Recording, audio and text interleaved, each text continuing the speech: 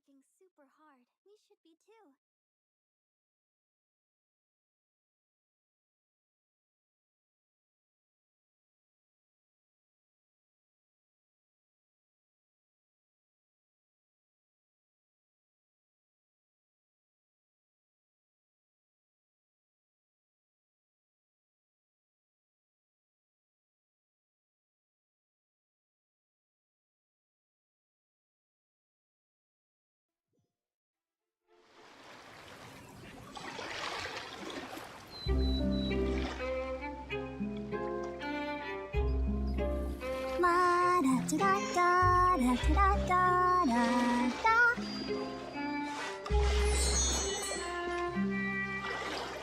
In this line of work, two things you need: sharp eyes.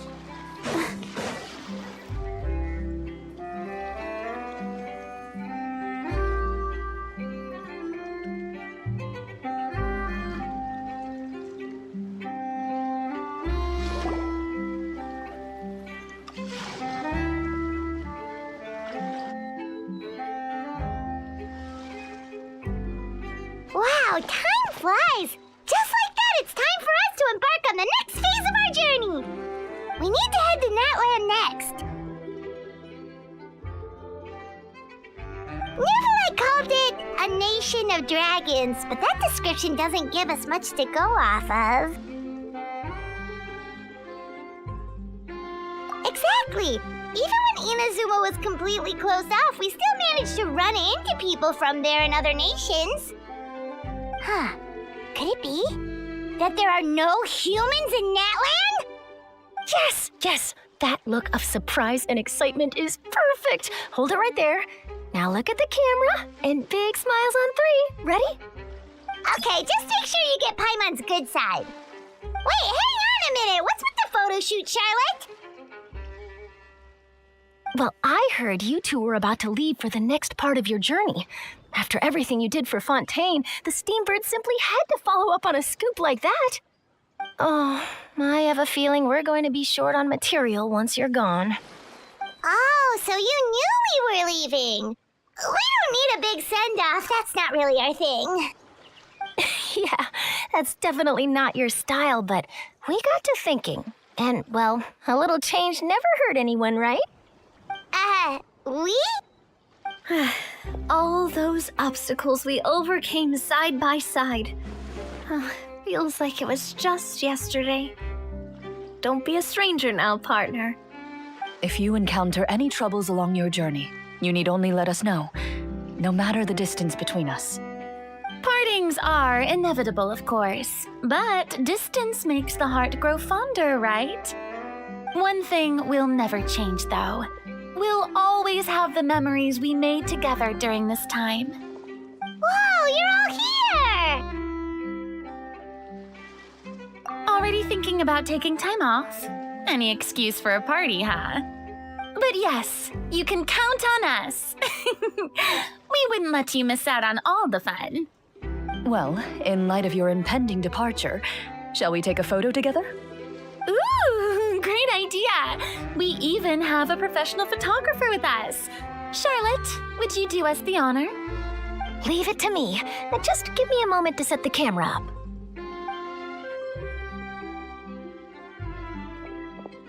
Oh, by the way, you're overthinking the whole Natland issue, Paimon.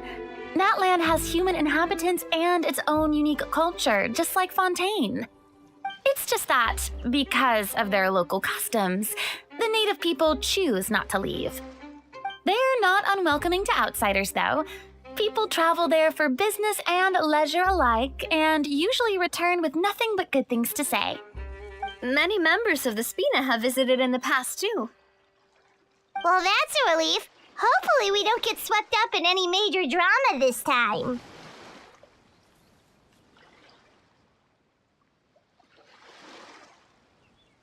Well, given your experience and skill in that regard, I have no doubt you'll be able to overcome anything that comes your way.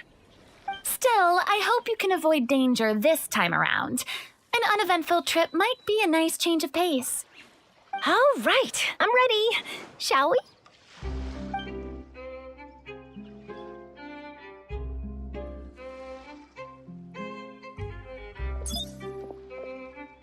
Well then, traveler. Bon voyage!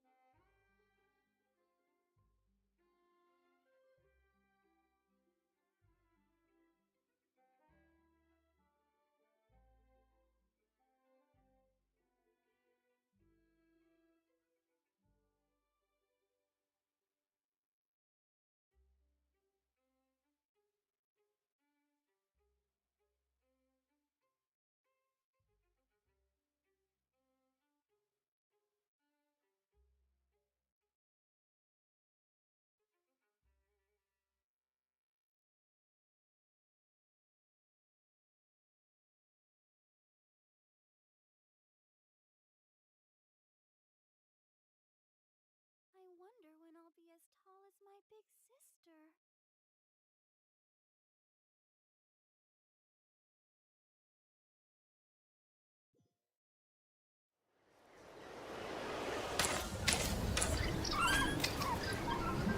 Wow! So this is Natlan! So many strange mountains, and so many animals Paimon has never seen before! Doesn't look like there are any cities around here, though. Where should we start?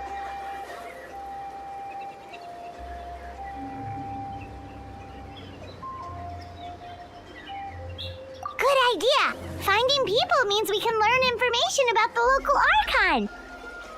And once we've met the Archon, we should have a better idea of what to expect during our journey.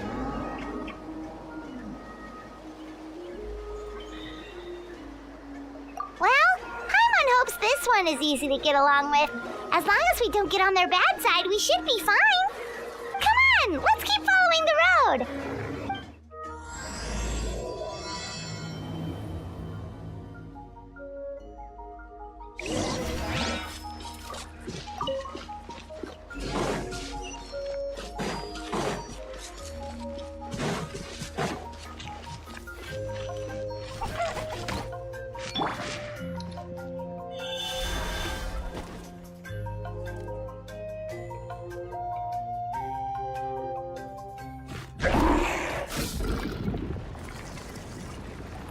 Whoa! Check out those colorful pictures on the walls! We've got to be on the right track.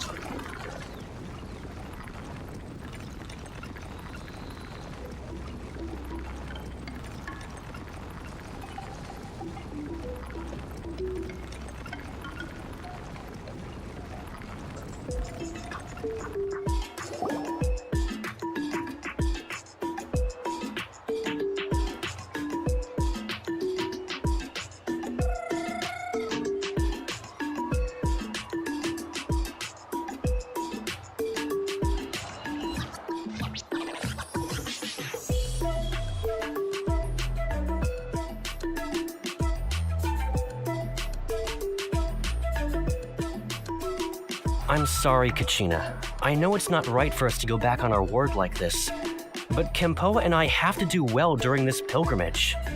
You can't seem to find other people to join our team, and we don't have time to sit around and wait. But if you two leave, I'll be the only one left. We really are sorry, but you still have plenty of chances. You're young, and you bear an ancient name on top of that. We're just ordinary tribal warriors with years of battle under our belt and no glory to show for it. Not to mention the physical toll of all that fighting. We're no longer in our prime. We barely had a chance last time, remember? We can't expect a better result with even fewer people. Pilgrimage registration closes tonight. This is our last chance to switch teams. Well, alright. I guess it is what it is. I just wish I was stronger. I'm nothing compared to the other ancient name bearers. But never mind. Guess this is just par for the course as Uthabiti, huh? I'm sure I'll figure something out. Well, if we do well this time, there is still a spot for you at the victory feast.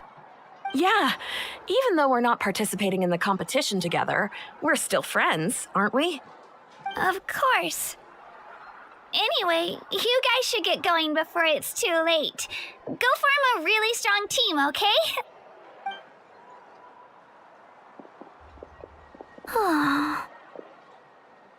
Guess I'll have to wait until the next pilgrimage. Looks like that little girl over there was just abandoned.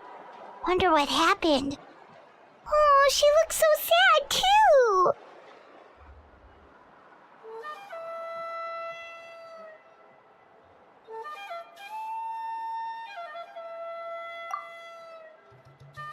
Huh?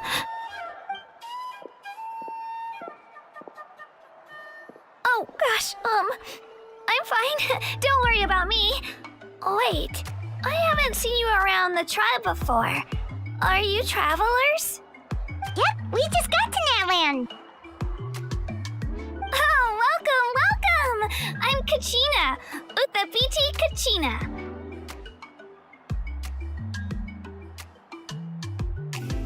Oh, that's something we call an ancient name. It's a tradition we have here in Natland, although it's kind of complicated to explain. You can think of it like a title for now. If you're here for the pilgrimage of the return of the sacred flame, you'll find out what they mean soon enough. So, this pilgrimage, is that what you were discussing earlier? Oh, yeah! It's a competition we hold every so often, where everyone competes to try and get the highest ranking. The competition receives tons of attention, so if you place highly, you're guaranteed instant acclaim, and you earn the right to take part in the Night Warden Wars. Basically, the winners become heroes, and that's pretty much everyone's goal around here. Sounds like a massive fighting tournament or something. Do you have to be in a team to participate? Well, due to the sheer number of participants, the pilgrimage is actually divided into 2 phases. Phase 1 is a team competition. Usually, an ancient name bearer serves as the team captain and leads their team in various battles around Natland, with the goal of capturing Sacred Flame. Oh, and an ancient name bearer is just someone with one of those titles I mentioned earlier. Someone like me. Once the team competition is over, the participants from the winning teams qualify to take part in individual one-on-one matches. Yeah, the scale seems pretty huge. Wait a minute. If ancient name bearers lead the teams, that means you must be a team captain. Sure am. Although, I don't exactly have any team members anymore. The key to winning is in the strength of the team captain. That's what everyone says. But, the difference in strength between bearers can practically be night and day. So, their decision does make sense. I'd feel the same way if I were in their shoes.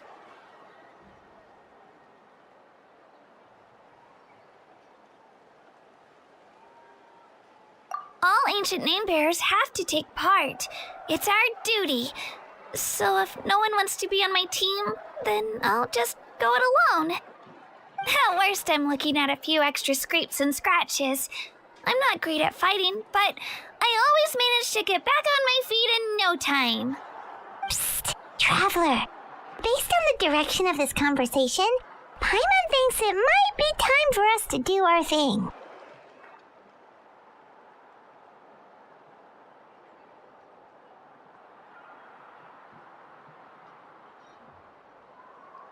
Yeah, the next phase of our journey to start for real! What are you guys talking about?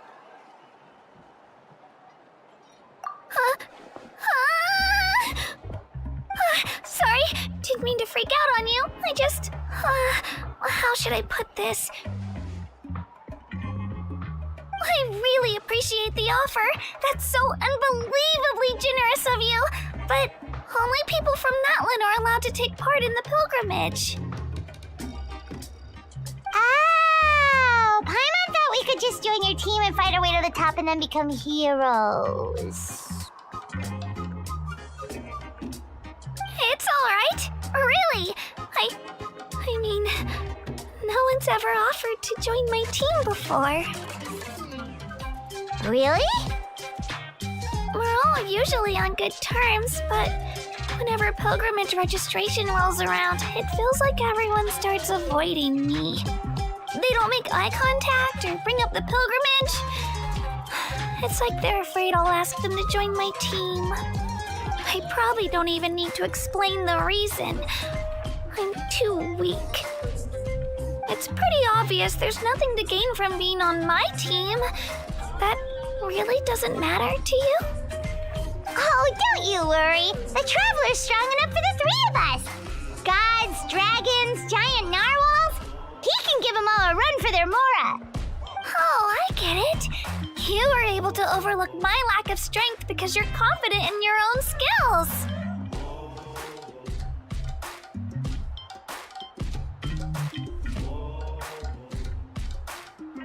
That's right. We always try to help people out during our travels. That's what makes a true adventurer.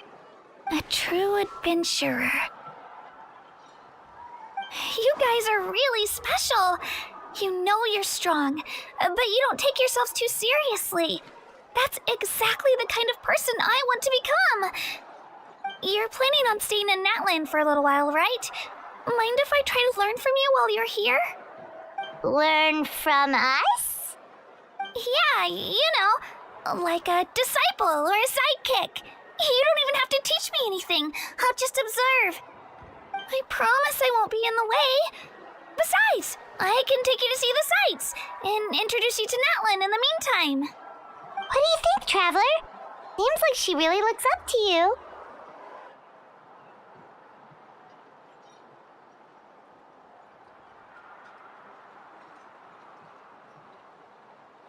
Oh, right! Didn't those people from earlier say the registration period was about to end?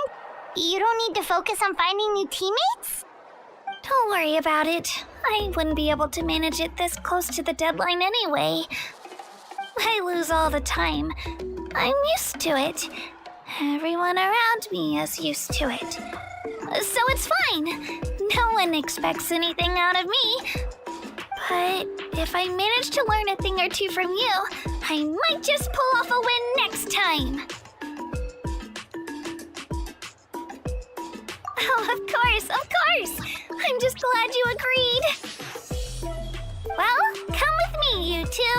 I'll show you where I grew up and introduce you to our tribe, the Children of Echoes.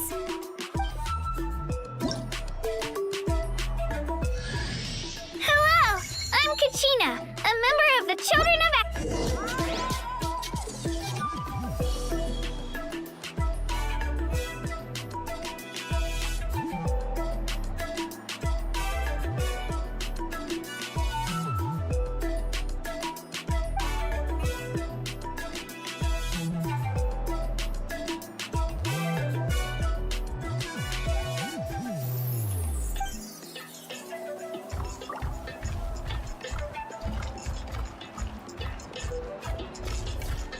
Whoa, that thing over there looks super intimidating. You sure it's not gonna fall off? Some gems? Don't worry. Our tribe works closely with stone. That's one of our symbols, actually. It's not going anywhere, I promise you. So, soils aren't bishops?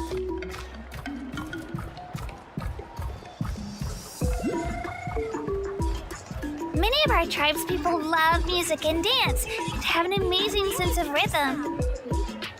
In the past, Outlanders have come here just to study our culture and exchange views. My parents wanted me to learn dance, but I wanted to become a warrior instead.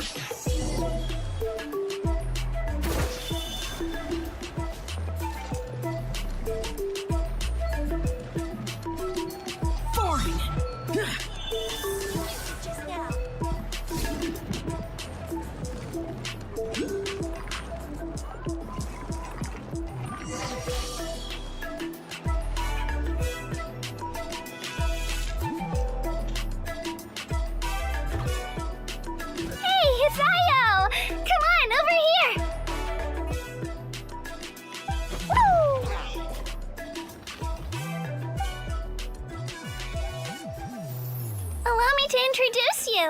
This is Io, my Saurian companion, and also an important member of my family.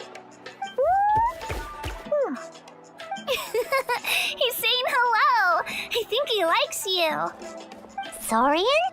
So in Natland, you consider Saurians to be part of your family? Of course. Natland is not only a nation of heroes, but also a nation of Saurians. They occupy an important place in every tribe. Outlanders always seem to think of Io as my pet, but that's not the case at all. Io and I go on adventures together, but he also has a Saurian family and a place to stay of his own. Sometimes he even brings his entire family over to eat at our house.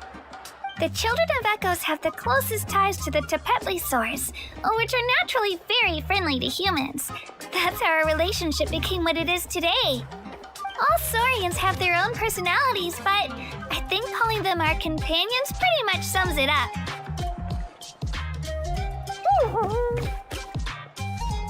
See? Io agrees with me.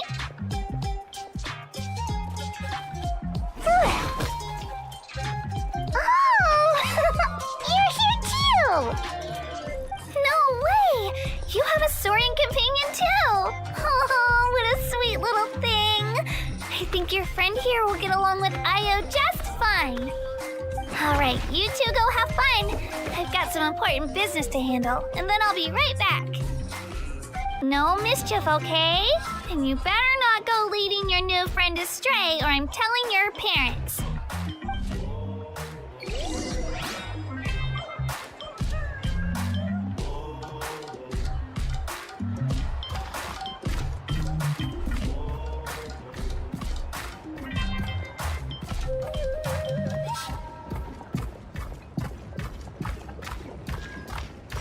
This is the most cherished and most sacred item in our tribe.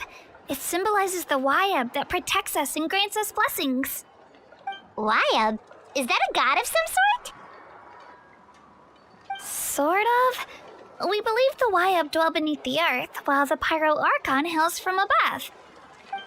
We hold regular gatherings here, actually. Our chief recounts and interprets dreams relating to our Wayab to decipher its will. The Wayab know the past and can foresee the future. Isn't that extraordinary? Huh. Kachina, what are you doing here? Chief! Oh, let me introduce you. This is Pakal, the chief of our tribe. Chief, these two just arrived in Natlan. They're super accomplished adventurers, and they're letting me stick by them so I can learn a thing or two.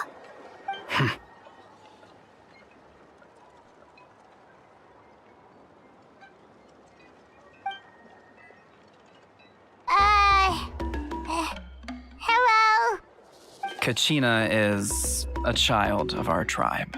Her safety's my responsibility, so I'll just come out and say it. I don't know how you met her, but I'm gonna need you to prove your identity. Whoa. There's no need for that, Chief. They're good people. I can feel it. A feeling isn't going to satisfy your parents, Kachina.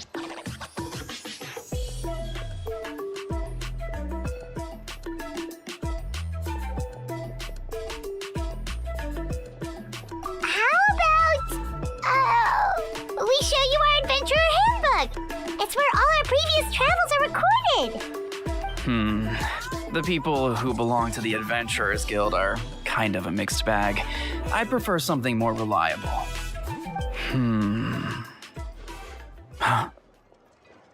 You're the Traveler, and you're Paimon, his familiar. Paimon is a guide! Jeez, these rumors are getting out of control. Well, okay, maybe this one's not that bad. It does make you seem super powerful and mysterious, Traveler. Wait, is there something special about those names? You haven't heard? Nope. Learn well from him, Kachina. It's unlikely you've ever had a teacher of greater merit. Really? To earn that kind of praise from the chief, you guys must be even stronger than I thought. Apologies for not trusting your word. Oh, don't worry about it. You were just doing your duty. Well, Kachina's still young, so you can never be too careful. As for you, Kachina, isn't registration about to close? Why haven't you headed out yet? Don't worry, Chief. I told my teammates to go ahead. I'll catch up with them in a bit. I may not be much of a fighter, but I am quick on my feet.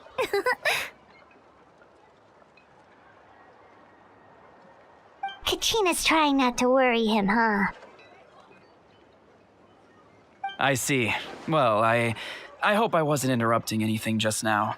If I did, just tell me where you left off, and I might be able to help with the explanations. Let me think. I told them about the Wayab, so now's the perfect time to dive into ancient names. Good thing you're here, Chief. I don't think I could explain it very well.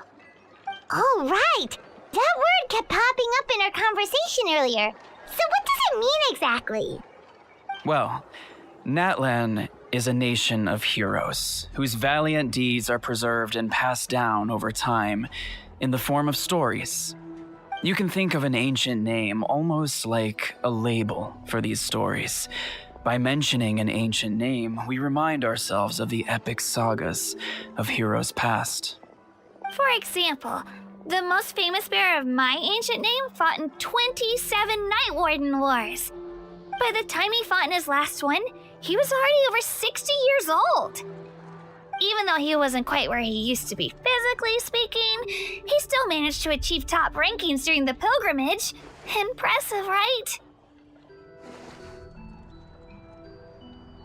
Ancient names allow us to preserve the stories of the past, but they're also much more than that. Think of an ancient name almost like an heirloom passed down from generation to generation. Do you have your stone on you, Kachina? Of course. Here, take a look. Whoa, that black stone looks so mysterious. It's like there's something shiny inside it.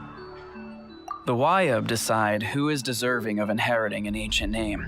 Once a successor is selected, the name becomes theirs to bear, and their deeds are then preserved within it. As time passes, ancient names come to represent the heroic deeds of more and more bearers, and their value becomes even more profound. In turn, the accomplishments preserved within it serve as an inspiration for the next generation of successors. Just like me. I'm still not sure why our Wayab chose me of all people. But if I didn't know the stories of all the past heroes, how they never stopped fighting, I probably would have given up a long time ago. Then you're saying this stone doesn't have any actual power? Like it's not gonna make Paimon super strong or smart? None at all. And that is precisely how it exercises its unique value. Think of it this way. If you become a hero because the heavens granted you strength, are your triumphs earned or given? Oh, Paimon gets it! If people start to ask those kinds of questions, the stories suddenly become a lot less inspirational. Someone had this to say about ancient names. Our forebears carved miracles into obsidian rock, yet future bearers looked upon them and saw strength. The miracles of the past become the motivations of the present. The limitations of the past become the breakthroughs of today. That's more or less the gist of it. So there's no rush, Kachina. Many people struggle to understand the Wyeb's judgment after receiving an ancient name. As long as you never stop trying to improve your abilities and surpass yourself, your time will come. Thank you, Chief. I'll get it together, just you watch. Well, it's getting late. I've got to get to the Stadium of the Sacred Flame. Right. I'm not sure where you're headed, but mind taking a detour with me? Is that where the pilgrimage is taking place? Yep, and outside of competition season, it's the place where our intertribal gatherings are held. Of course!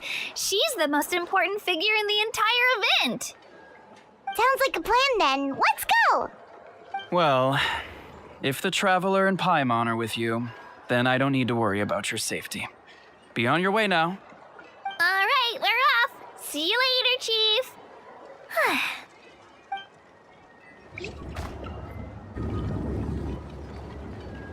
I got so carried away just now, I didn't consider what would happen if our destinations were different.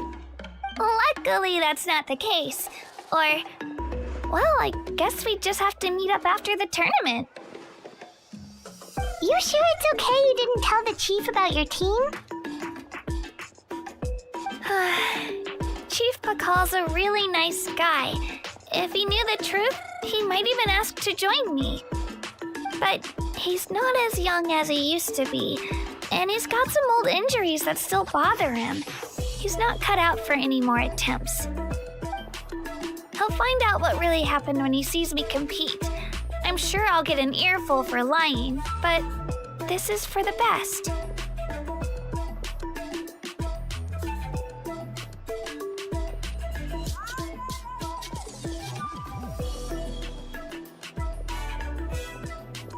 Yeah, your teammates left you high and dry and you made sure they didn't feel guilty about it. It's not their fault, really. The pilgrimage is extremely important to the people of Natlan.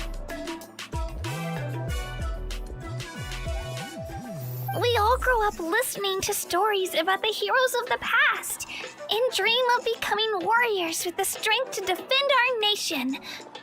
Not out of a selfish desire for glory, but to lend our strength to a greater cause. Anyway, don't worry about it for now. Once you witness the spectacle for yourself, maybe it'll all start to make more sense. It'll also be a great opportunity to experience our culture and history. Alright, time to leave our settlement. Let's head that way. Our last stop, the Statue of the Seven, is also in that direction. Let's go!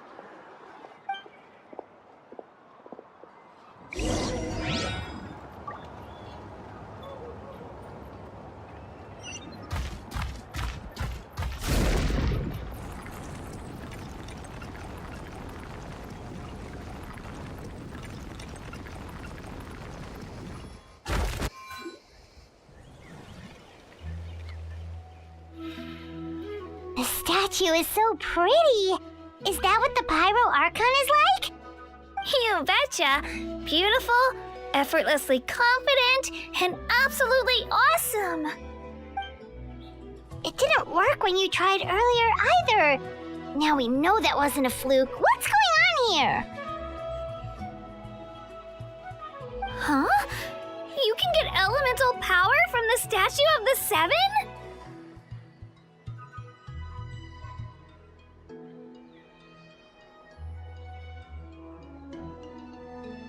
This would have been such a good opportunity to show Kachina how impressive you are.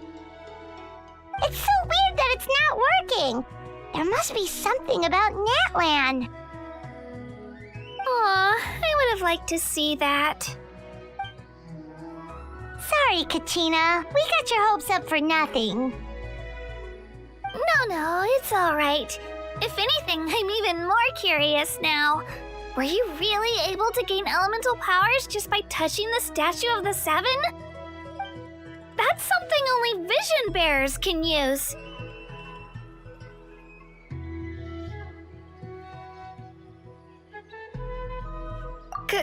Could you show me? Only if you want to, I mean. No pressure.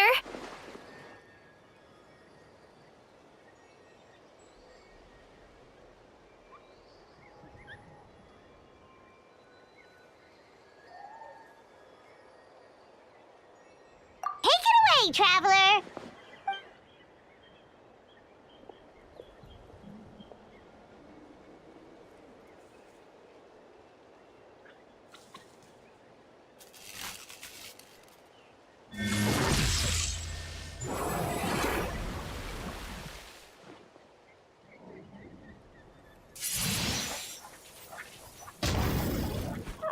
Wow!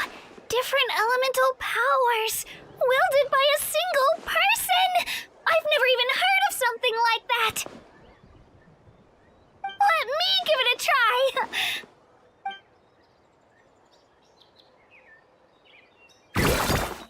Nope. Still just Geo. Anyway, I was right! You really are something special! Just wait until you hear about our previous adventures.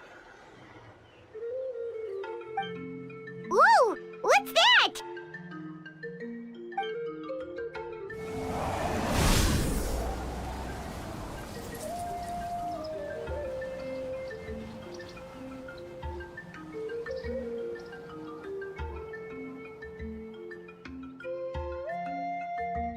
Oh, that's a cuckoo soar! They fly high and fast, and they're always full of energy. Right? It's been ages since that day we first saw Dvalin. We've come so far. Oh, before I forget, we've got a pretty long trek ahead of us, so here, take this. They look like shiny little gems, don't they? Don't be fooled, though. It's actually candy. My mom made them. I always bring a few when I know I'm gonna be out and about for a while. A little boost of sugar can really come in handy in a pinch. Woo! Paimon loves candy. Thanks. My pleasure, my pleasure! I've got all sorts of bits and bobs on me. I'm sure they'll come in handy at some point.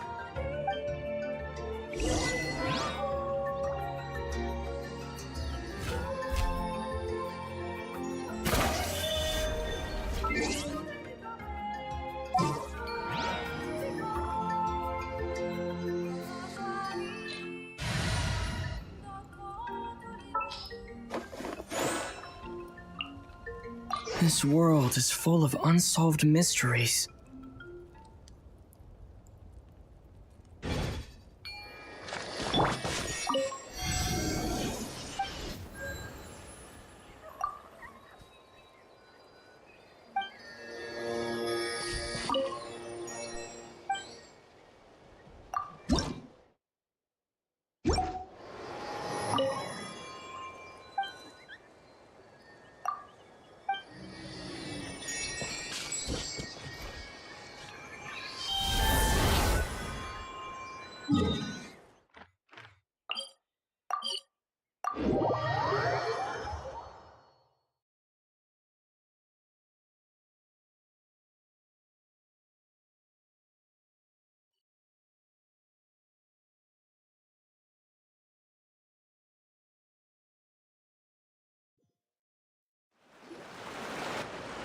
We've come a long way.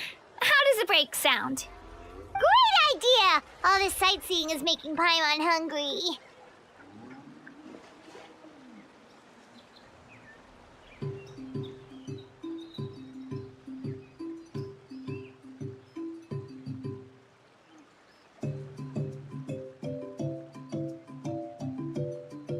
Oh, are you all out of candy? I've got some more if you want. I've also got bread, drinks, fried rice, roasted apples. Whoa, you're practically a walking cafeteria! I just like bringing a lot of stuff with me. As my mom always says, it pays to be prepared. They only come in handy every so often. But hey, better late than never, right? Huh? Is everything okay, Traveler? Seems like you've got something on your mind.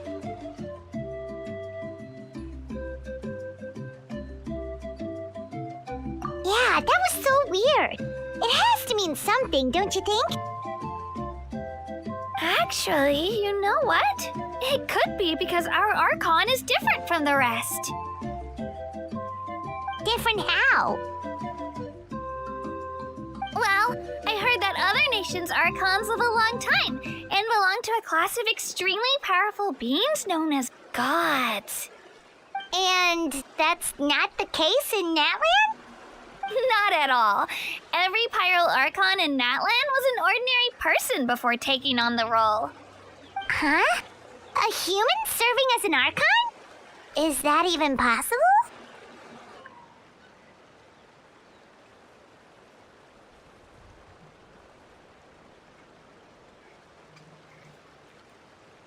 You find it hard to believe too, huh?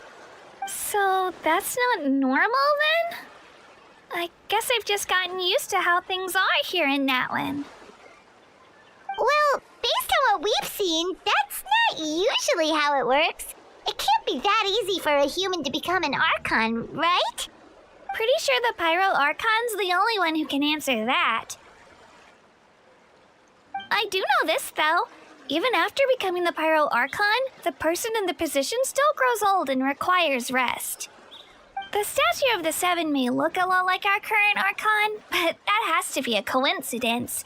Countless people have held that title over the years. Oh, I should also mention, the pilgrimage is actually how we select the Pyro Archon. Anyone can claim the title, you just have to prove your strength. So the contest is all about how strong you are. That's right. We believe performance in battle is the most comprehensive test for a future Archon. Plus, when someone emerges victorious, it's hard to argue with the results. Our current Archon achieved an overwhelming victory. The result was obvious from the beginning. Don't just take my word for it, though. Even the tribe elders said they've never seen an Archon with such strength before. But it's just as Chief Pakal said. Today's limits are tomorrow's breakthroughs. Our future Archons will go from strength to strength. Okay, Paimon's gonna ignore the whole human becoming an Archon thing for now. It's just, if she's really that strong, do you think that's a good thing or a bad thing for us? If we think back to what happened in Inazuma...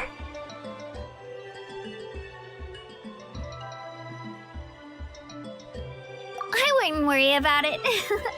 Our Archon's a wonderful person and very welcoming to guests. I think he'll get along great. Yeah, you're right. It's not like we're planning on causing trouble either. It'll all work out. He'll meet her soon enough. All right, Paimon's just about ready to... Huh? What's that? Oh, we call this a phlogiston chisleth. Good things happen if you infuse it with phlogiston.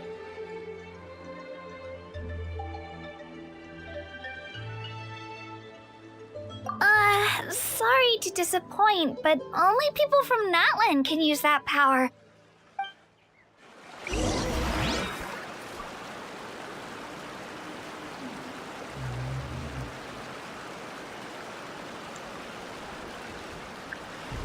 Water jet!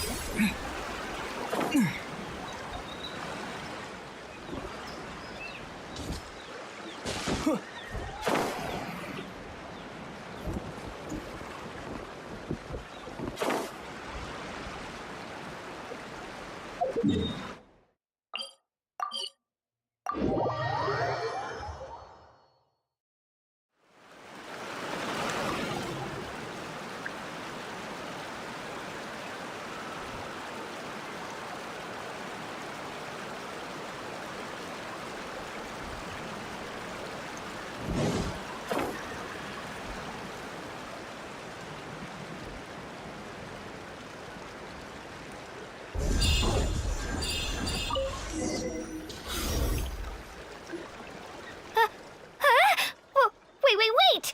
You can use it too? How? That was amazing! I don't even know what to say!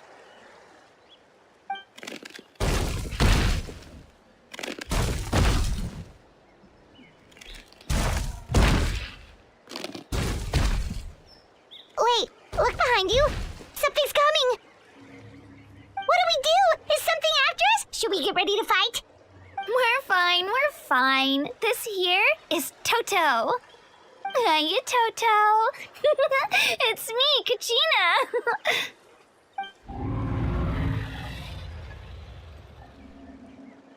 Well, aren't we looking lively today? Did the chisel lure you over here? Warm, isn't it?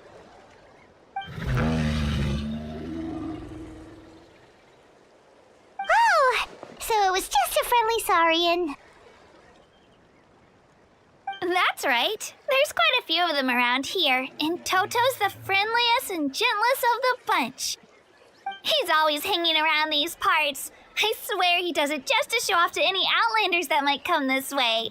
Don't let his size fool you, though. He's just a big softie.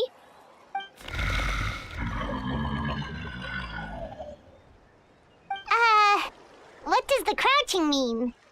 That's an invitation. He's offering us a ride. Paimon's not so sure about this. It's kind of scary, don't you think? He's huge! Oh, good point. You guys have fun with that then. Paimon will just float alongside.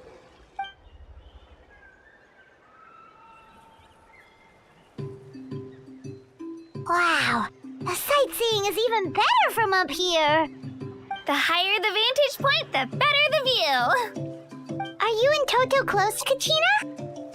Yep. When I was little, my parents and I went to the Stadium of the Sacred Flame to buy a bunch of different fruits, but the cart we were using to transport them flipped over on our way back. Toto wasn't even half his current size back then, but I still burst into tears when I saw him approach. I was afraid he was going to eat all the berries and sunsettias and leave none left for me. In the end, though, he didn't eat a single one, and even chased off a few other saurians looking to snatch a few for themselves. After that, he used his big head to help get our cart right side up again. I've been bringing him fruit ever since. Oh, and I was the one that named him Toto, actually. With the sheer amount of food he can eat, he pretty much grew like a weed. Before I knew it, he was already this big.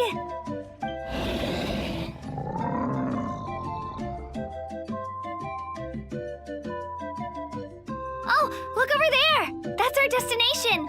The Stadium of the Sacred Flame. You can let us off here, Toto. Thanks for the lift.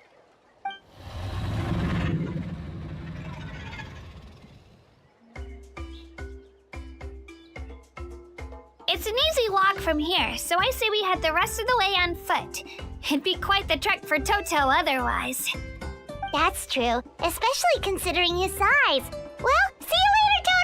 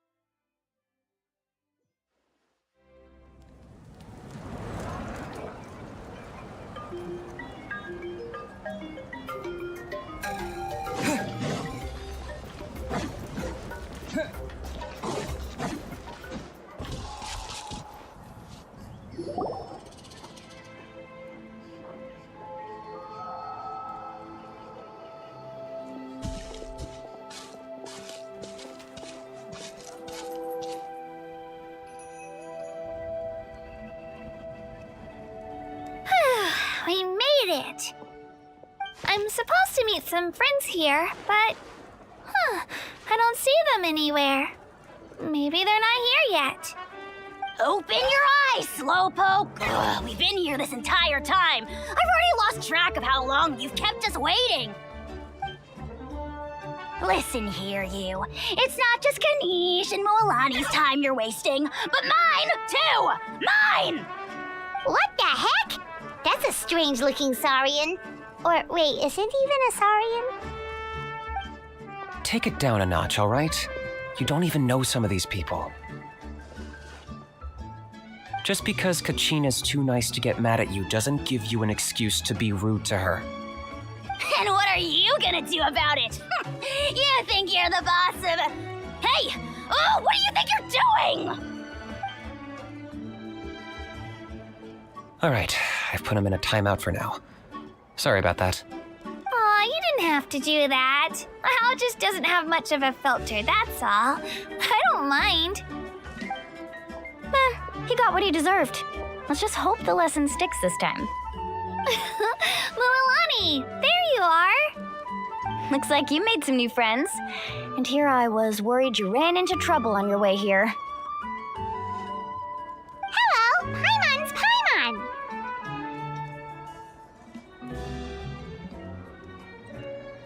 A traveler, you say? You came at the perfect time. The pilgrimage is a sight to behold this time of year. I don't see your teammates with you, Kachina. Where are they? Oh, they went to join teams with a better chance at winning. So you're saying you've been ditched? Again. That might give them an advantage during the team stage, but it all comes down to individual strength sooner or later. Yeah, well, I couldn't even promise them we would make it through the team stage. The outcome of the team stage usually depends on the ancient name bearer, after all. Hey now. There's not a single person here that can promise their team victory. You're putting too much pressure on yourself. Besides, you're not lacking in strength at all. You just need a bit more confidence. You were only 3 victories short of reaching the Night Warden Wars last time. Wait, so if the pilgrimage is like a national sporting competition, then what are the Night Warden Wars? The former is a battle of skill. The latter is a real war. A war against our eternal enemy, the Abyss.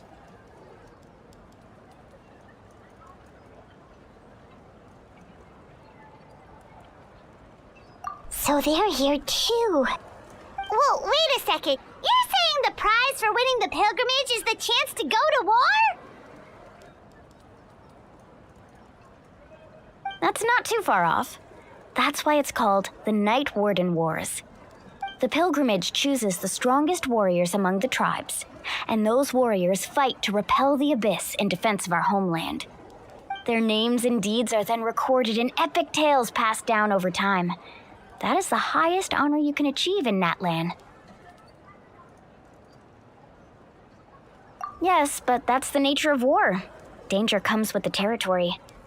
Resisting the Abyss is our duty. But we're not alone in this fight. We also have the blessing of our Archon, which allows for our safe return. It's something we call the Ode of Resurrection, which does exactly what it sounds like, basically. Resurrect people, you mean? Yep, so it's not so scary, really.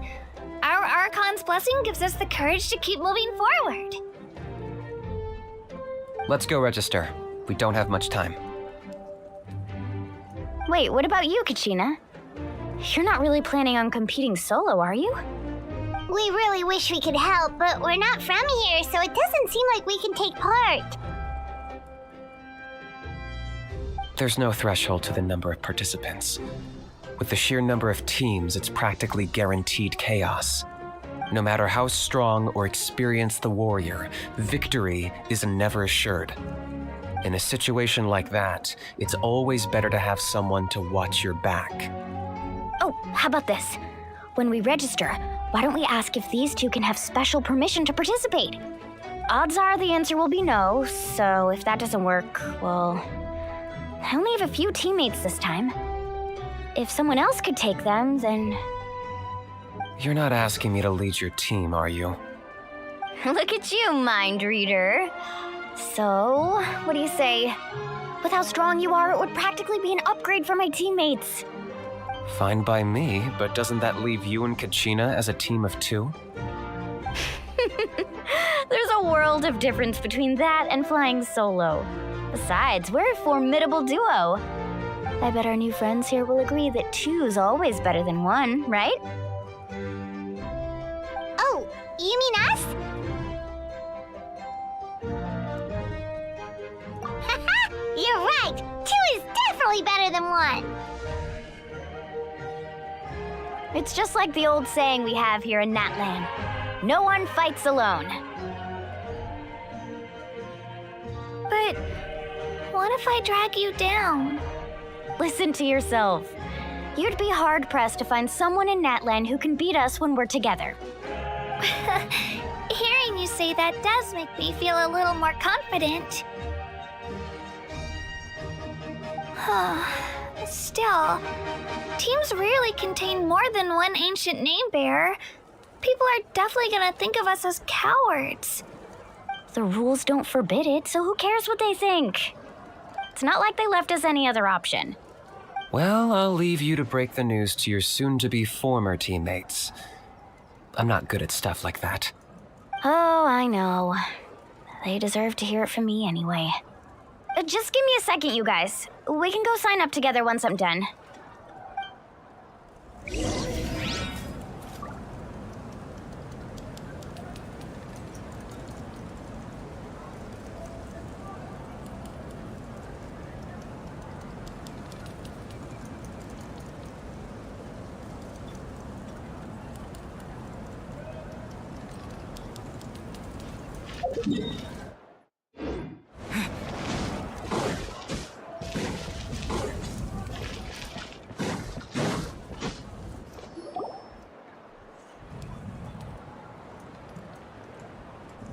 This is the place.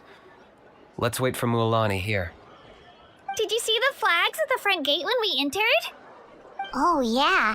There were flags, weren't there? Those are our tribal flags. One for each of the 6 tribes that make up Natlan, including the Children of Echoes. Why the sudden tour guide routine? I said I'd introduce them to Natlan, and we've got nothing better to do, so I might as well deliver on the promise. Fair enough. Well, I'm from the Scions of the Canopy. We live high in the mountains and have the closest ties to the Yumkasaurs. My friend Mualani belongs to the people of the Springs, a seaside tribe. The scenery over there is beautiful, and you can find some really tasty fish. That just leaves the Flower Feather Clan, the Masters of the Nightwind, and the Collective of Plenty. If we get a chance after the pilgrimage, I'll be sure to show you around. Well, if we're talking tribes, allow me to stand in for our chief and welcome you on behalf of the people of the Springs.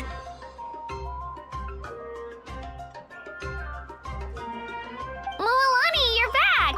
We were just talking about you. Everything's settled on my end. My teammates took it unbelievably well, actually. Kanich? They probably just didn't see any drawbacks to your proposition. We're saying the same thing here. You, my friend, are a formidable competitor, and they recognize that. Anyway, thanks for waiting, you guys. Let's go register. Hello there. Here to register for the pilgrimage? That's right. I wanted to ask, though. These 2 travelers are very interested in the competition. Any chance they could take part? I'm sorry, but only people from Natlan are eligible to participate. You couldn't make an exception just this once? This traveler is a renowned adventurer. He's more than skilled enough to participate, and I'm sure the audience would be interested in seeing what he can do. It's not that simple, Miss Mualani. Even a single exception sets a dangerous precedent for countless interested parties in the future. The purpose of the pilgrimage is not only to select strong warriors, but also to collect contending fire from the battles. This is the fire that fuels the sacred flame. Natlan is only safe from the invasion of the Abyss while the sacred flame burns eternal. Oh, so there's another purpose for the tournament. That was the initial purpose, actually. Every participant, whether they win or lose, contributes to the defense of our nation. That's what makes it such an honor to take part. Exactly right, Mr. Kanich. Contending fire can only be produced in battles between people of Natlan. Outlander participation would inhibit the production of this fire, which could in turn jeopardize the sacred flame. Oh, so it all comes down to the contending fire. Well, you can still enjoy the event from the stands. I'll try to get you some good seats. That would be great! Tourists like us are better suited to being spectators anyway. Dale, there's something Paimon was wondering, actually.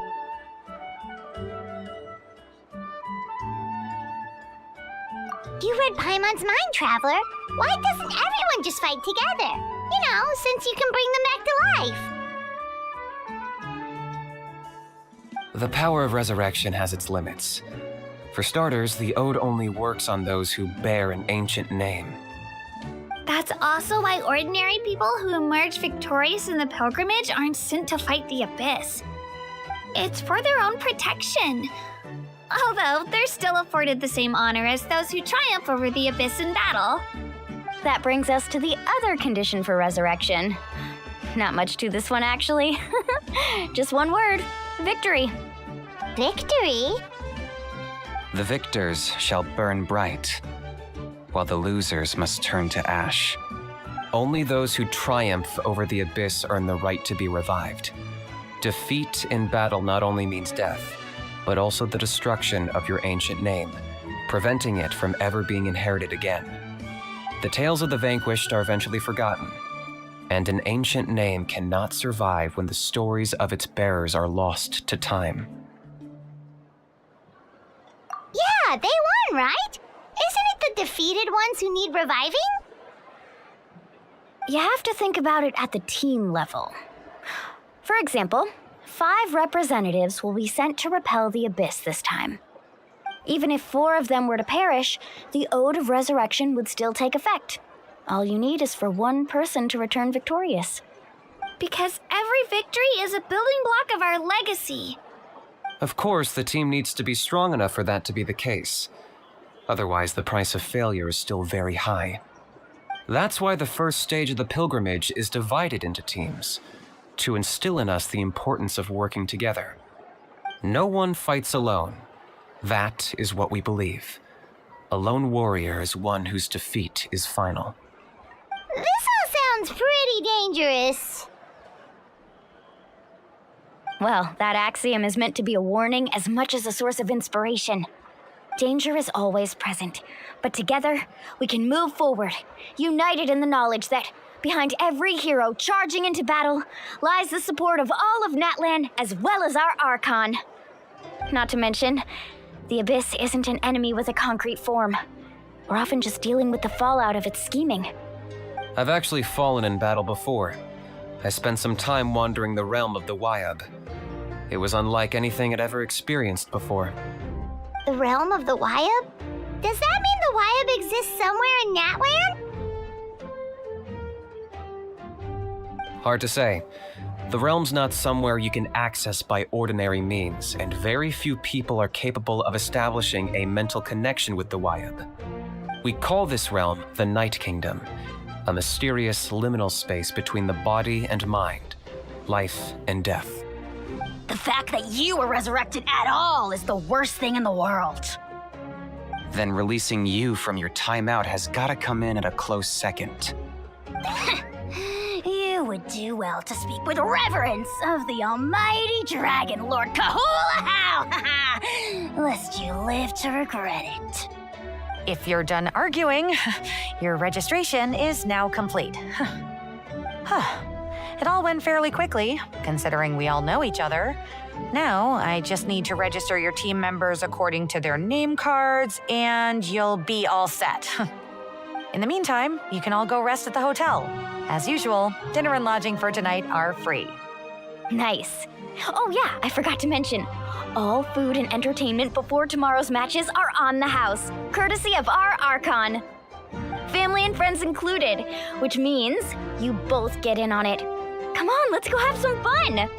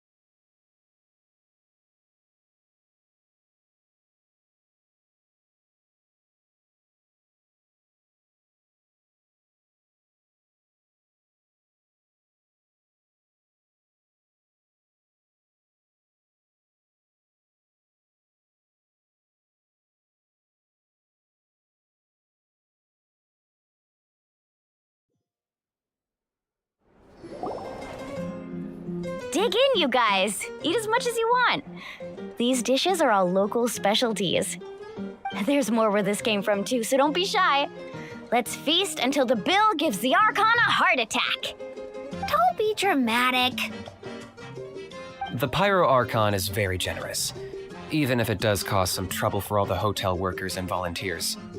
Speaking of trouble, I've locked Ahau away for now, so you don't have to worry about him being a nuisance. Wait, isn't that a little harsh? Nah, Kanich and Ahau are always like that. Everyone has their own unique way of getting along with their Saurian companion. What's got you all down in the dumps, Kachina? You don't have to worry about tomorrow. I'll be with you every step of the way. I know.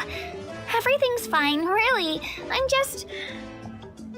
just nervous. I can't keep using my age as an excuse. I have to get stronger. I have to prove to people that I'm not trying to avoid the Night Warden Wars. You don't have to prove anything to anyone. You know your own heart. So stop beating yourself up over other people's opinions. If they don't think you deserve to bear your ancient name, they can take it up with the Wyup. Trust me, Kachina. The Wyup see something special in you. I just hope it's not the fact that I can take a few punches.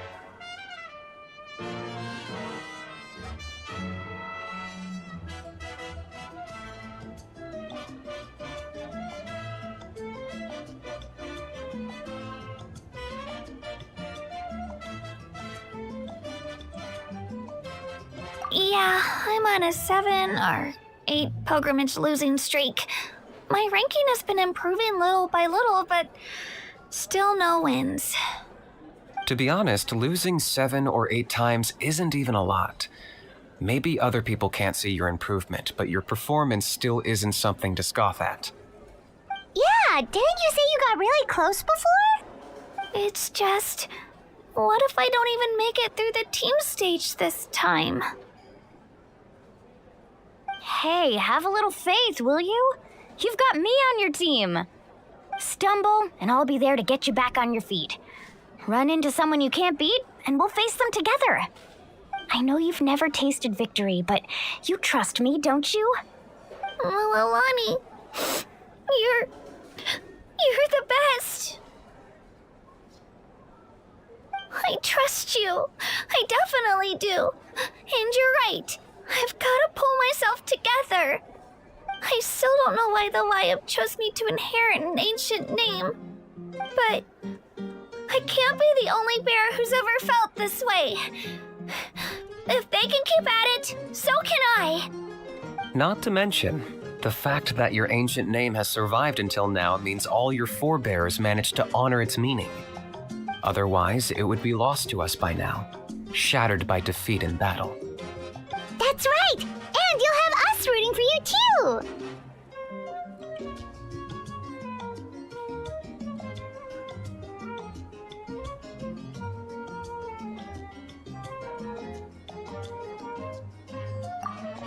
No. It should be the other way around. I was clearly the one who asked to learn from you. But still, thanks, you guys. Geez, now I'm crying again. Everyone has been so nice to me today. I'll win this time for sure. I won't let your support go to waste. Oh, right. I should eat something. My mom said I need to keep up my strength for tomorrow. Nice to see your game face back, Kachina. Thanks for encouraging her, you two. It's easy for people to only see how she has a lot to learn, so it isn't often that she meets people willing to treat her with patience. Don't you worry. We've seen how kind and hardworking she is. We can already tell she's a wonderful person. Take it easy. You're getting tears in your food. I'll pour you all some drinks. I brought some homemade fruit juice. Let me just go grab some cups. She even travels with homemade juice? Kachina's backpack is practically a bottomless pit. It's got everything. That's true, but she definitely only offered us some so she could go find somewhere to cry for a little while. Seems like you two really look out for her. She's like a little sister to me, you know? She's already so talented. She just needs that one decisive win to convince her of it. And I have a feeling this is the one. This could be the win that finally gives her that confidence. Why are you so sure? Is that what happened to you? Oh, no. I was just born confident. Mulani's being modest. She's already a 3-time veteran of the Night Warden Wars. Came out on top each time. And she's never had to be resurrected. Wow, that's amazing! Nah, it's no big deal. The opponents I had to face were pretty tame, that's all. Ooh, no wait, that makes it sound too unimpressive. Either way, the challenges haven't been that difficult so far. But I'd love to fight alongside Kachina and experience the glory of victory together. The flowers, the applause. Paimon gets it! That's how Paimon and the Traveler are too.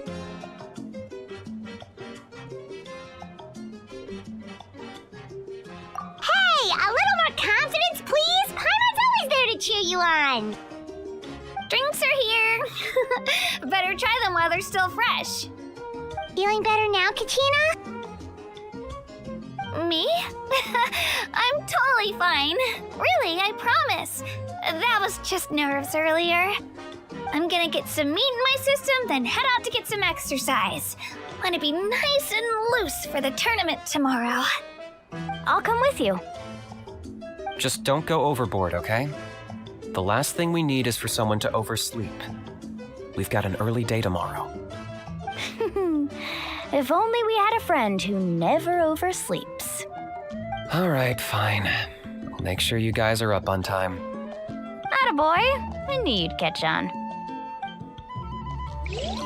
So full. I'm so sleepy. We should get a good night's sleep before the competition tomorrow.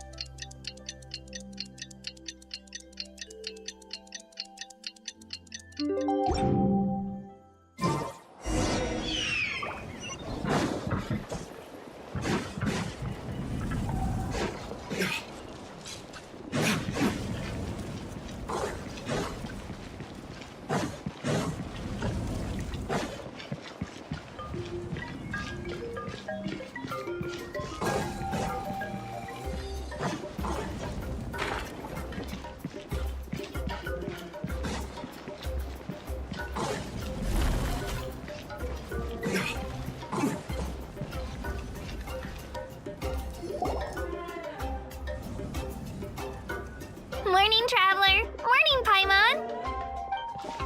Looks like everyone's here right on time.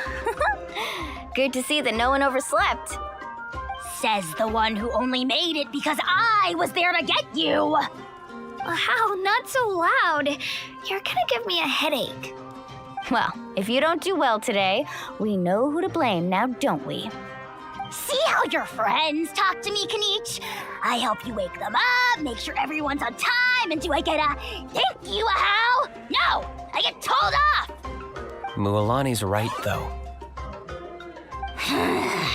Hopeless. Every last one of you. All right, moving on. How did you sleep last night, Kachina? I had some nerves at first, but my bed was great.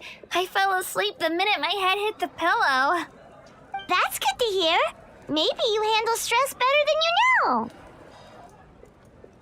The competition's about to start. Did everyone eat something? A little. Didn't want to overdo it. Oh no! We were so busy focusing on the tournament we forgot to buy something! I thought that might happen. Here, I brought you some.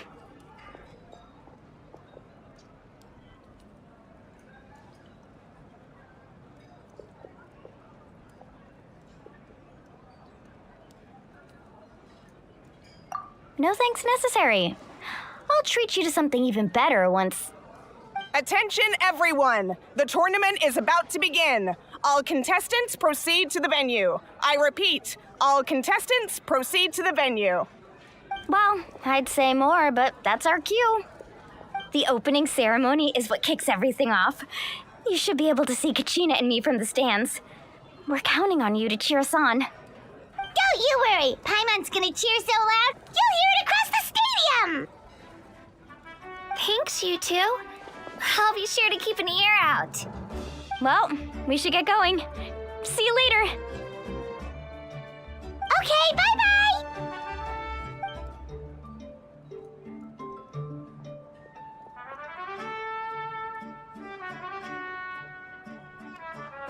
Attention, everyone! The tournament's about to begin. All spectators, please take your seats. I repeat, all spectators, please take your seats. Oh, that's our cue! Wow, we've definitely never witnessed a competition of this scale before. Let's go in once you're ready.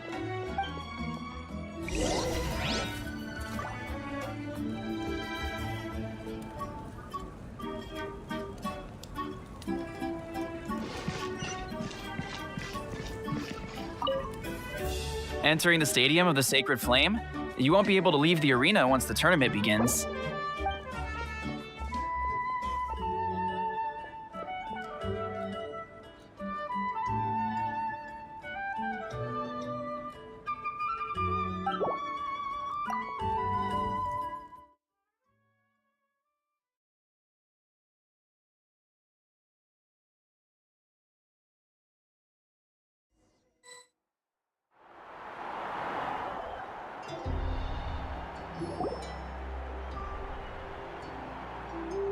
The pilgrimage of the return of the Sacred Flame is a competition with a long, storied history. Countless hopefuls have gathered here today, each vying for the same prize, the right to serve their homeland in the Night Warden Wars. Before we begin, allow me to remind everyone of the rules. Today's tournament begins with the team stage, before advancing into individual competition.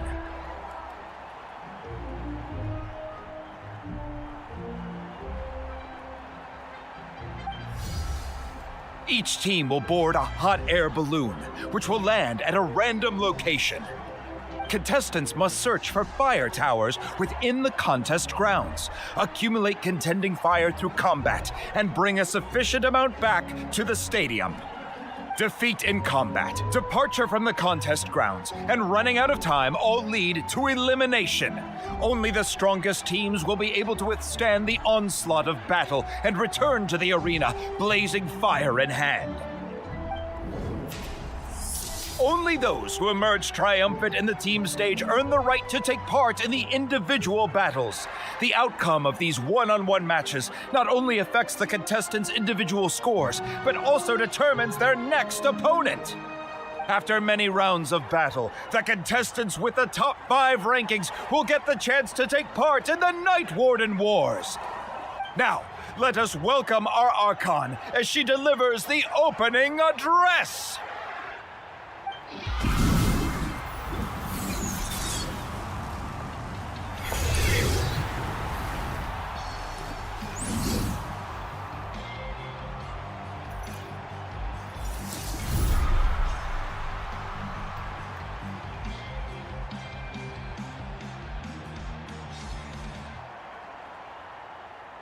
skill, strategy, fortune, form. Many factors influence strength, but victory never lies. The pilgrimage is not merely a trial to determine the strongest among us, but also a stage upon which to showcase your individual growth. Today marks the beginning of yet another legendary saga, one written in the triumphs of the victors. So, without further ado, let the games begin! So that's the Pyro Archon? Is it just Paimon, or does she seem kind of intimidating? Kachina said she was friendly and welcoming, but, how did she come to that conclusion? Didn't Kachina say she was just an ordinary person before becoming the Archon? Sure doesn't seem like it. She doesn't seem ordinary at all. Oh, look! It's Kachina and the others! Well, folks, it's clear the contestants are already raring to go. The teams will now board their hot air balloons and make their way to the competition grounds. Chaska! Chaska! Yeah, cool girl! Do it! Kick their butts, Itzna! Go, Mualani, go! You can do it, Kachina! And the crowd goes wild! The hot air balloons are about to ascend. Contestants, prepare yourselves to take flight! Remember the rules. The balloons will take you to random locations, and your battle starts the moment you land. Best your competition, collect sacred fire, and bring it back to the stadium. Good luck, everyone!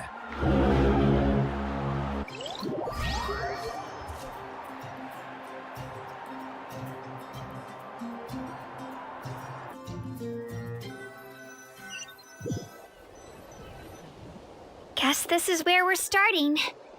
Let me see. This seems pretty quiet around here. Looks like we get to ease ourselves into combat today. Let's head that way. We don't need to worry about avoiding other teams. Anyone that crosses our path can kiss their chances goodbye. Okay, I'll follow your lead. Just remember, don't hesitate.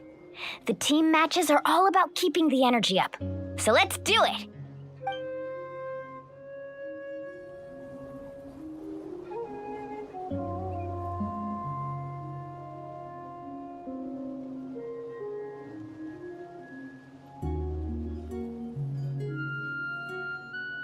And with that, the pilgrimage is now underway. Time for the contestants to give it their all. Oh, a fire tower! And an unoccupied one from the looks of it.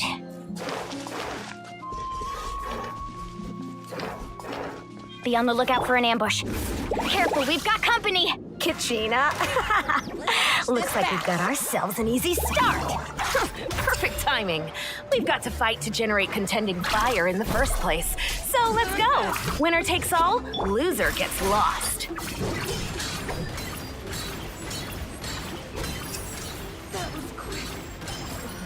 Yeah! Carbon wave! Let's round them up! That was quick. Let's finish this marathon. Check this out! That's the mark!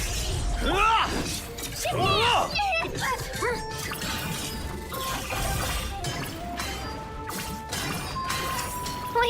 We won! We're just getting started.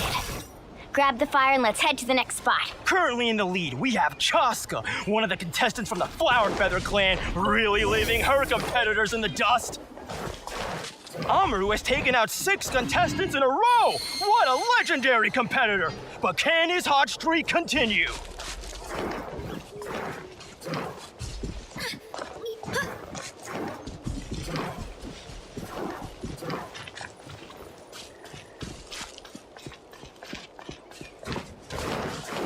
Oh, well, aren't you two an interesting duo? How did these monsters make it onto the grounds? It's part of the tournament. If you can't handle a few monsters, how are you supposed to repel the abyss? Look, why don't we handle these monsters first? Then we can battle it out between ourselves.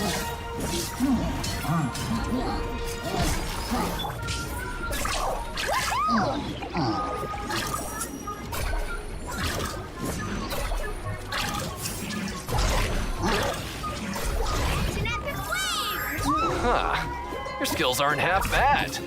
But I think I've got a good grasp of what you can do. Sorry, but not everyone can make it until the end. Your run ends here!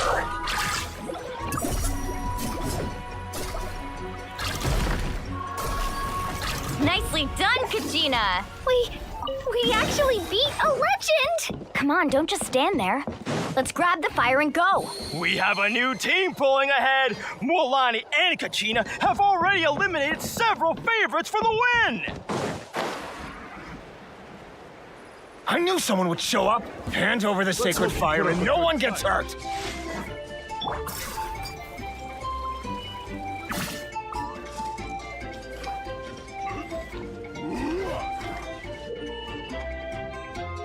This mountain is huge. Is the next tower really all the way up there? It's going to take forever to make it to the top. Just leave it to me. I'll get us up there.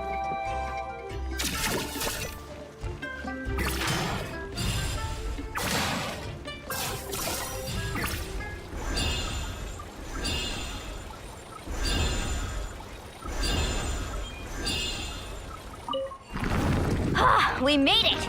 Great work, Kachina. Glad I could help. An empty fire tower. We're too late. Darn it!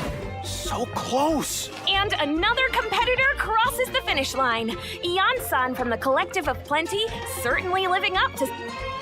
Kachina, is that you?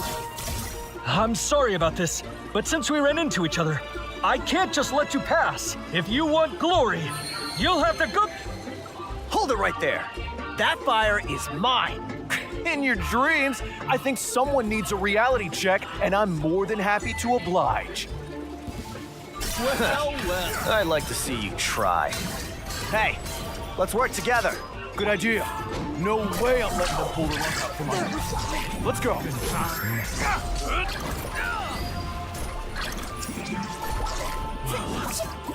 This was new. Need a surfboard? We've collected enough sacred fire. Still doing all right, Kachina?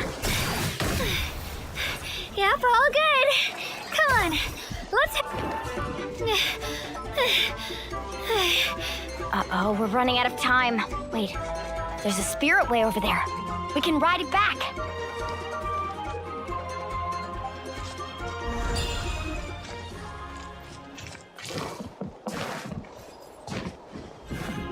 Let her rip!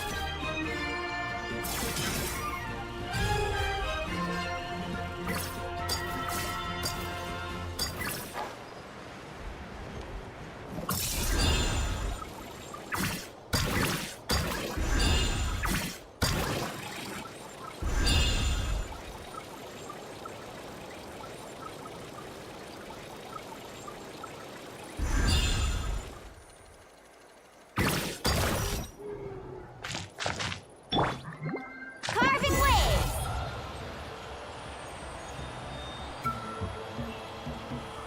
Oh, we really lucked out. Just grab onto me, Kachina. I'm not sure if you remember, but people from my tribe can ride spiritways over great distances.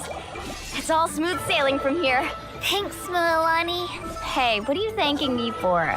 We won as a team. There's no way I could have taken on that many people without you. Have a little faith in yourself. You're already a great warrior.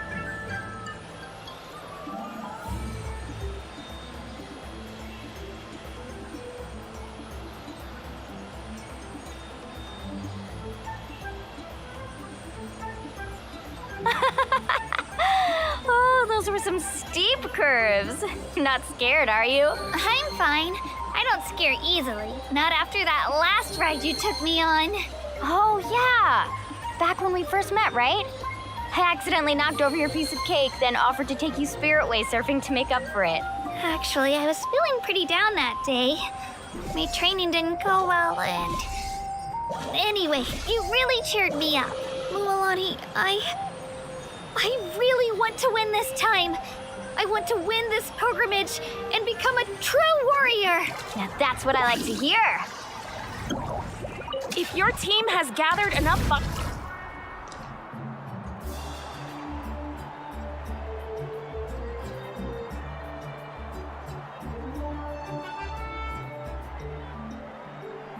Congratulations, Mulani. Congratulations, Kachina. You've successfully cleared the team stage. Amazing! Congratulations!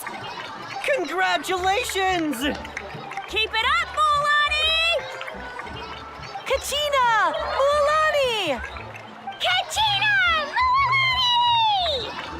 Woo! Kachina! Mualani! You two can take a short break while the team stage comes to a close. We'll draw names to determine the individual matchups in a moment. After that, we'll proceed to the next stage of the competition. I wish you both the best. You two are assigned to different lounge areas. If you'll follow me, please, Kachina. Solo battles next. And I was 3 wins short last time. I've got to do better.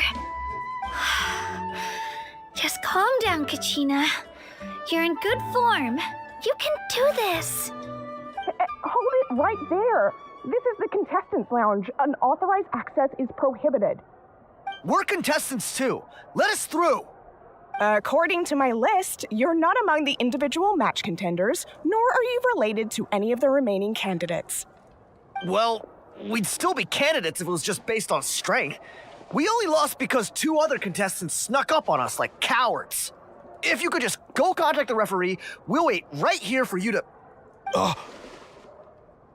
Wait, you two are... Well, look who we have here. Remember us? Your little trick got us disqualified. Since we've crossed paths again, let's settle this once and for all. We'll see who truly deserves to advance to the next stage. Fight us! Right now? Don't mind him, Kachina. Tournament rules place you under no obligation to honor that request. A loss is a loss, and that's final. You! Don't just stand there! Get security over here now! Forget the rules. Isn't the pilgrimage about picking the strongest warriors?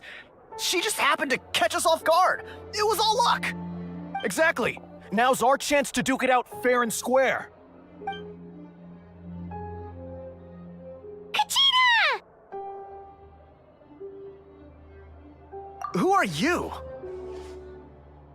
Traveler! Paimon! What are you doing here? We just came to have a chat, and then all of a sudden these guys were threatening you! Huh, you're not bullying Kachina on our watch! Thanks, you guys. I don't know your names, but if you really want to face me, I'll allow it. It has to wait until after the tournament, though. I need to focus on the upcoming matches. I don't want to let my parents down, or any of the friends who helped me get this far. That's enough, you two. Being caught off guard is not an excuse. You think you can cry foul play when you face the abyss? If this behavior persists, you may find yourselves barred from future competition. Whatever. Let's go.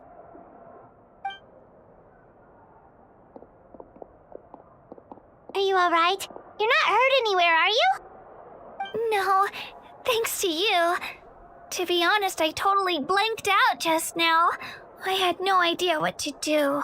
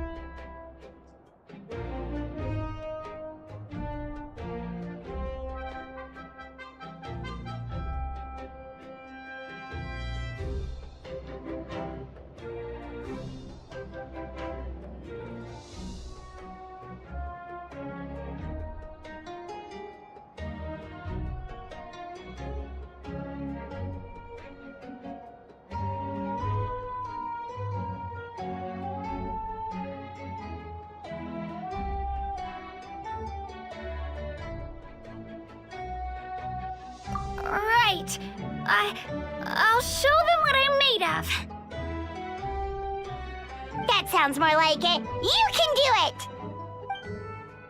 I heard there was trouble. Has the situation been resolved?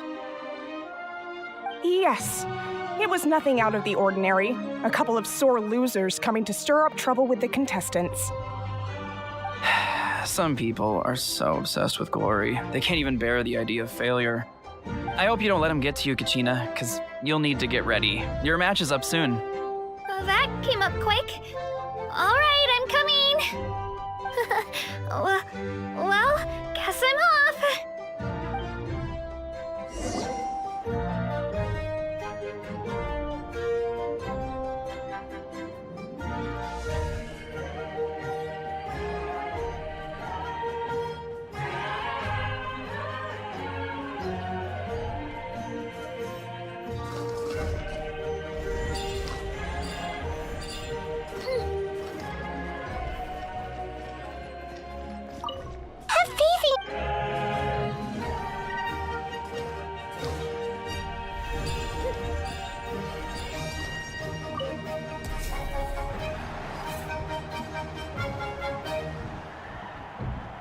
You must be Kachina. You know, people told me I got lucky in the draw, but I beg to differ. There are no coincidences in the arena. If you're standing here, it means you're strong, no matter what anyone says. So, I'm looking forward to seeing what you're made of. The team stage ended before I had my fill of battle. I hope you don't disappoint. Well, anything you want to say in return? I won't lose to you. Not when so many people are supporting me and cheering for me, and I really want to earn a spot in the Night Warden Wars. All right, our contestants have each said their piece. To your places, everyone. And begin!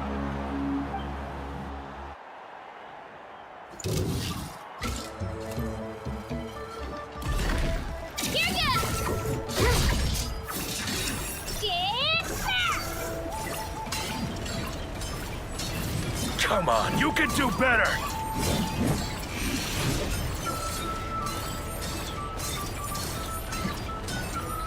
That's more like it. Again!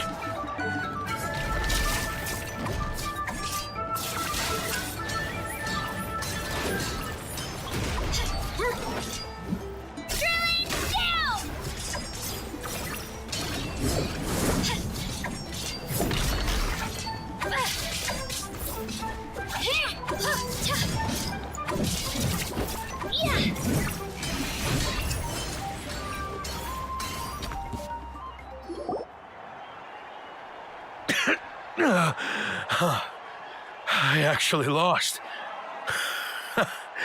Knew I had an eye for the good ones. Guess that means I was right about you all along. Congratulations to Kachina for taking the win. Let's give her a round of applause, everyone. Now, diving into the other matchups. That's one down! Woohoo!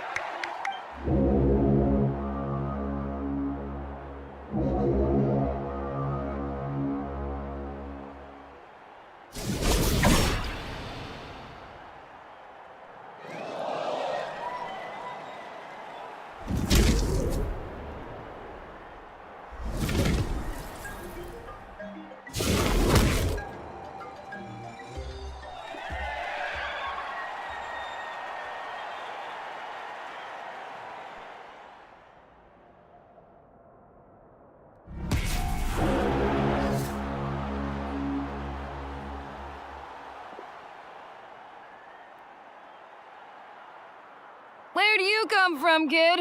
Think you've got what it takes to go to war? Hate to break it to you, but it won't be easy to get through me.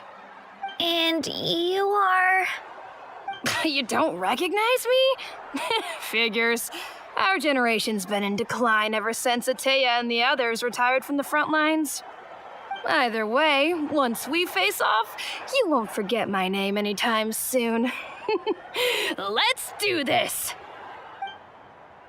Leo! Leo! Hear that? The exhilarating cheers of the crowd. That's why I'm here.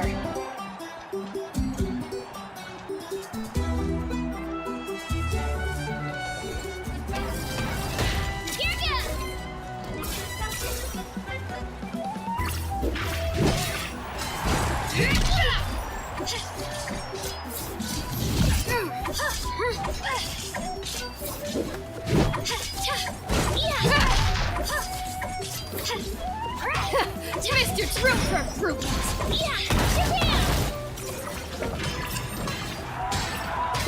Mr. Chan!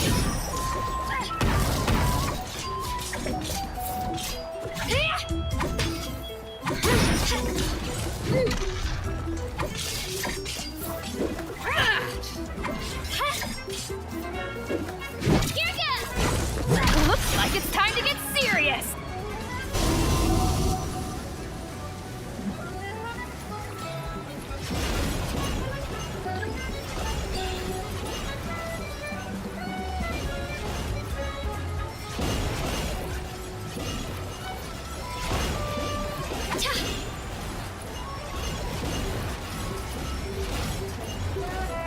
Let her rip! I've got to turn this around and fast. Wait, maybe I can try climbing that stone pillar. I should be able to catch her that way.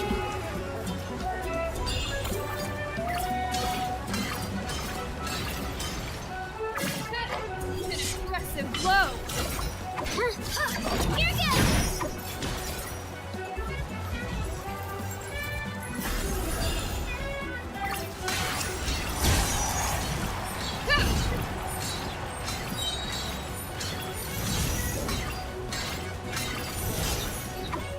Clear the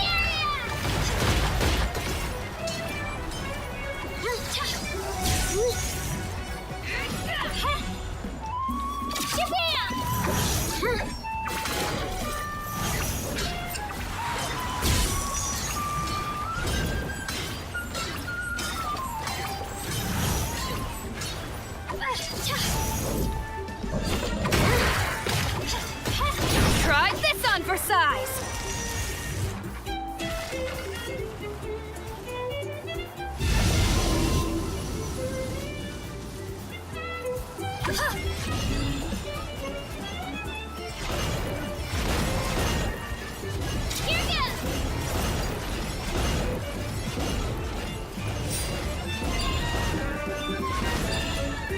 Come on, Kachina, you can do it!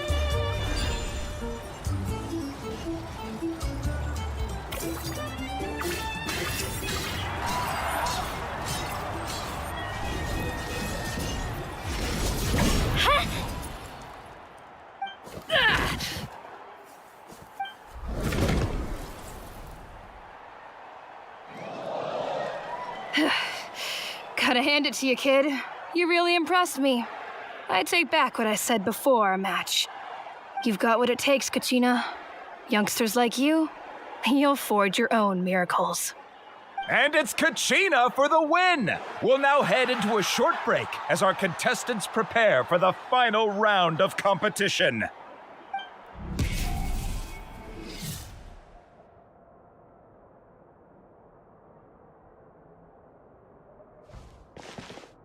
Thanks for cheering me on, you two.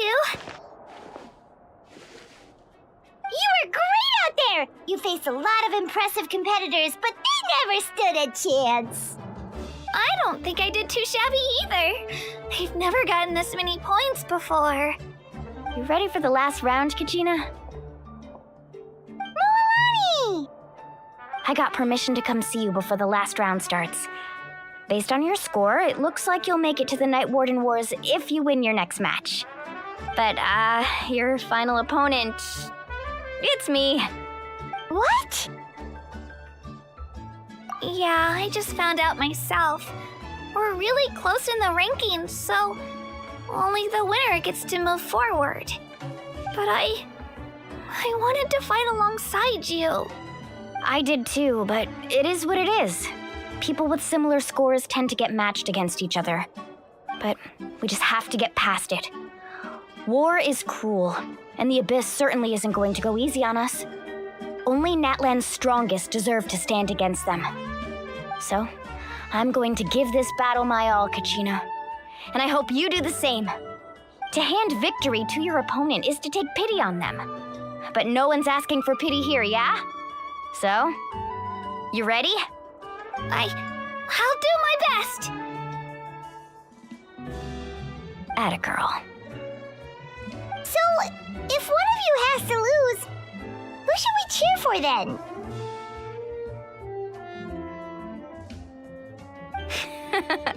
You mean one of us is destined to win? It's something worth celebrating either way.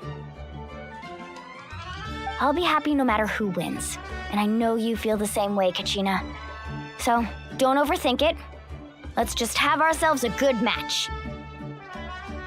Traveler, Paimon, I'll see you after the match. Kachina, I'll see you on the field.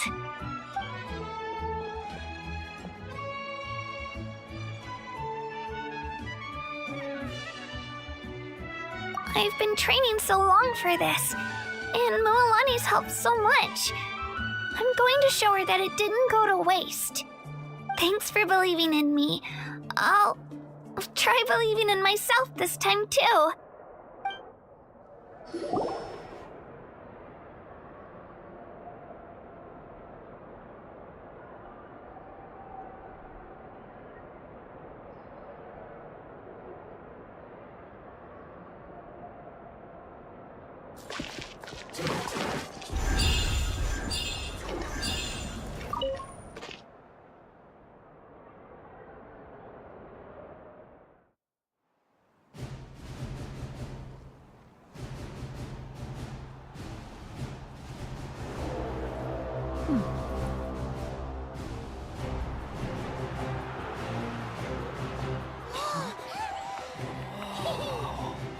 We've arrived at the final phase. The winner of this match will take the final spot among the victors. Give it up for a long-time contender and first-time finalist from the Children of Echoes, Kachina!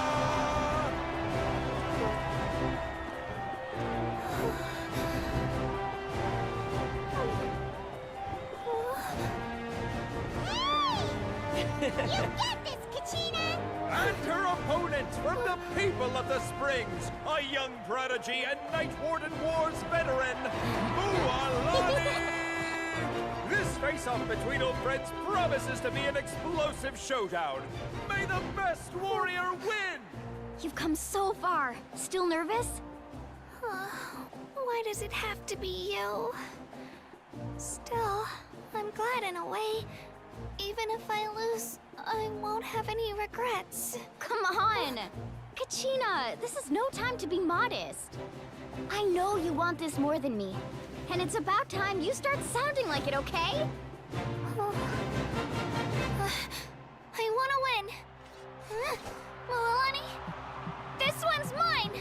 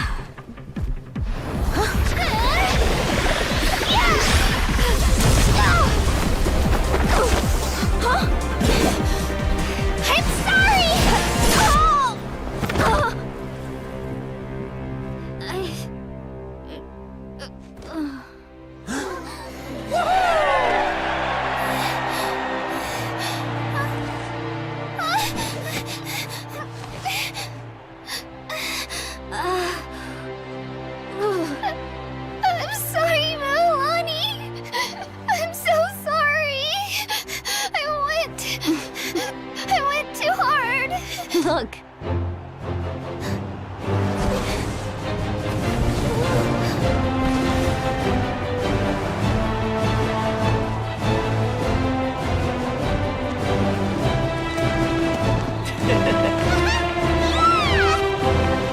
The winner is, from the Children of Echoes, Kachina!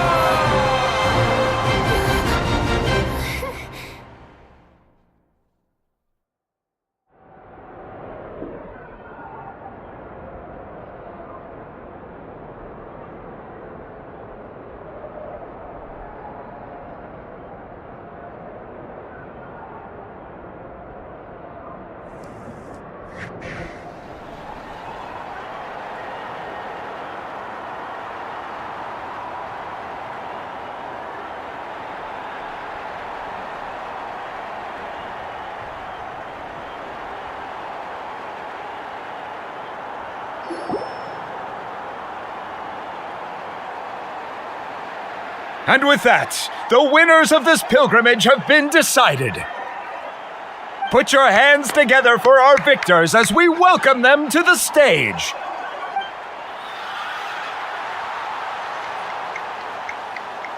With her 6th consecutive win, Cheska of the Flower Feather Clan.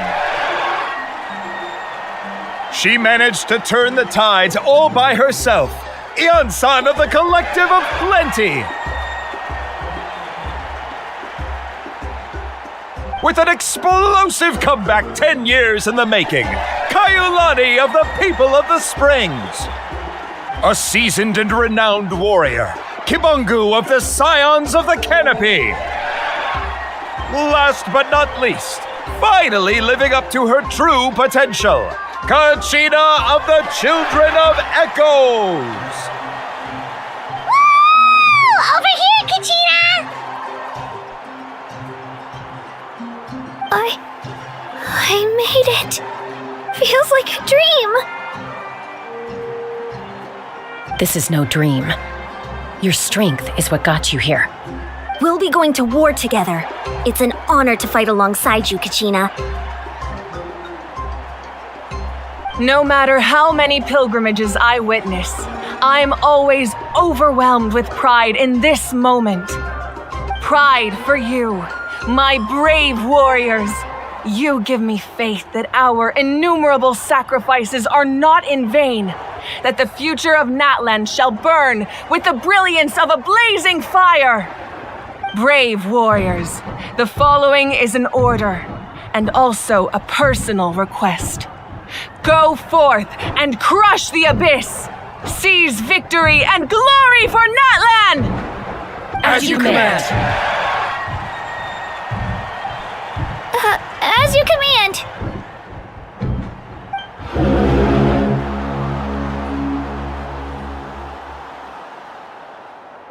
Traveler, Paimon, there you are.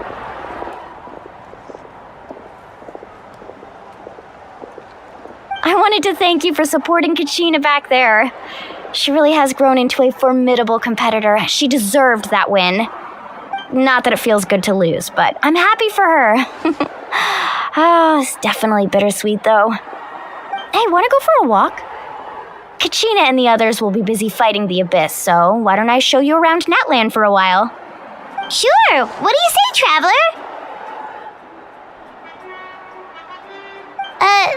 Something on your mind? Listen, I'd be lying if I said I wasn't worried. But she's got experienced, powerful companions to take the lead. I'm sure they'll be fine. Glory always comes with a risk. If victory was assured, no one would take pride in it. She's not one to fall so easily. She bears the ancient name Uthabiti after all. We just need to hold the fort while they're gone. Come to think of it, you've never visited my tribe, have you? Come on, I'll take you. The people of the Springs live alongside the Kaholasaurus. Our tribe is an ideal spot for some R&R. I'll take you to all the best spots. You'll love it. Looks like you beat me to it. Kinich? I was planning on inviting you to visit the Scions of the Canopy. Most of the adventures that belong to the guild come from my tribe, so I figured you might be interested. Hey, first come, first served. You snooze, you lose, Kinich. Yeah, you were first. Still, Traveler, Paimon, feel free to stop by if you ever have time. You're always welcome. Yeah, thanks for inviting us. All right, let's pack up and head out.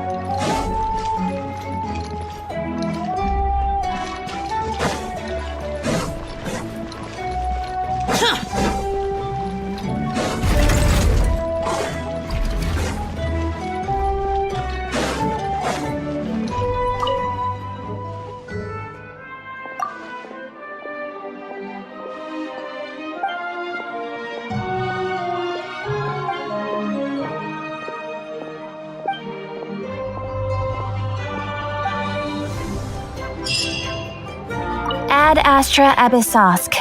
Welcome to the Adventurers Guild.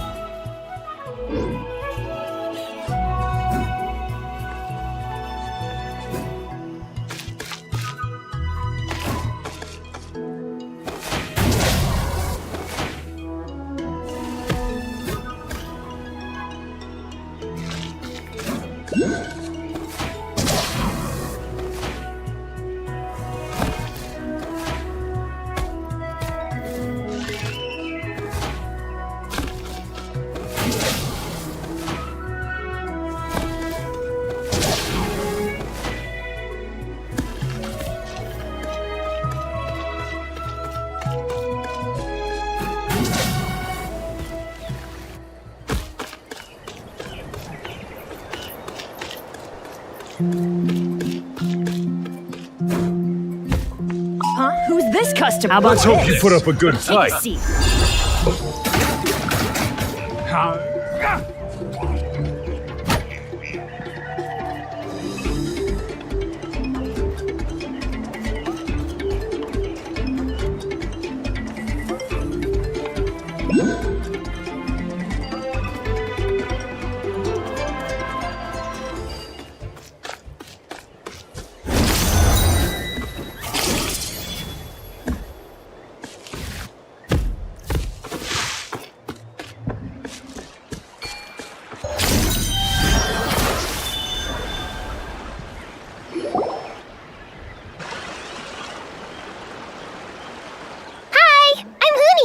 Are you here to help find the baby Saurians?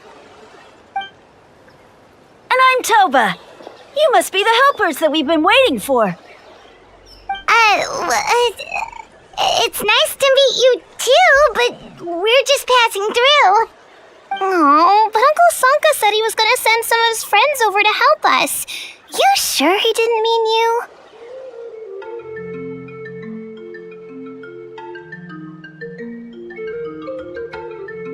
Yeah, sorry. Whatever this is about, it sounds like you've got the wrong end of the stick. Wrong end of the stick? Darn it! We've been tricked, Huni.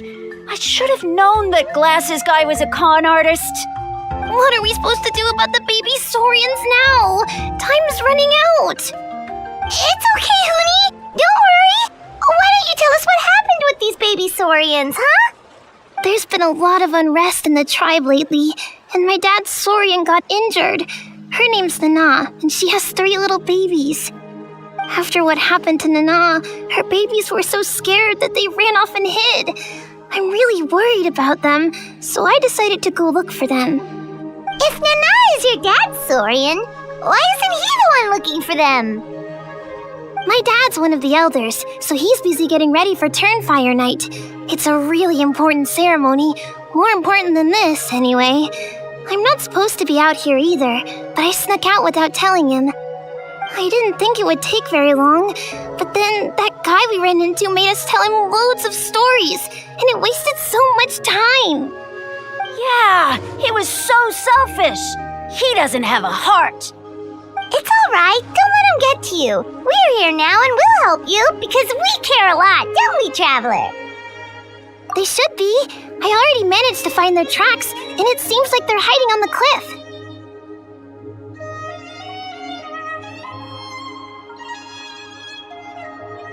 Really? Wow! Thank you so much, Mr. Traveler and Miss Paimon. Awesome. You gotta be careful out on the cliffs, though. They're really steep. Even grown-ups have trouble climbing them.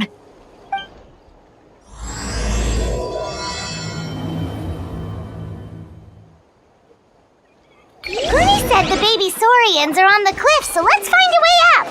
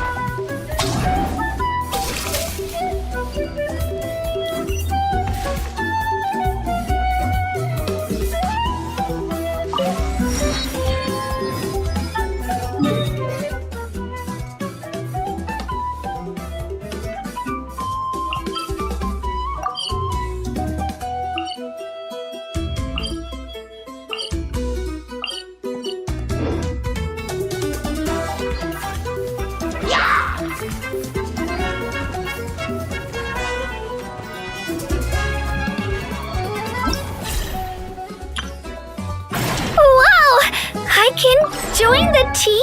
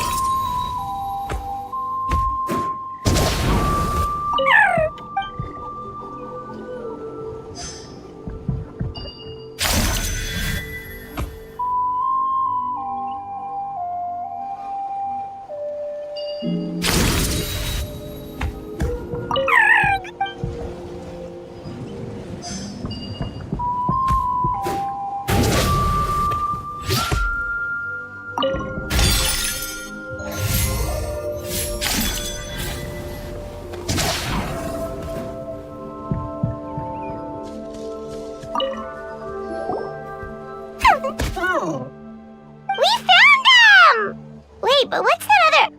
A how? Well, if it isn't the gruesome twosome who wormed their way into our servant circle of friends. Still awestruck from the last time we met? Would that be why you hastily scrambled up here to pay your respects the moment you saw us? I suppose we can't blame you. Such is the spell that our majesty casts on our minions. Very well. You heathens leave us no choice. The almighty Dragon Lord, Kahula shall grant you the audience that you seek. Come, pucker up. You may now kiss our feet. Wait, aren't you like Kenichi's sidekick? What the heck are you going on about? You're somehow managing to be even more annoying than the last time we met. Silence! Who are you calling sidekick? We are the Dragon Supreme, sovereign ruler of the Nation of Flame. We shall have you know that last time, were it not for Kenichi's earnest pleading on your behalf, you would have received not a single word of mercy. Oh, come on. You talk big, but Kenichi clearly has you under lock and key.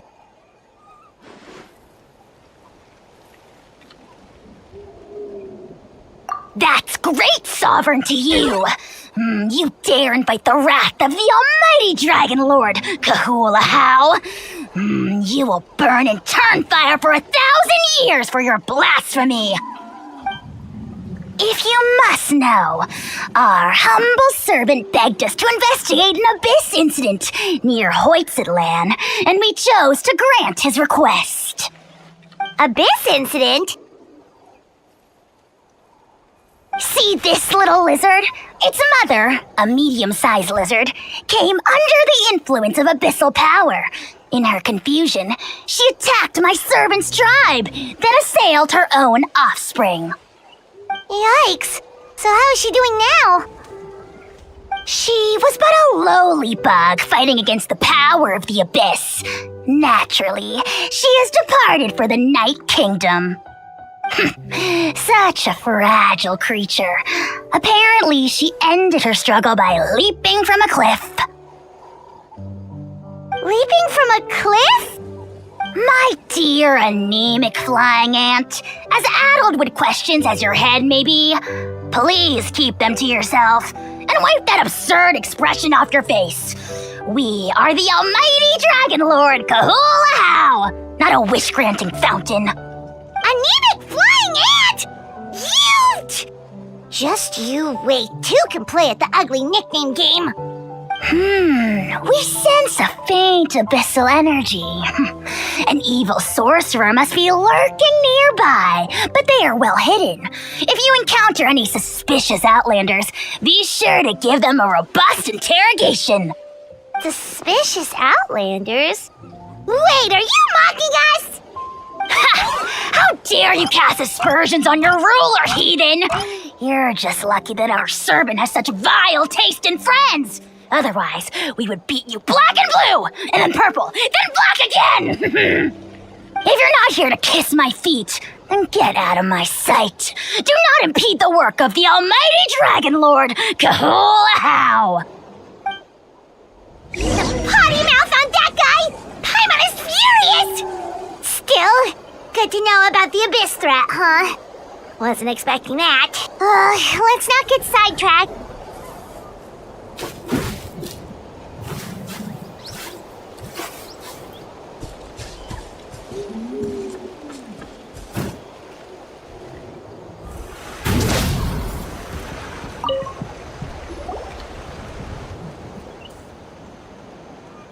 Wow, you're back already? That was so fast. I'm so glad that the babies are all right. Thank you both so much. Now we can finally go home and stop worrying about them. You're welcome. Piece of cake. You're not from Natlan, right? Because your clothes look different than ours. Hey, you must be tired after all that climbing. You should come take a rest at my house. Yeah, please come. I promise you'll get a big Scions of the Canopy welcome. We love having guests, and you're really nice people. Not like Glasses Guy. By the sound of it, Glasses Guy wasn't from Natlan either, right? Uh-huh. Well, his clothes sure weren't. You know what? Now that I think about it, there was something really fishy about him. Really? Maybe he was the suspicious outlander that Ahau mentioned. Sure, if you're interested. Oh, let me think. How did the conversation go again? Oh, please, mister. I've told you so many stories already. When are you gonna help me find the baby Saurians? Just one more story. One more, I swear. Why don't you tell me more about that ball of fire? I heard that there was a huge transparent ball of fire that used to burn 500 years ago, 1,000 years ago, maybe even further back than that. Oh, you mean Turnfire. That's where the ancient name Malipo comes from. Oh, wow. So it was the origin of an ancient name. That's impressive. Uh-huh. There's a story behind every ancient name. The legend goes that the Turnfire first appeared in the era of the Grand Alliance.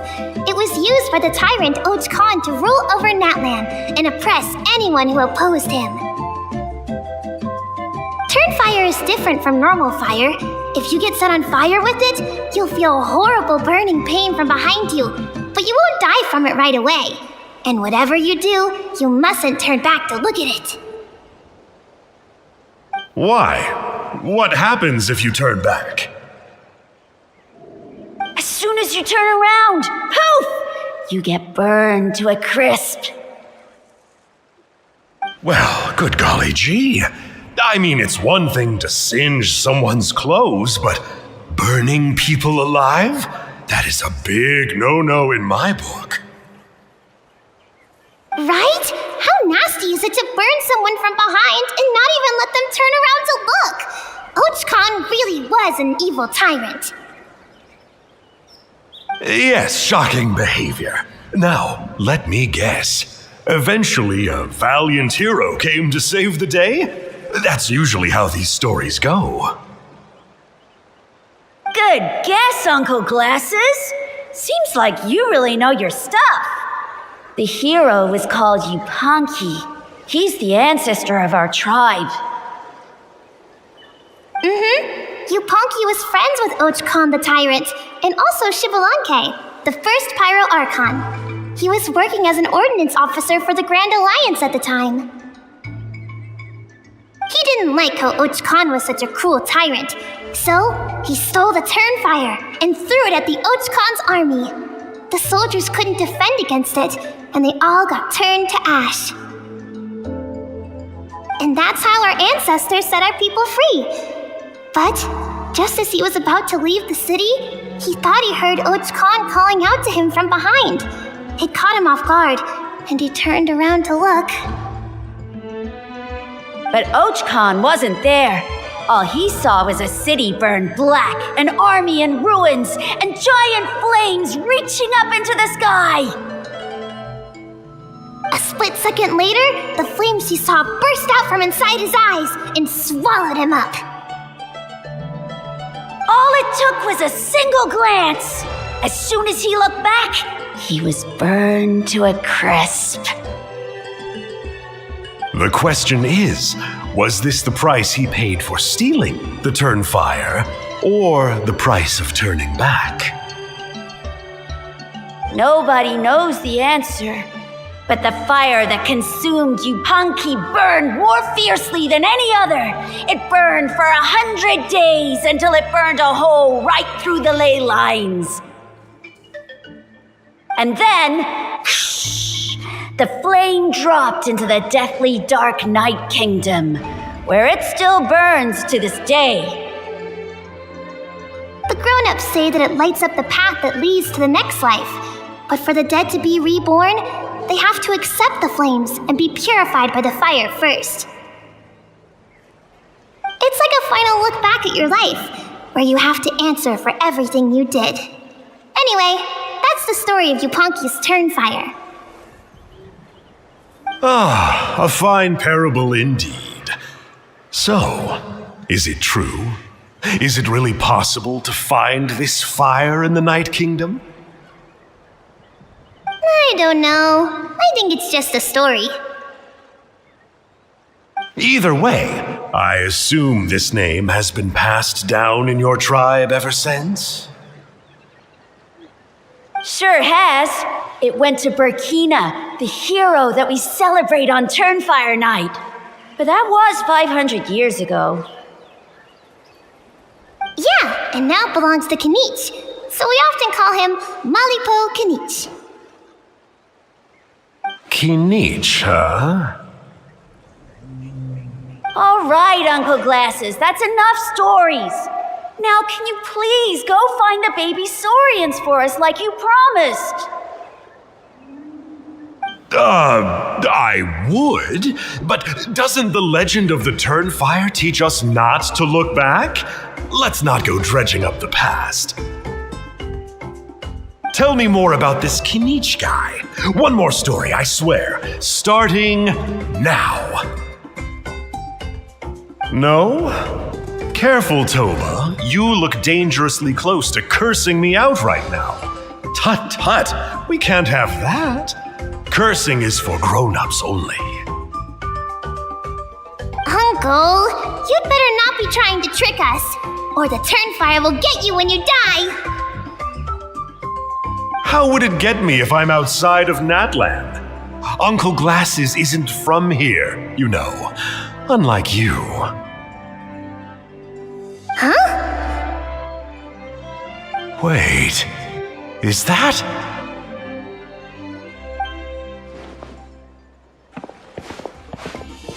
All right, kiddos.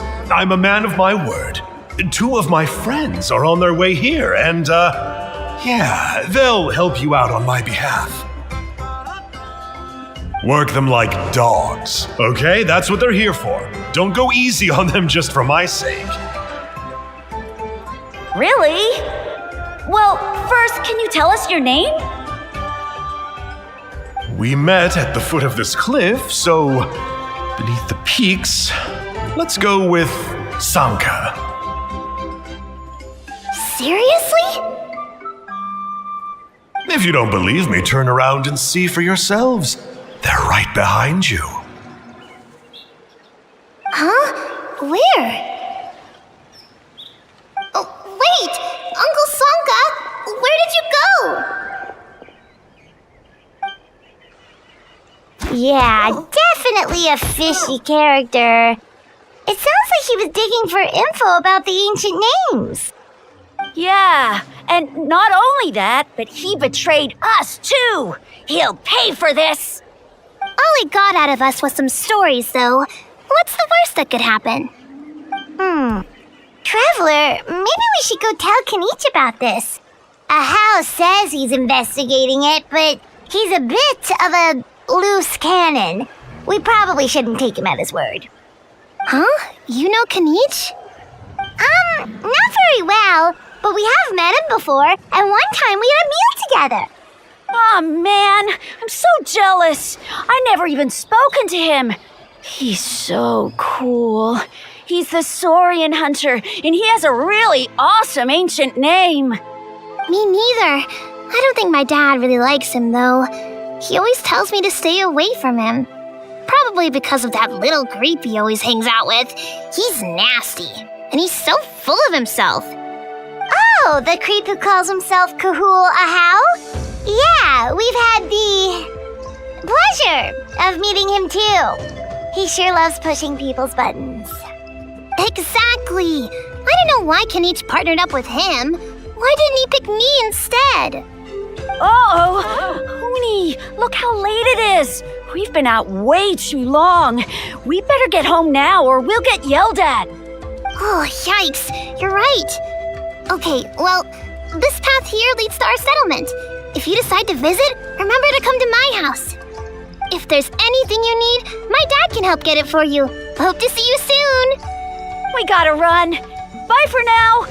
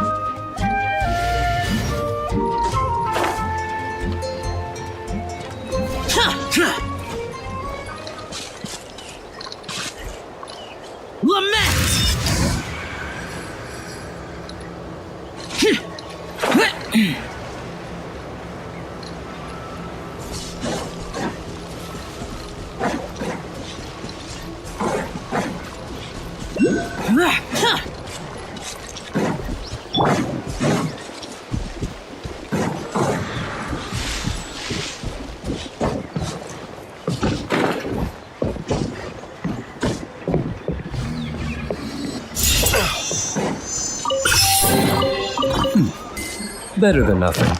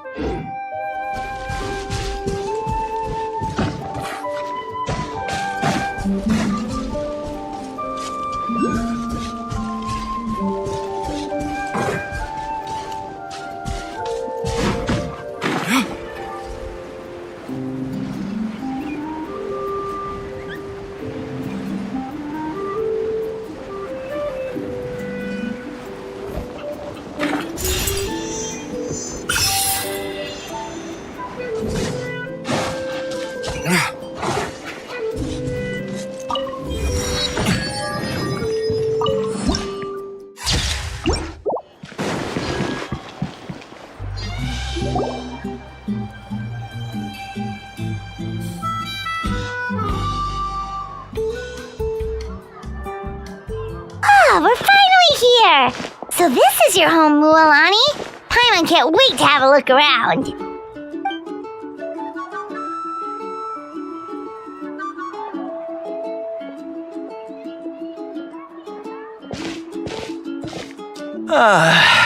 See? What did I tell you? A dip in the hot springs after a battle is just the best. Fetch me a bottle of wine, would you, dear? Just one? Let's get another. It's still early in the day, isn't it? Want to go to Golden Dusk later? Now this is a vacation. Absolutely amazing. Wow, it's so lively around here. Is there some kind of holiday going on? We try to treat every day like a holiday around here. We believe every day is worth celebrating. Now, let me show you around. Where to start? Shochikwi Cattle Records, Kalamchi Plaza. Oh, there's so many options, but I recommend starting with the real highlight around here.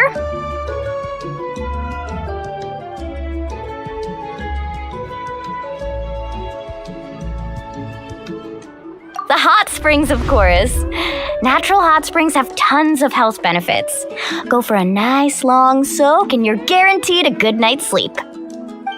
Wait, you want us to bathe? Here?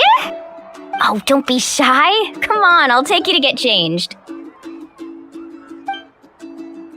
Mualani! Huh? Oh, Auntie Atea! Please, I've told you that just Atea is fine. Do I look that old to you? Were you taking these two to the hot springs? That's right. Oh, let me introduce you. This is the Traveler, and the small one next to him is Paimon. They only just arrived in Natlan, so I'm taking them around to experience our customs. Hi there!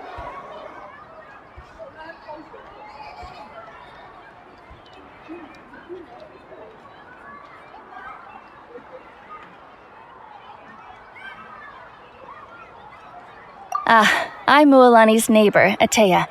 By the way, Mualani, I heard you lost to Kachina during the pilgrimage. Is that true?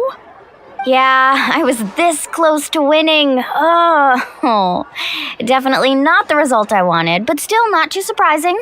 Kachina's always been strong. Anyway, it's all in the past. I'm gonna take these two for a dip in the hot springs. Talk to you later. Oh, wait. You'll need swimsuits first. I'm sure I can find you something lying around the shop. I'll go look.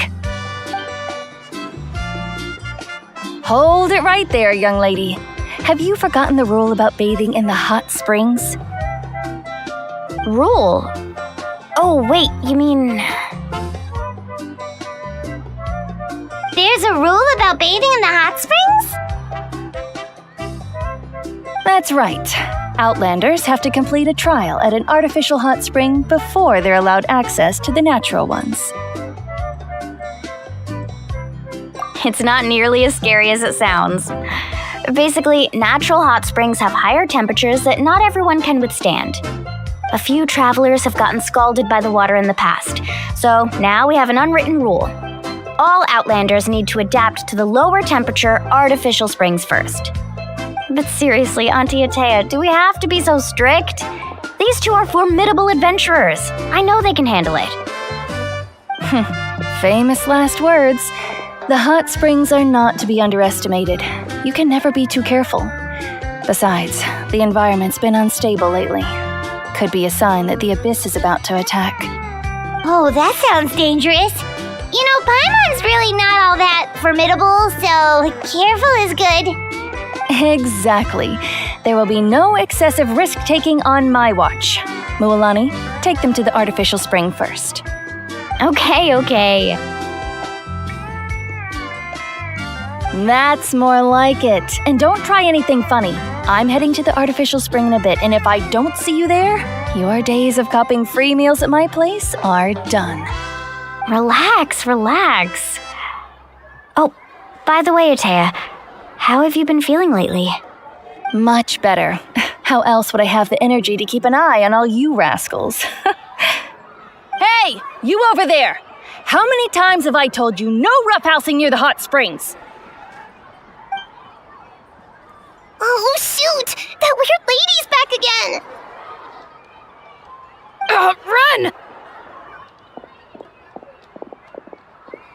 Stop right there! Ugh, you need a stern talking to! She sure has a lot of energy.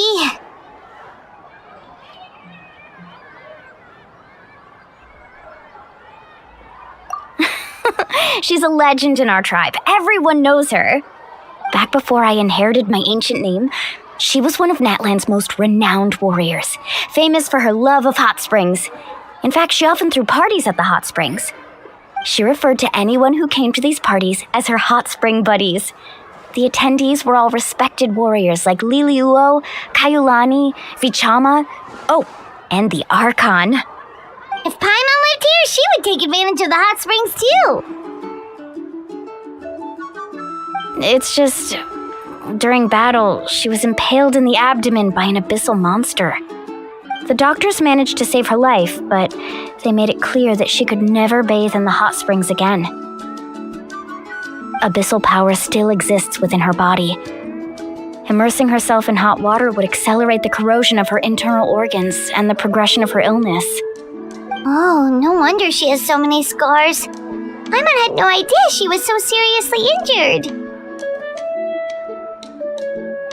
That's normal. She never talks about her injury. She's worked tirelessly over the years to dig up artificial springs so that more and more people can experience our tribe's natural wonders, even though she can't enjoy them herself. I really respect her for that. Anyway, let's head to the artificial springs. If Auntie Atea gets there before us, we're gonna be in some real hot water.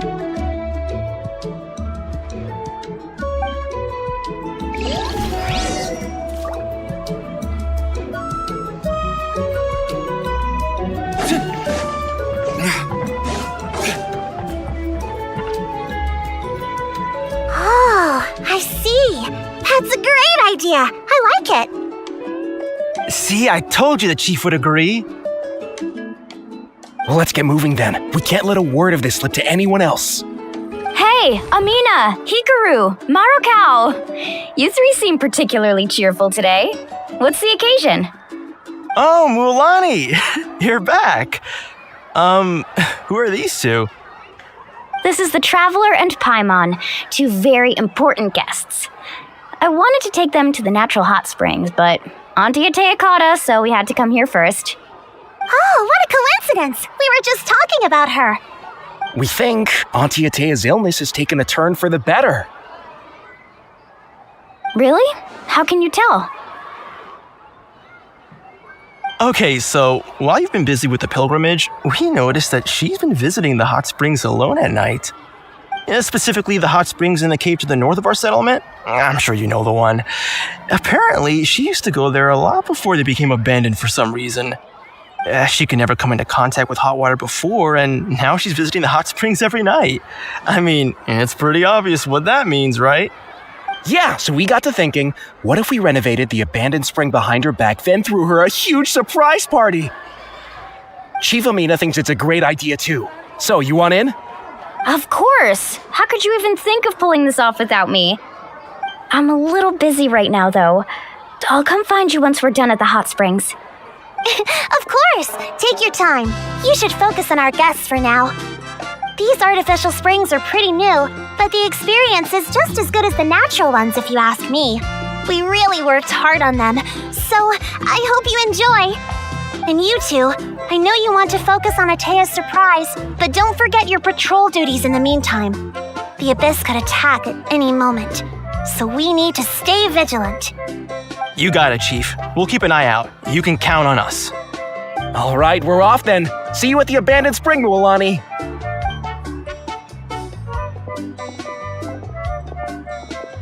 I'm also gonna head out. Have fun!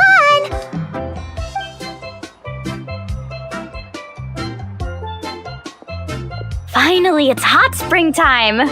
Oh, I already arranged swimwear for you guys, by the way. Come on, I'll show you to the changing room.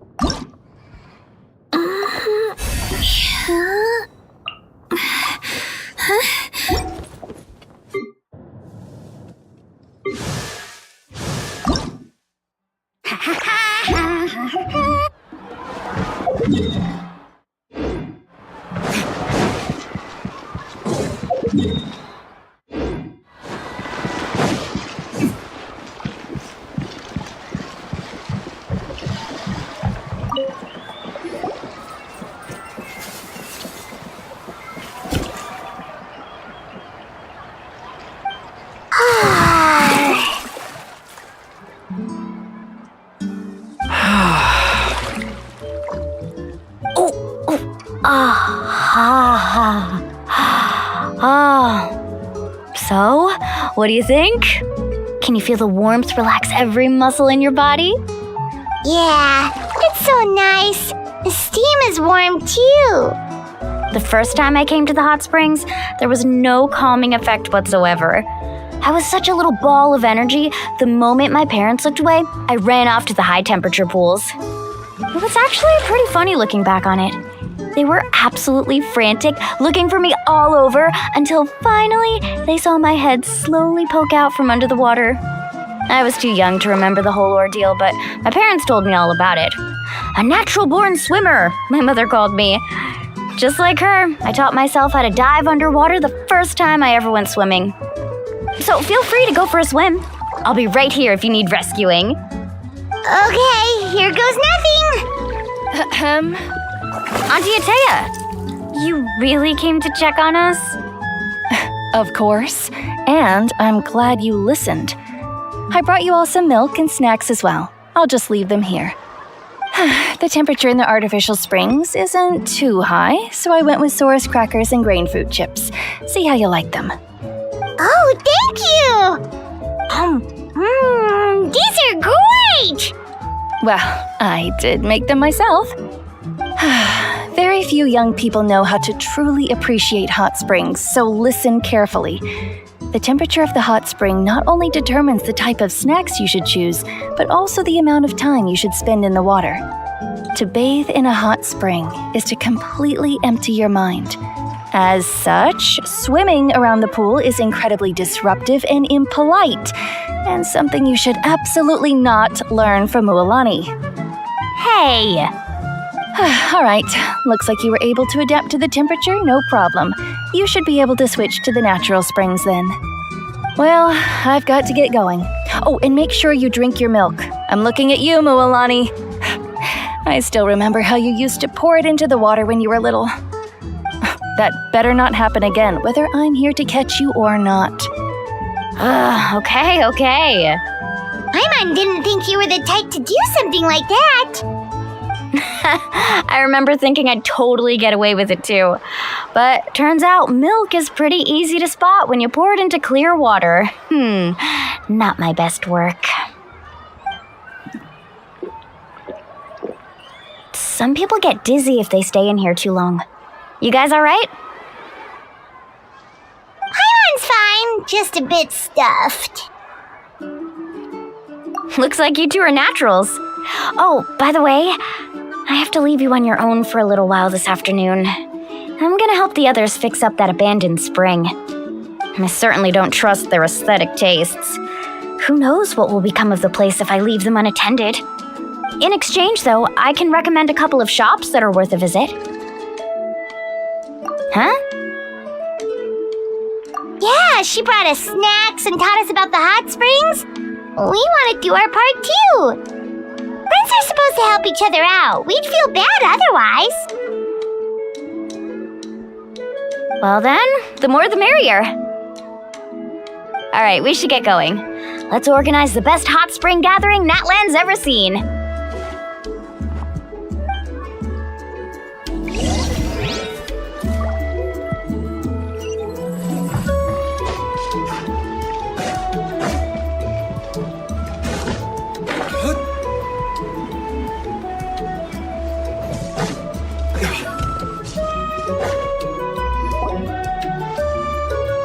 Mualani! Wait, you brought our guests too? We're here to help! But you're important guests. We can't put you to work. Alright. Stop trying to out-polite each other, would you? The sooner we get this party started, the sooner we get to enjoy the real party. Now, where to start? Looks like the water outlet is blocked pretty bad. We'll need to dig under it. Ooh, those boxes in the corner need to be thrown out as well. Oh, they're moldy as all get out. Ugh. Also, someone needs to go out and get some cloth, wood, and decorations. Oh, and snacks too. I say we get enough for 20 or 30 people. Bulk purchases fetch the best prices after all. Oh, but don't just accept the first offer they give you. I'm not good at haggling. Why don't you go? Hey, I'm not any better, and I wouldn't even know what to buy. How about we handle things here while you three deal with the shopping? Yeah, that works too.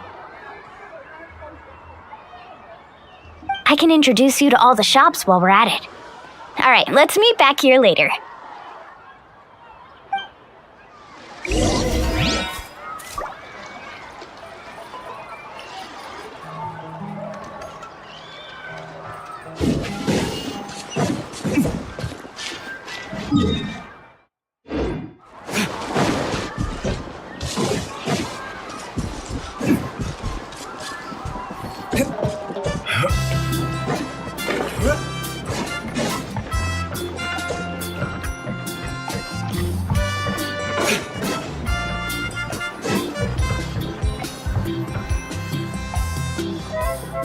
Hey there, Yellowface. Hope business has been going well.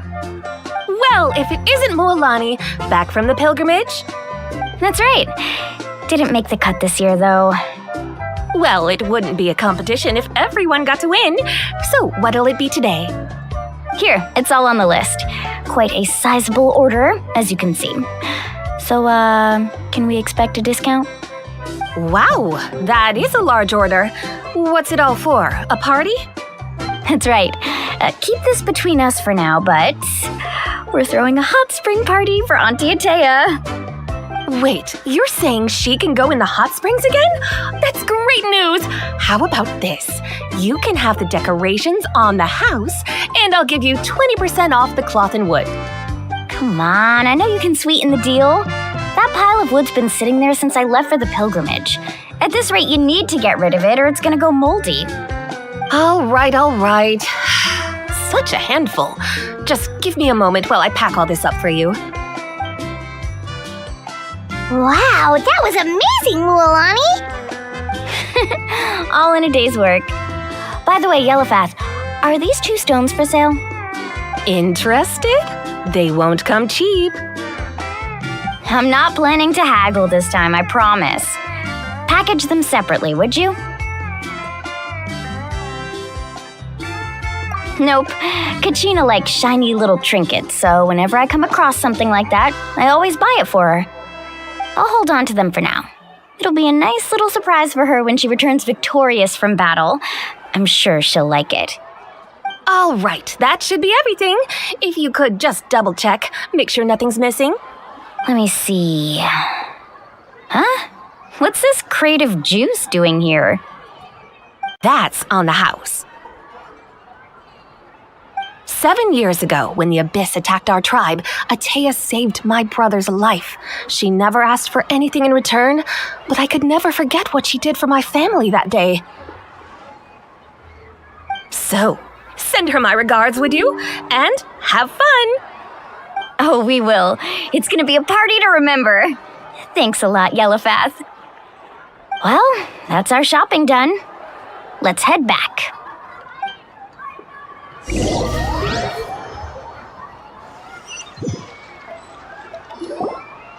We're back!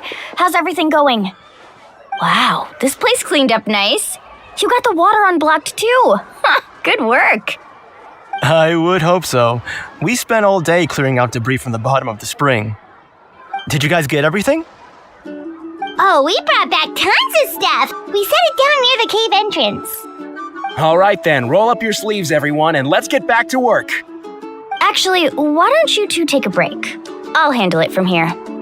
Traveler, mind lending me a hand?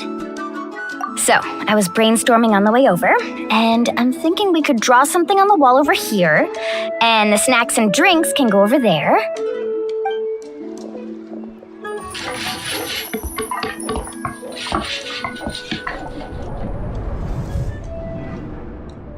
So, what do you think?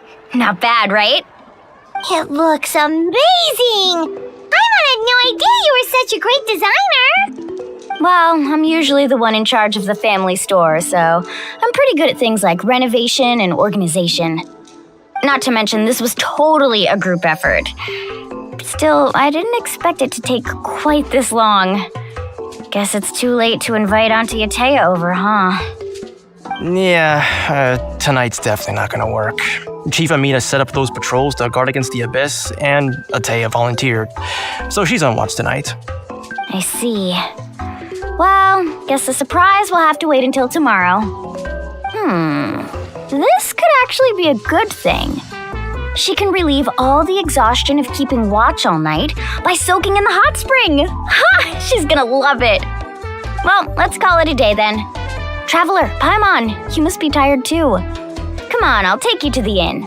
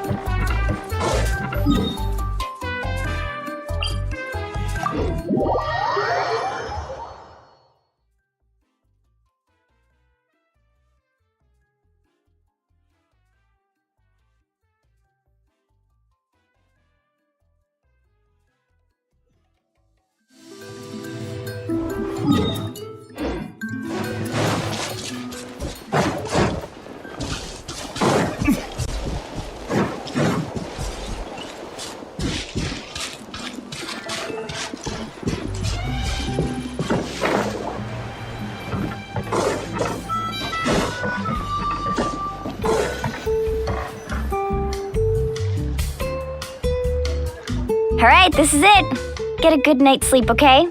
I'll see you tomorrow. Yep, good night!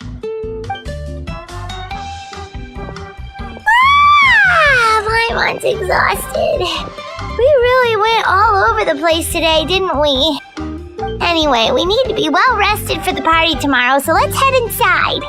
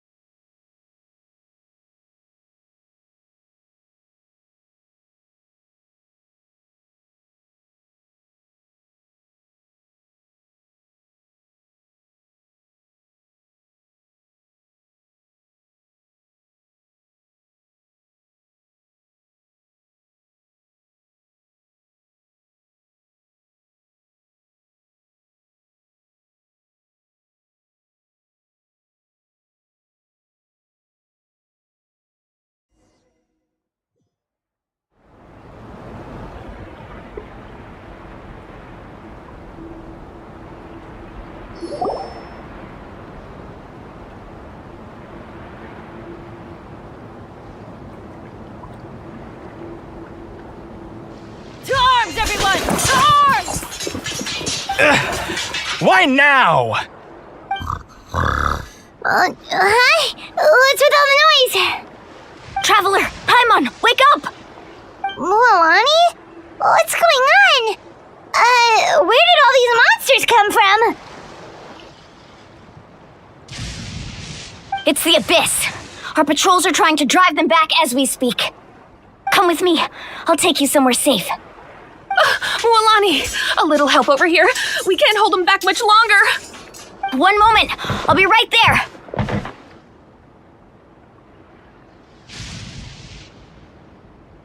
Couldn't have said it better myself. Hang in there. We're here to help.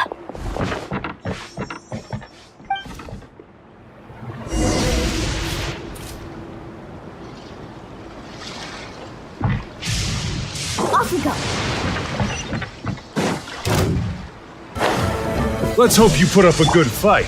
Midnight Phantasmagoria.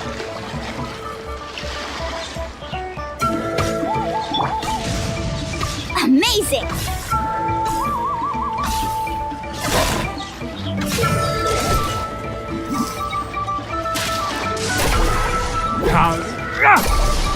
Oh, have they been contaminated by the Abyss? No, they are the Abyss. Destroy them!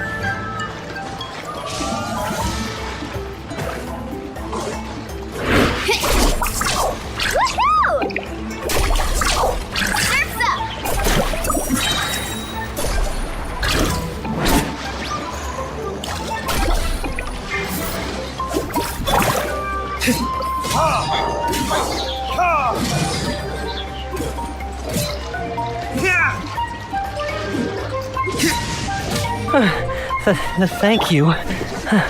I'm alright. Go help the others. I almost died.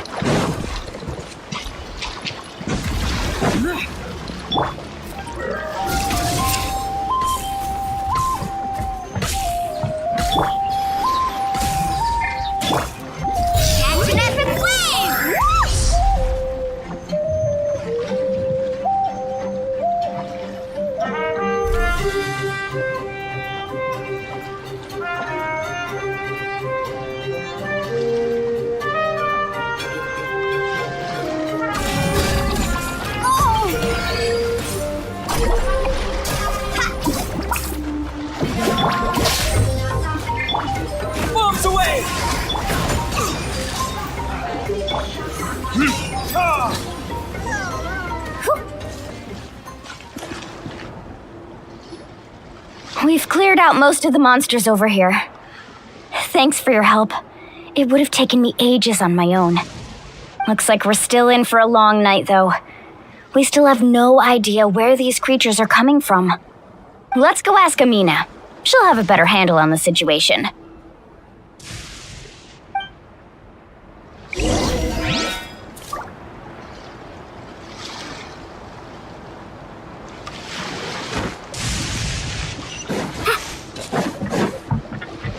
Need a surfboard?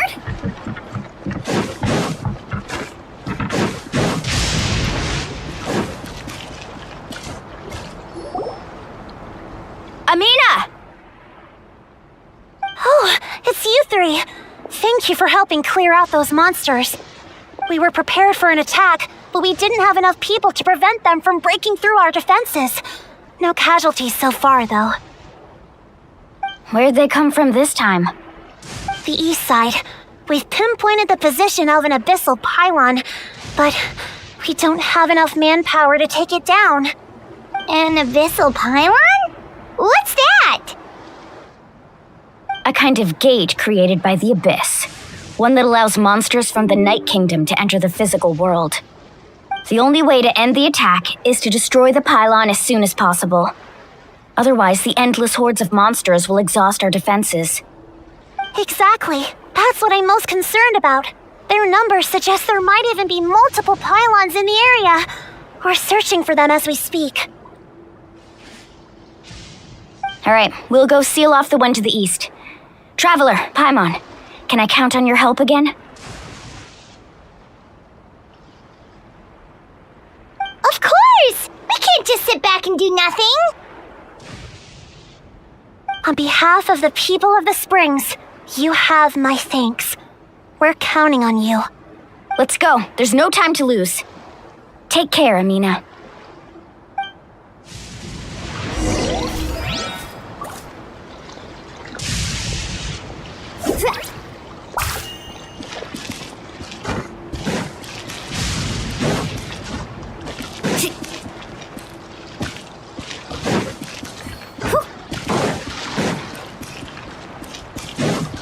Off we go. Need a surfboard?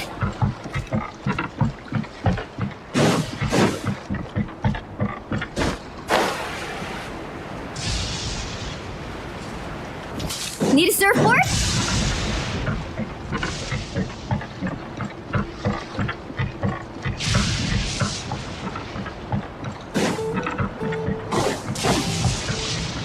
Off we go.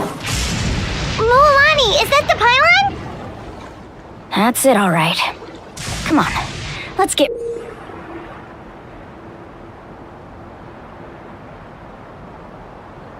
rid of this thing.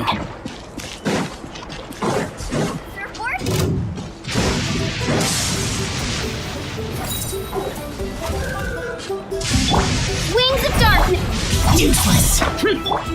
Time for retribution.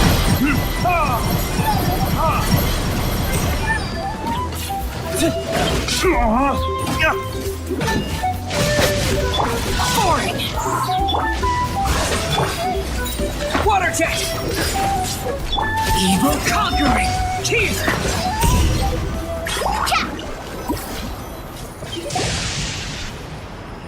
Whew! That should do it, right? I don't see any more monsters, so... looks like we're in the clear. Do these attacks happen a lot? Must be hard on your tribe. Yeah, it makes things hard sometimes, but that's how our ancestors have always lived. Besides, the Abyss doesn't care how difficult our lives are. Fighting back is the only option. Come on, we should head back. Huh? What are you looking at? Is there something over there?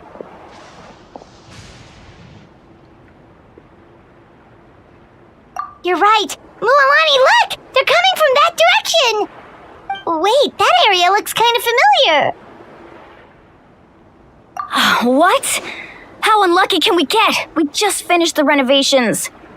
We probably don't have any reinforcements over there, so it's up to us. Let's move.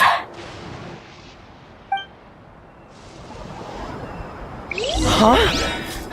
Seems like the monsters are decreasing in number. Come on, everyone, keep it up! Need a surfboard?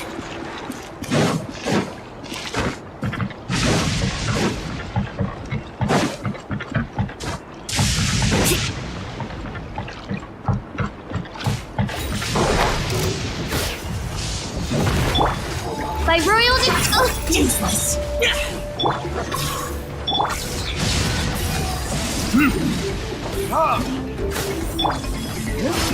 You go! Can't hide!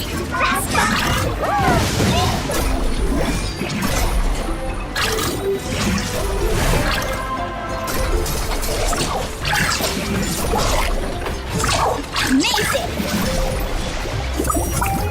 Ho!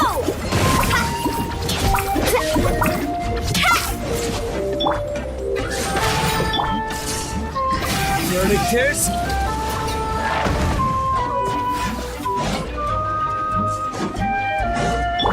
Shadow Raven! Black Knight! The tide rises! Yeah!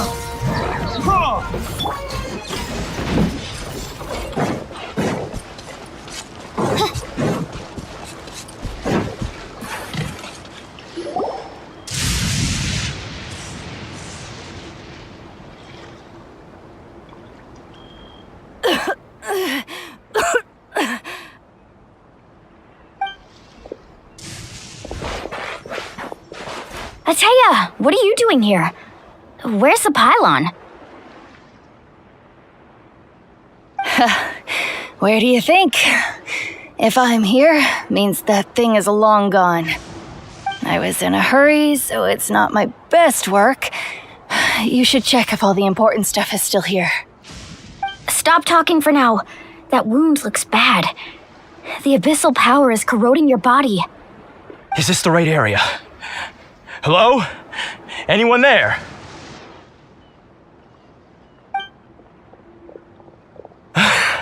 Mulani. And Ataya. What's going on? We were told the second pylon was over here. Ataya took care of it, but she's injured.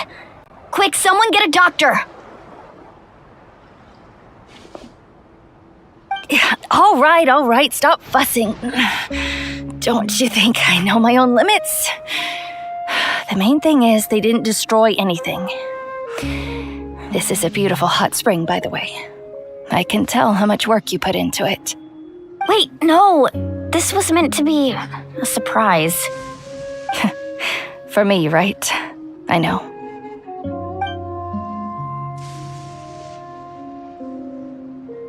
Ataya! You think I couldn't tell you were avoiding me on purpose? Not one of you stopped to say hello today. It couldn't be more obvious that you were hiding something. And you, Mualani, were you the one that brought the snacks? How many times have I told you, you have to choose them based on the temperature of the water? Oh, forget about that. The doctor's almost here and you're gonna get all better. Then we can have a meal together and I'll help you make whatever you want, okay? You just have to hold on.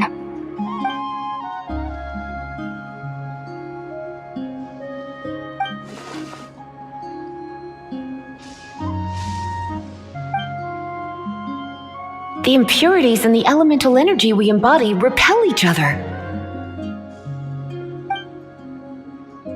What? The crystal has been purified? When? The anguish he feels has brought him to tears. I also came across a teardrop crystal. Can you purify it?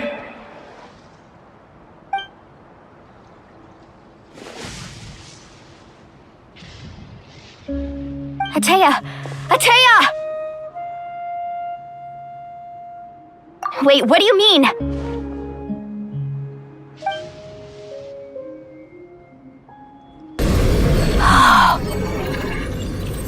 What is this? Some sort of purification?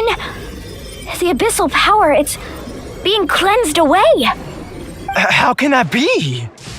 I never knew that was even possible.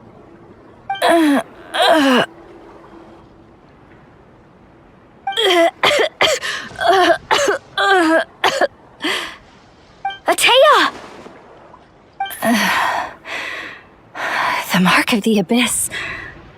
It's gone. Yes, thanks to the Traveler.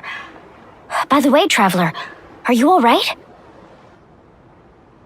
I just saw you purify abyssal power from Atea's body. That didn't injure you in any way, did it? You're sure?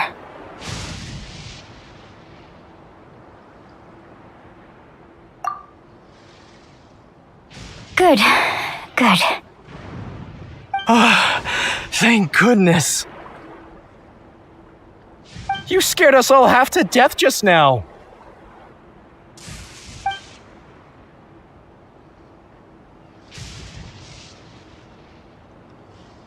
All right, everyone, head back and get some rest. We'll meet here tomorrow. We'll celebrate Atea's recovery and our triumph over the abyss. And most importantly, we'll show the Traveler and Paimon how grateful we are for their aid. Let's make it an occasion to remember. Dismissed! Got it!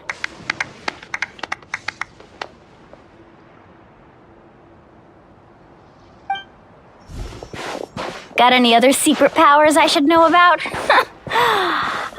But seriously, you really came through for us tonight, so thank you. Paimon almost forgot you had that ability. You used it back in Mondstadt to cleanse Dvalin's tears, didn't you? That was some quick thinking, Traveler. Huh? You look like something's bothering you. What's wrong?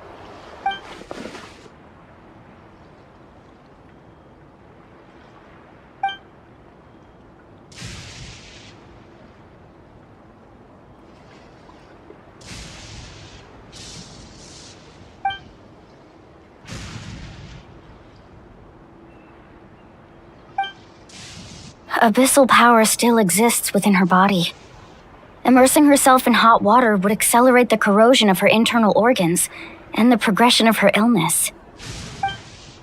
We think Auntie Atea's illness has taken a turn for the better. She could never come into contact with hot water before, and now she's visiting the hot springs every night. I mean, it's pretty obvious what that means, right?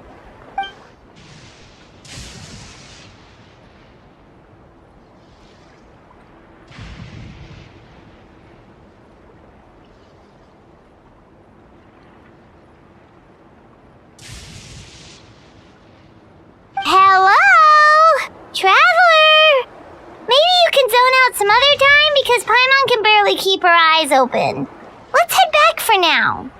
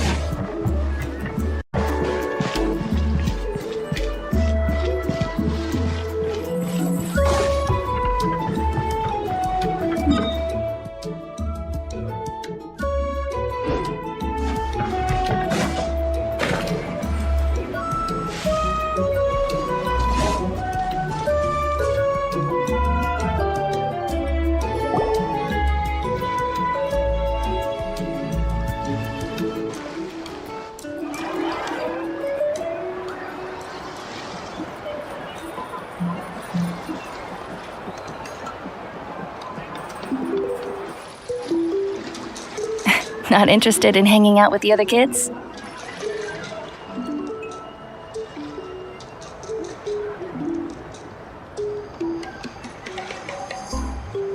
Snacks not to your taste? Hot spring temperature too high? None of the above, huh? I heard you were the one who cleansed the abyssal power yesterday. You sensed it, didn't you?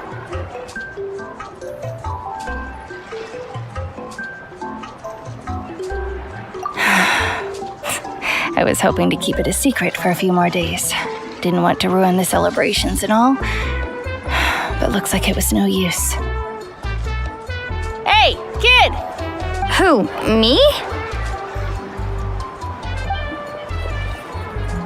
Yes, you. Come on, let's go for a walk. Hey, where are you going? Did something happen? Just going to get some air. It's too noisy in here. You have fun. We'll be right back. Oh, and there are extra snacks in that box over there if they need replenishing. Baked them all fresh this morning. All right, sounds great.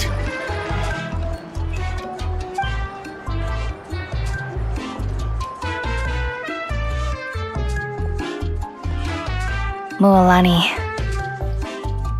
Yeah? You've gotten so tall. You know that? Feels like just yesterday you were that rambunctious kid causing trouble all around the hot springs. It's like all that time passed in the blink of an eye. Tell me, how are your parents? They're away on business. Seriously, Atea, what's going on? You're acting strange. Traveler, did something happen? Both of you seem a little off today.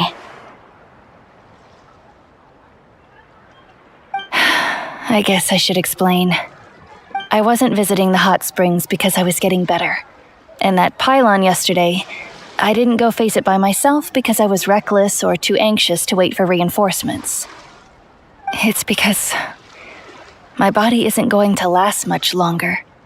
Your friend saved my life in that cave, and because of that, I got to enjoy this celebration with you all. But I'm just a few days shy of the end. The hot springs, I'm just trying to enjoy them for as long as I have left. Oh. Mualani? That better not happen again, whether I'm here to catch you or not. That's what you said back at the artificial spring. I had a bad feeling then, but I didn't want it to be true. I wanted to believe you were actually recovering. You want to know something? Recovery, death, to me, the two aren't all that different. Both are worth celebrating. You've never been resurrected, so you might not understand. But Death and I, we're old pals by now. There's nothing sad about being reunited with an old friend. I lived with regret for a long time. Regret that my illness meant I could no longer take to the front lines, especially as our nation slid deeper into crisis. But yesterday, I was finally able to let go of that regret. Not only because I found the strength to fight the abyss, even at the end of my life, but because I got to see you in action, Mualani.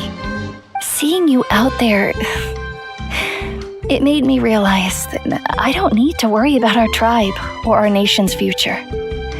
You have the capacity to bring us all together. Even if I was never injured, old age would still take me one day. But I've done what I needed to do. The future is in your hands now.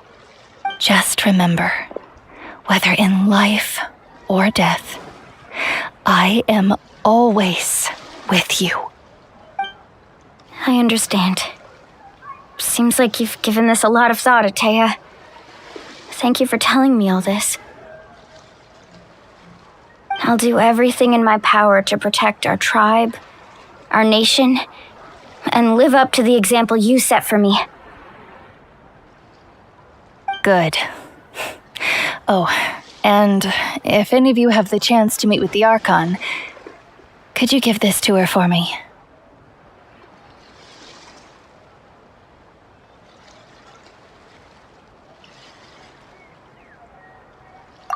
A talisman I've carried with me my whole life. It may seem strange to say while I'm still alive, but just think of it as a relic I'm leaving for her. It's brought me good fortune in battle. Even after I became too sick to fight, I never took it off. Just tell her it embodies fond memories and my strength of will. She'll know what I'm trying to say. Don't worry, we'll make sure she gets it.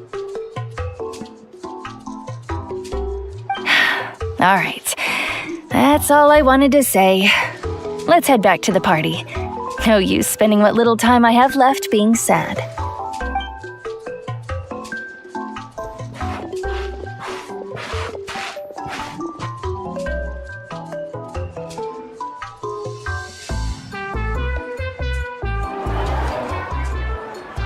Traveler, Atea, Mualani! If you don't hurry up, there won't be any snacks left! Excuse me, what did I say about bathing in the hot springs on a full stomach? Hey, are you listening to me?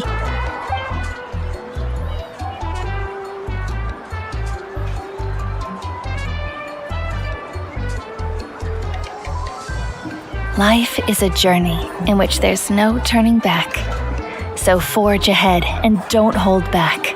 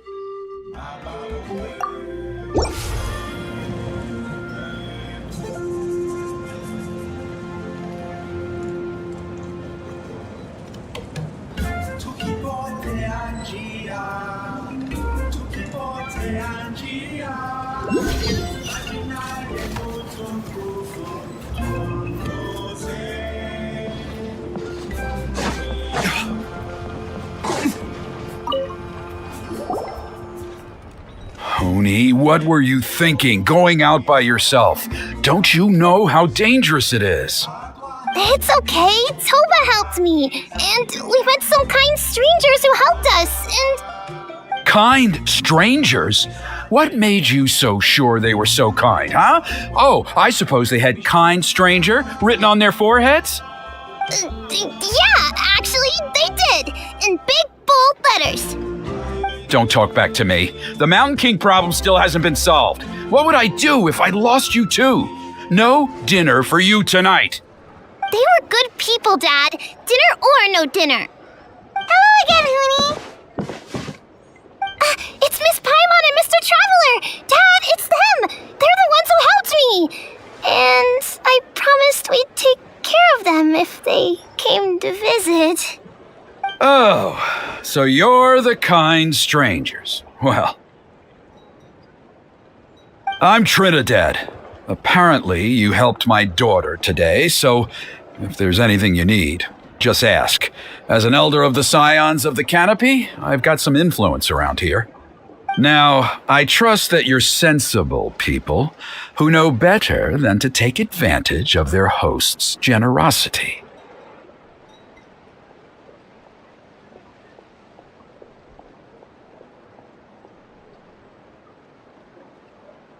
$1,000,000 Mora. At least you're a straight shooter. I can respect that much. Dad, please! They're not bad people! They've eaten at the same table with Kanich before! Be nice to them! Kanich? Wait! I heard that two mysterious travelers from afar showed up at the Stadium of the Sacred Flame. Are they you?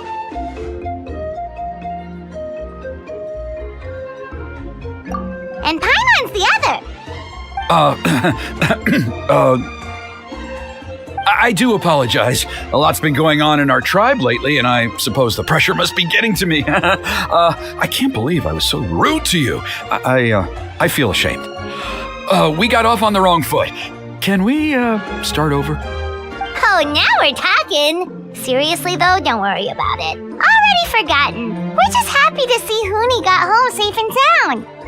Oh, you just arrived, I take it, and it would be my honor to give you a hero's welcome tonight. Careful now, that's quite an about face. We've heard that kind of thing can lead to spontaneous combustion around these parts.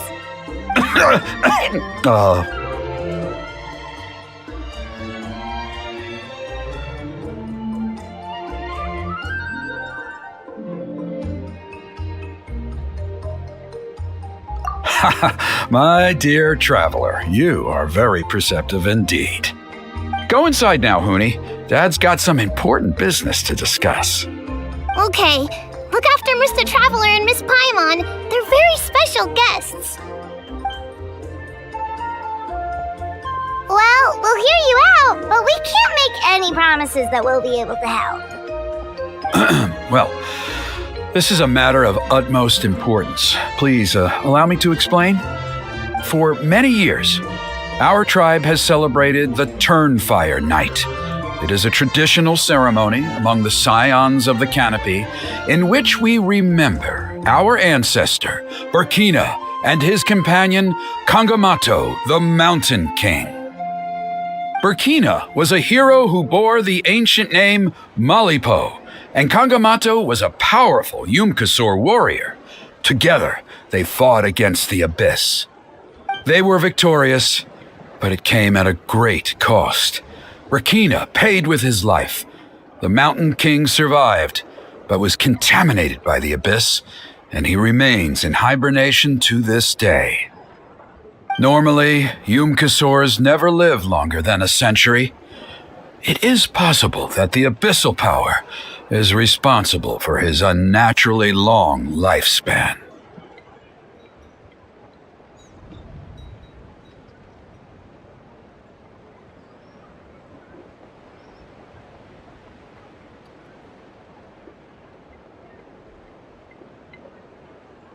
Oh, that's right.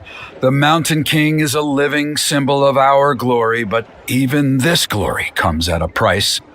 The abyssal power inside him is highly sensitive, and when it is disturbed, he awakens and flies into a blind rage, attacking anything that moves. So, besides the ceremony, another important part of Turnfire Night each year is cleansing the abyssal power inside the Mountain King so that he will remain sound asleep. However, Abyss-related incidents have been on the rise in that land lately, as I'm sure you're both aware. As a result, it has become increasingly difficult to keep the Mountain King in hibernation. Only 5 months have passed since the last Turnfire Night, and he's already showing signs of instability. Has he woken up again? He has.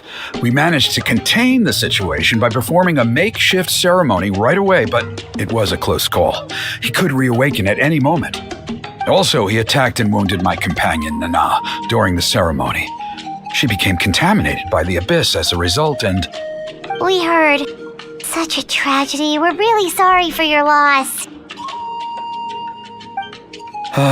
Yes, and Nana wasn't the first. Anyway, right now we're preparing for an exceptional Turnfire Night ceremony, and we need to find a suitable flame bearer. From what I've heard about your adventures, I believe you would be perfect for the role.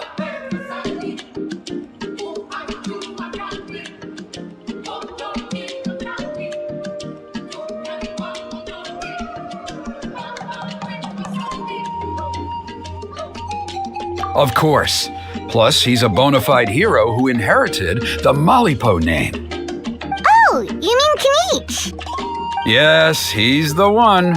A hero, worth his weight in gold. And unfortunately for us, he's all too aware of that. No prizes for guessing what he said when I asked him to host a Turnfire Night outside of the annual schedule. An exceptional ceremony? Oh, I'll have to charge an exceptional price. I swear, no other concept exists in that boy's brain.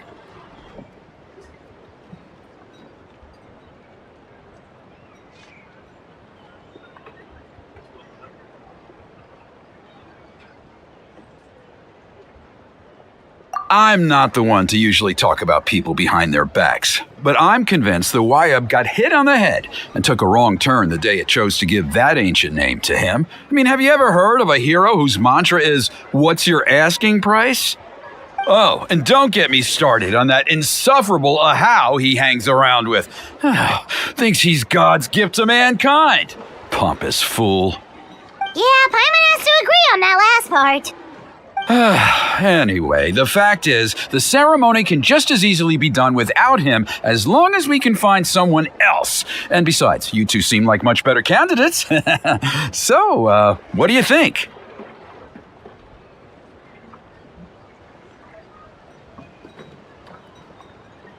Well, there's only a few days left before the ceremony.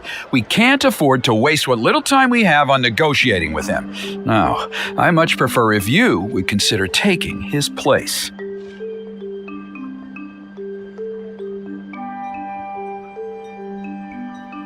Wonderful! I can't thank you enough. Huni was right about you.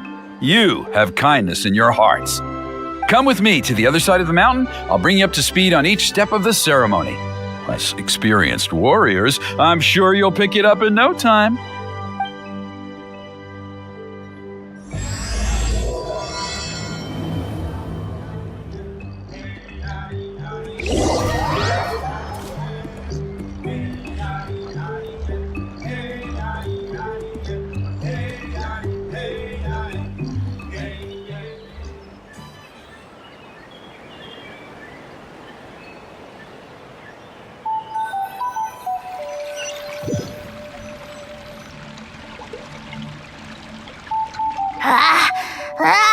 Achoo!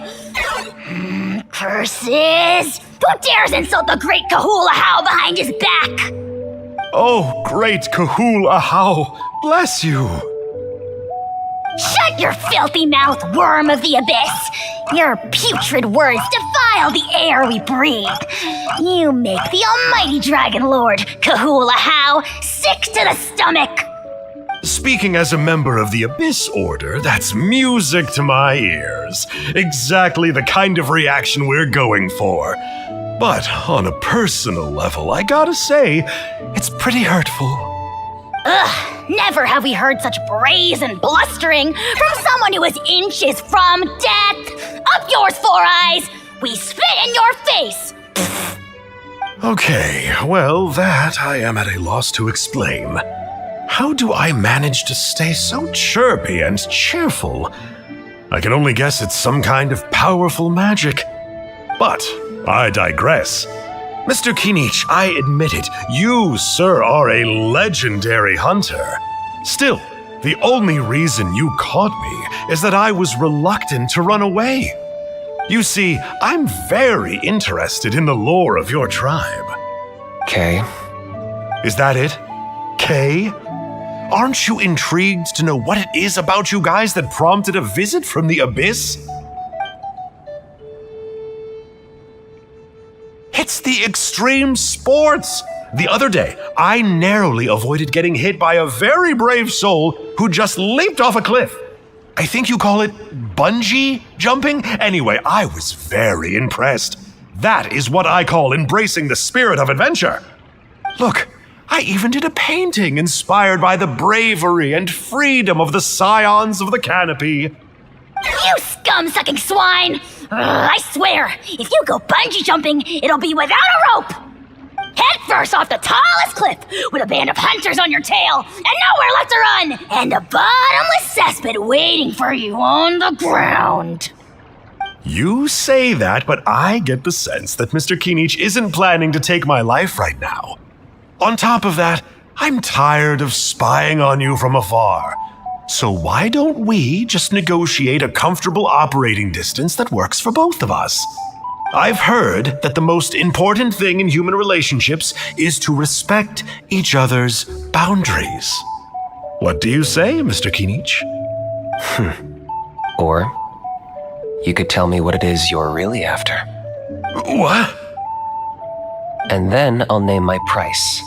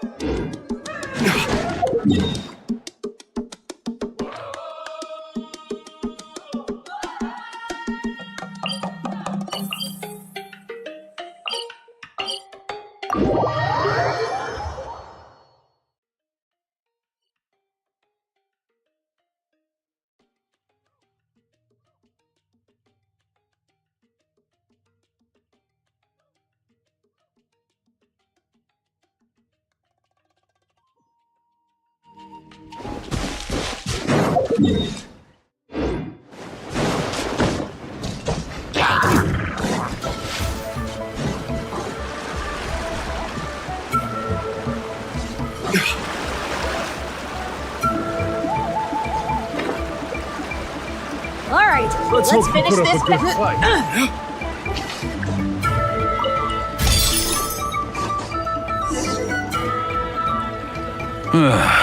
The Abyss contamination is back. No surprises there. No doubt that explains the Mountain King's recent activity. See those torches over there? Those are the Sacred Flame offshoots that we requested from the Stadium of the Sacred Flame. They contain the power of the Pyro Archon. Are you saying that the Sacred Flame and the Turnfire are the same thing? Well, for ceremonial purposes, at least. Sending someone to the Night Kingdom to retrieve the legendary Turnfire isn't exactly an option. More to the point, though, the Sacred Flame is able to burn away abyssal filth, so that's why we use it in the ceremony. Gotcha! So basically, we just need to clean up the filth with the Sacred Flame.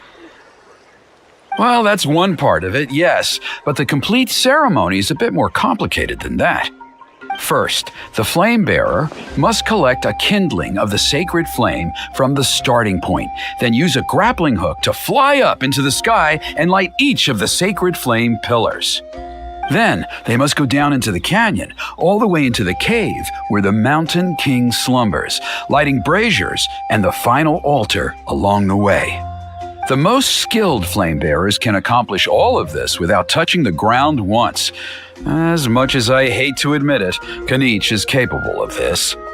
Wow! He can do all that flying without ever falling to the ground?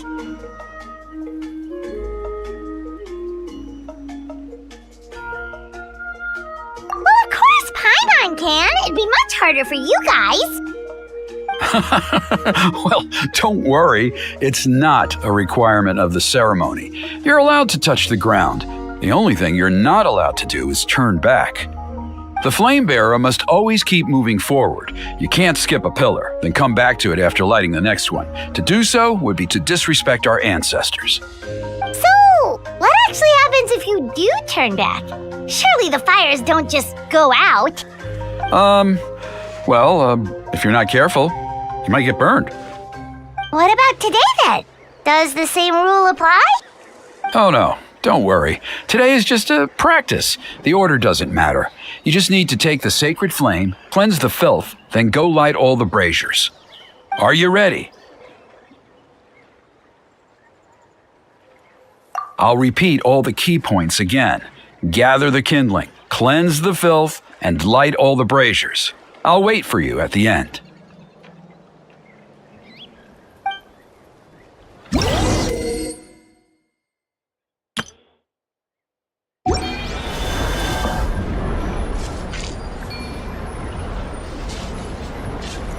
Alright, let's use this kindling to complete our mission.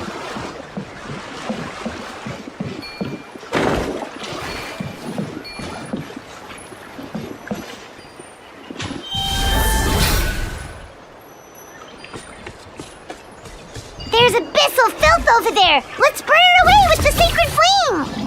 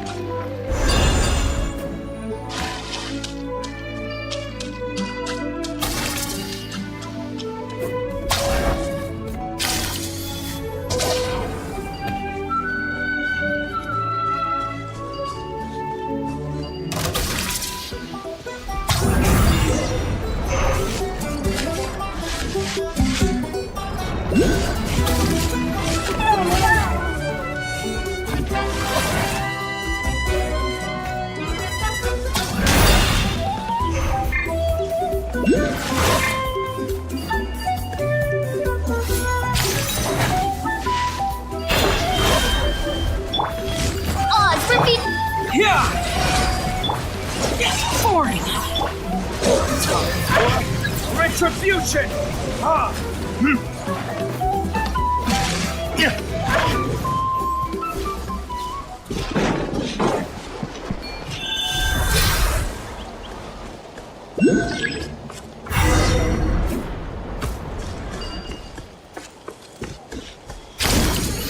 That should be all the braziers. Let's regroup with Trinidad.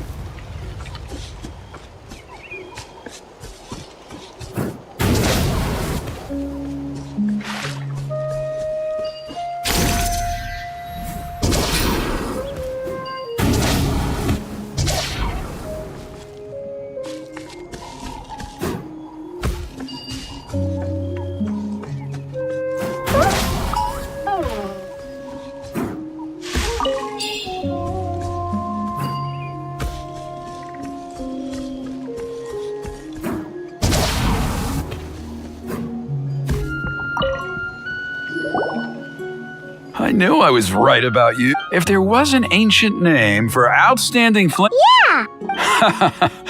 Oh! Some of them are still. See that place over there?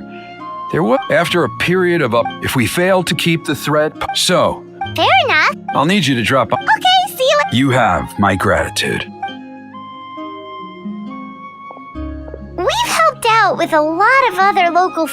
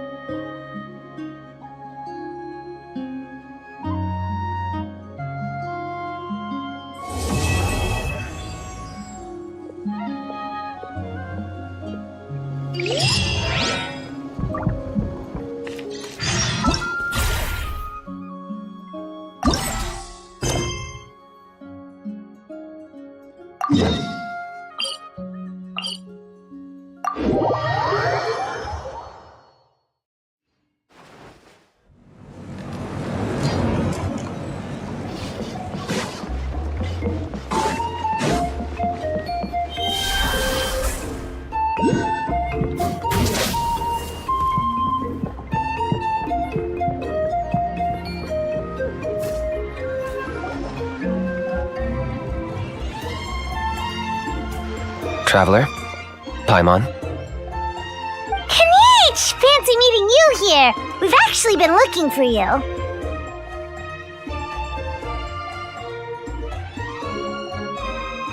I'll get straight to the point.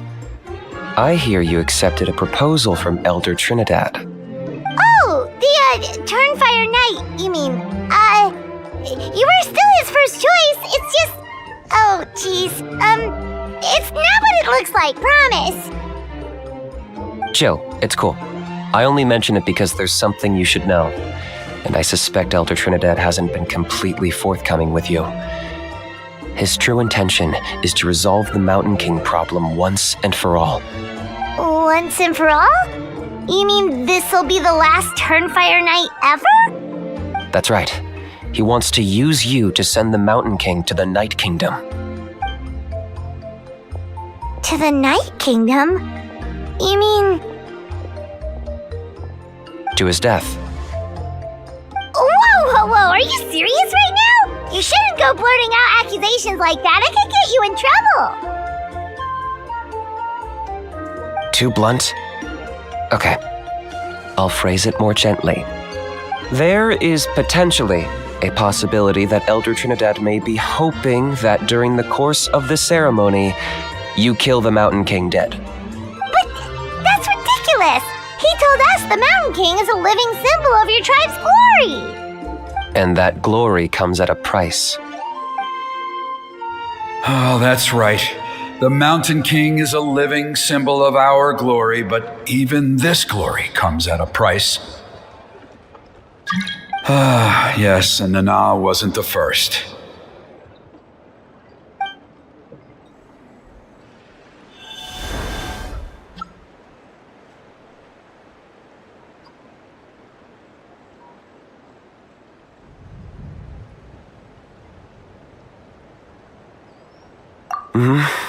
She likely won't be the last to lose her life either. Still, is killing the Mountain King really the only way? It seems so extreme!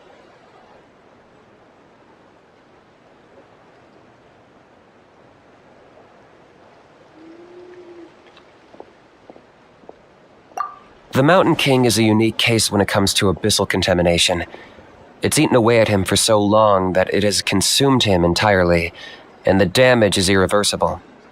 That evil power has both driven him insane and kept him alive over the centuries. So, to look at it one way, once it's completely purged from his body, the Mountain King will finally be able to rest in peace. In past ceremonies, we've only purged around half of the abyssal power. This was to strike a balance, to keep him alive, but also keep him asleep. Trinidad didn't say anything about how much power he wanted us to purge, but he did say there were some more details to go over before the ceremony. Then it sounds like you'll know for sure soon enough. If he really asks us to kill the Mountain King, what should we do?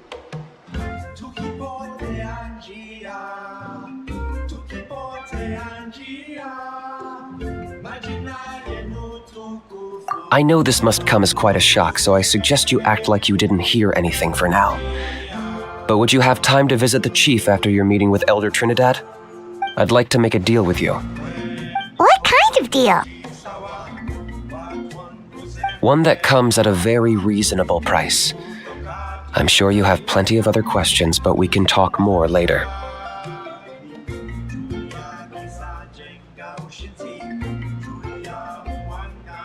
Good. See you soon.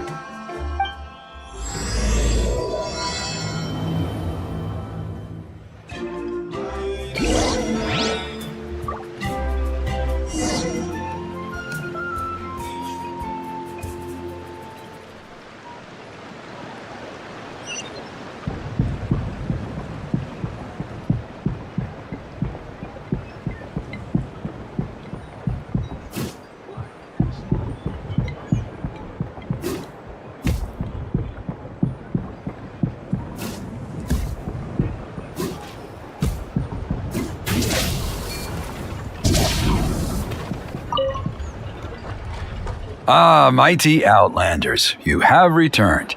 Did you have a good rest? It was, pretty good, yeah. Glad to hear it. Things are progressing very smoothly on my end. Many of the elders have heard of your heroic deeds, including the chief. They all speak very favorably of you. There are still those who insist that the ceremony should be performed by the bearer of the Malipo name. But they're just stuck in the past. We need to move with the times. Plus, Kanish doesn't want to do it anyway. Exactly. So, now, it's time for us to discuss the finer details of the ceremony. We covered the fire lighting part of the proceedings yesterday. The next part is the purification of the Mountain King.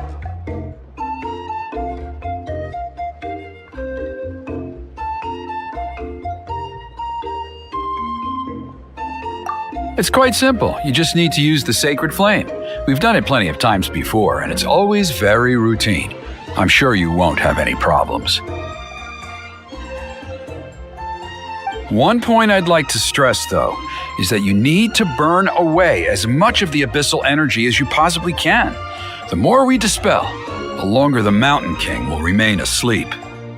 Asleep, huh? Precisely. In previous years, the Flame Bearer has often been unable to dispel a sufficient amount of abyssal energy. That's the only reason why we have to perform the ceremony on a regular basis. But I understand that you have a lot of experience fighting against the Abyss, and you seem to wield the sacred flame quite effortlessly yesterday.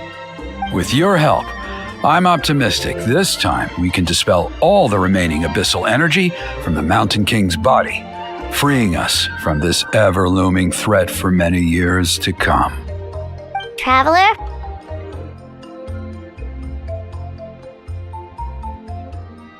So this doesn't faze you at all, huh? You clearly have a lot of confidence in yourself. If that's all you really need to know, the ceremony's in 3 days. I'll come and fetch you when we're ready. In the meantime, feel free to take a look around our settlement. It would mean a lot to the elders if you got to know some of our people. And if you wouldn't mind helping them out with a few errands here and there, that would be even better. So now we have extra errands to run? Maybe we should add a little extra to the price. Just a humble suggestion, that's all. It will help you gain the respect of our people, and as a mighty hero, I truly believe that's what you deserve. I'll be sticking around for the next few days, so if you have any questions, you know where to find me. Seems like Kenichi was right. We should go meet up with him right away.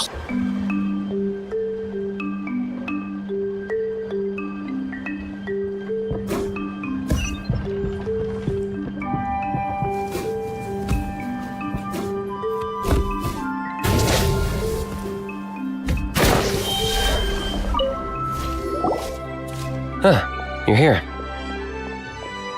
Kenichi! Elder Trinidad said that... I can tell. It's written on your faces. Is that the Traveler in Paimon? Forgive me for not being there to welcome you on your arrival. That should have been my duty as Chief. Hello, Chief Waina. I only heard the news from Trinidad yesterday, so I asked Kenichi to invite you over for a quick chat.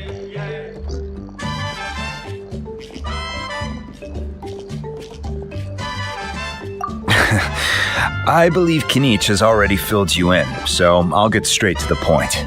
Firstly, I fully endorse your appointment as flame bearers for the upcoming Turnfire Night. However, I would like to request that you take steps to ensure the Mountain King's safety. Every child of our tribe grows up hearing the tales of our heroes, from Yupanqui the Firebringer to Burkina and the Mountain King who fought against the Abyss. This is our history and our heritage, the source of our pride and the center of our faith. To kill the Mountain King would be to destroy our spirit. I would never be able to face our ancestors in the Night Kingdom. Nana's death was a great tragedy, and I do not blame Trinidad for the actions he has taken. Nevertheless, I cannot allow any harm to come to the Mountain King. The very roots of our identity are at stake. My honored guests, please give this matter your serious consideration.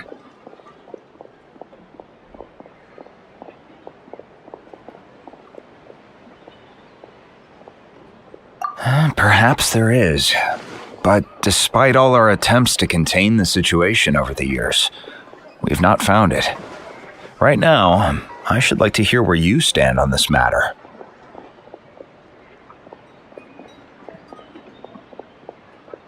Though I sense that your mind is not yet made up, I'm still comforted by your words.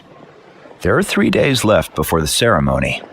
I hope they will bring you clarity. So, Kenichi, earlier you were saying that... Let's walk and talk. I'll show you around the tribe.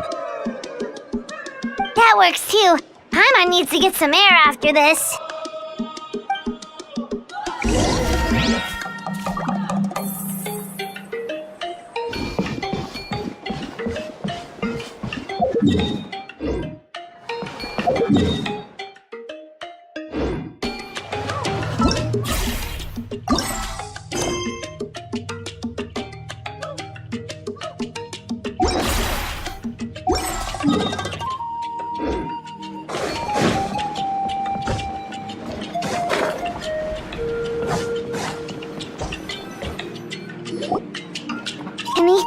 Paimon finally understands why you turned Trinidad down.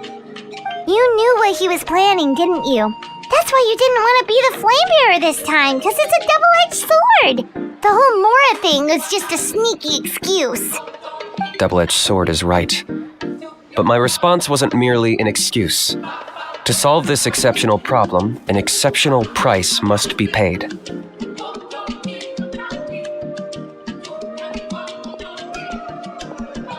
I'm working on it.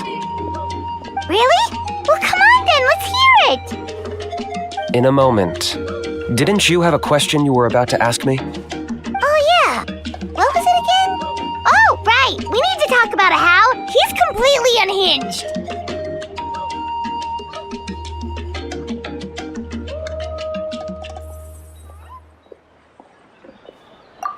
I agree that he has a problem. He needs disciplining, so I hired him a teacher. You got him a teacher? Oh, Paimon would love to see him get scolded for bad behavior. Anyway, moving on. When we ran into a How, he said you two were investigating some abyss thing together. Is that related to the whole Mountain King situation? Yes, that's the angle I've been working on. I'm a Saurian hunter, but I occasionally hunt the abyss too. One time I was pursuing some purple demonic dogs when I accidentally entered a hidden space. I did some research after the fact. Apparently they're known as beastly rifts, and there are many of them of all different sizes. That's where those purple dogs were coming from. So, if we can locate one of these beastly rifts, clear the monsters out, and move the Mountain King inside, he'd be able to continue living, but without posing a threat to the tribe. Whoa, that sounds kinda crazy. Would it really work? It's not without its risks, of course. There's a lot of unknowns in the equation. For instance, for all we know, a prolonged period inside the rift could make the Mountain King's condition worse. Still, we desperately need something like this, even just as a temporary measure. You've seen the conflict the issue is causing in our tribe for yourselves, and believe me, it's been a long time coming. The chief is adamant about keeping the Mountain King alive, whatever happens. Paimon can understand. It's less about the Mountain King and more about preserving your culture and heritage. Yes, but on the flip side, you've got people like Elder Trinidad, who is more concerned about protecting the people he cares about now and into the future. And he has every right to take that view. It's one thing to try and preserve the last remnants of a glorious past, but making your kin pay the price for it? No one can seriously tell them that's a fair trade. You're right. There's no easy answers here. Let's leave that to one side for a moment and assume we go with your plan. How do you actually intend to find one of these beastly rifts? Because at least in our experience, the dogs open the rifts when they want to attack us, not the other way around. I think I know a way.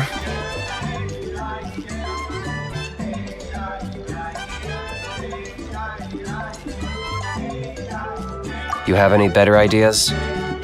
Not at the moment, but it just feels like using the power of the Abyss for our own ends isn't gonna end well. After all, the Abyss is what turned the Mountain King into a monster in the first place. People are gonna think you've lost your marbles. If it doesn't end well, then that's the price we pay. Everything in the world comes at a price. Even when Yupanqui, the Firebringer, stole the Turnfire, it cost him dearly. The Mountain King's erratic outbursts have brought tensions within the tribe to a boiling point. Unless this gets resolved quickly, everyone will be stuck in a stalemate. Alright, so what's this deal you wanted to make with us? We're hardly experts on exploiting abyssal power. All I need you to do is keep people away from me. I'm getting harassed on a daily basis by people trying to convince me to be the flame bearer.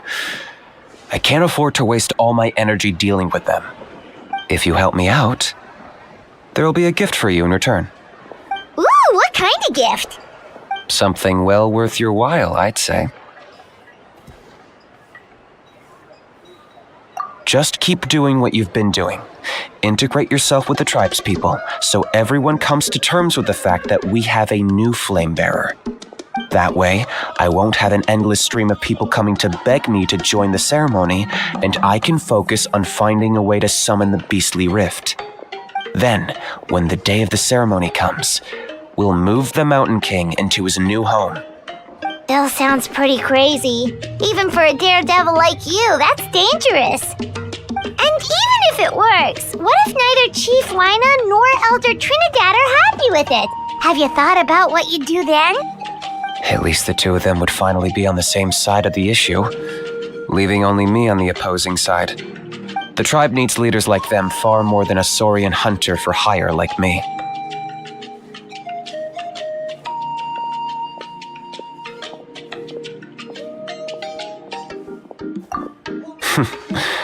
Can I take that to mean that we have a deal?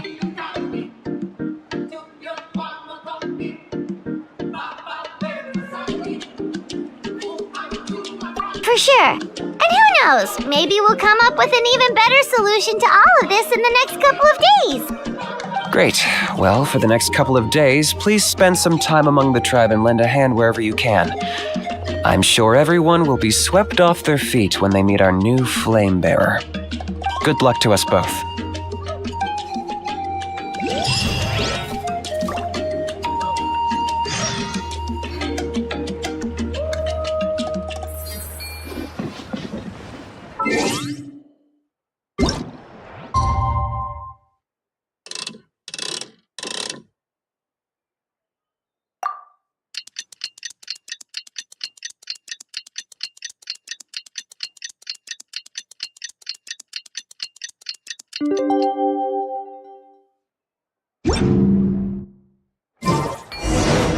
Okay, task for the day.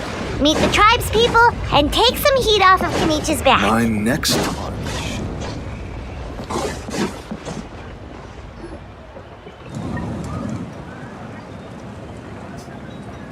Hoonie, how can you call the Mountain King a monster? Because he hurt a lot of people, and look what happened to Nana. But it wasn't on purpose. The Mountain King is sick, that's all. He's been hurt by the abyss. That's true, but the fact remains that he's now a threat to all of us. How can you be so harsh to someone who's sick? If you don't take back what you just said, I don't know if we can carry on being friends. Toba, Huni, what's wrong? Huni's saying nasty things about the Mountain King. It's not right. He's our hero. Once upon a time, maybe, but not anymore.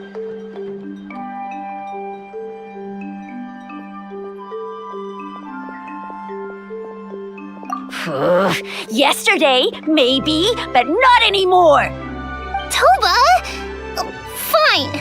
I guess my dad is right. Things change, and you just have to accept it and move forward. As of today, our friendship is over. There's no going back. Oh, come on, cut it out, you two. We have some great news to tell you. The Traveler is gonna be the flame bearer for the next Turnfire night. He's gonna do a beautiful ceremony and cure the Mountain King's illness for good. What? Really? So that's what my dad wanted to talk to you about? To be fair, from what we saw the other day, you are pretty good at climbing cliffs. Probably just as good as Kenich. Wait, speaking of Kenich, where even is that guy? Oh yeah, good question. Is he not coming to the ceremony anymore? We can get him to come, but if he catches you two fighting again, he won't be happy. He'll be sure to give you both a piece of his mind. No, we can't let that happen. I've never even spoken to him before. I can't afford to make such a bad first impression. I didn't mean to argue with Toba. All I said was that the Mountain King has done some pretty bad things. He was the one who turned it into a fight.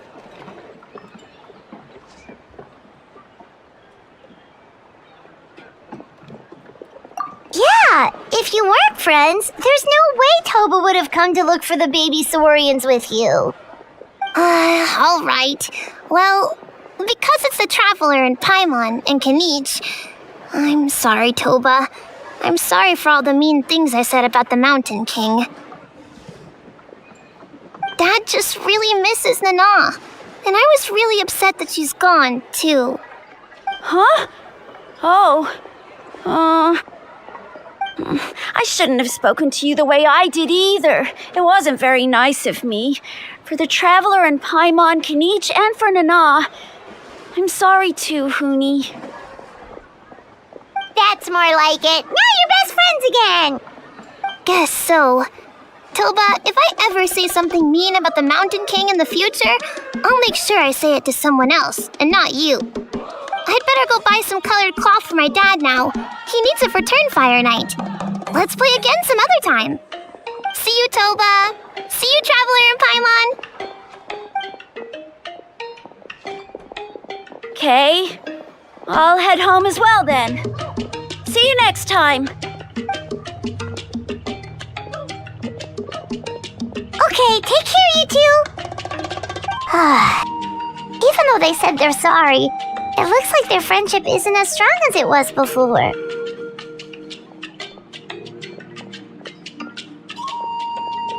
Let's just hope we can solve this once and for all. Come on, let's move on.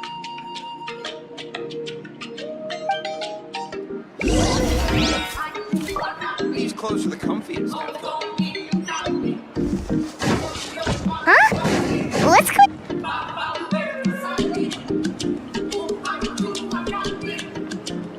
Hey there! What's happening here? A rehearsal for the Turnfire Night dance. Ooh, there's a dance involved? Paimon wants to learn too! You don't know it? I guess you're not from these parts, huh? It's rare to see a new face around the tribe these days. I thought everyone would be keeping away. Why do you say that? Because of the Turnfire Night, of course. The Mountain King could wake up at any time. That's why we're holding an emergency ceremony. This isn't one of those fun and games festivals. For outsiders, it might even be a little dangerous. Well, did you know that the Flame Bearer this time is actually gonna be an outsider? Oh, I did hear about that. It's a first for sure. I would have loved to meet them in person.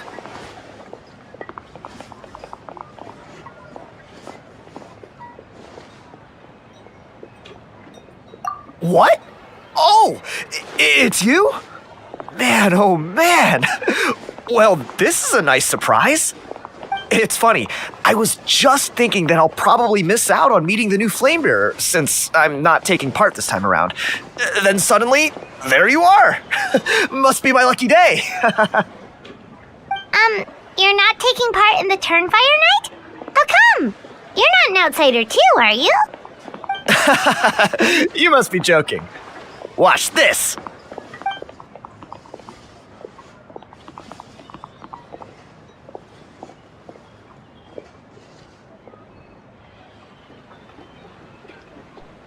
Not bad, right? Yeah, I'm considered one of the better looking guys who dances beneath the pillars of the sacred flame. Been doing it a few years. Always gets the ladies out to watch. Oh, very impressive. So why'd you quit? Well, I feel like the whole Mountain King situation is getting more and more precarious. It's just not safe here anymore. One of our elders' Saurian companions even lost her life not long ago. The question is, what are we going to do about this in the long term? But our leaders don't have any answers for us. They're probably too busy fighting about it amongst themselves. The way things are going, it's only a matter of time before it gets violent. So I figured, you know what? Now's as good a time as any to get away for a little while. Go do some exploring. You look a little disappointed. Disappointed? Nah, it's a great opportunity to go see the world. As every male scion of the canopy knows, wherever you are and wherever you go, the only way is forwards. We take pride in that. I won't forget my roots.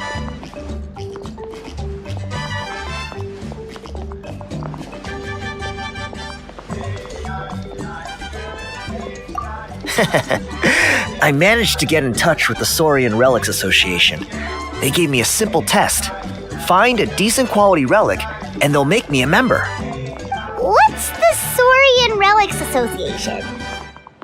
You've never heard of it?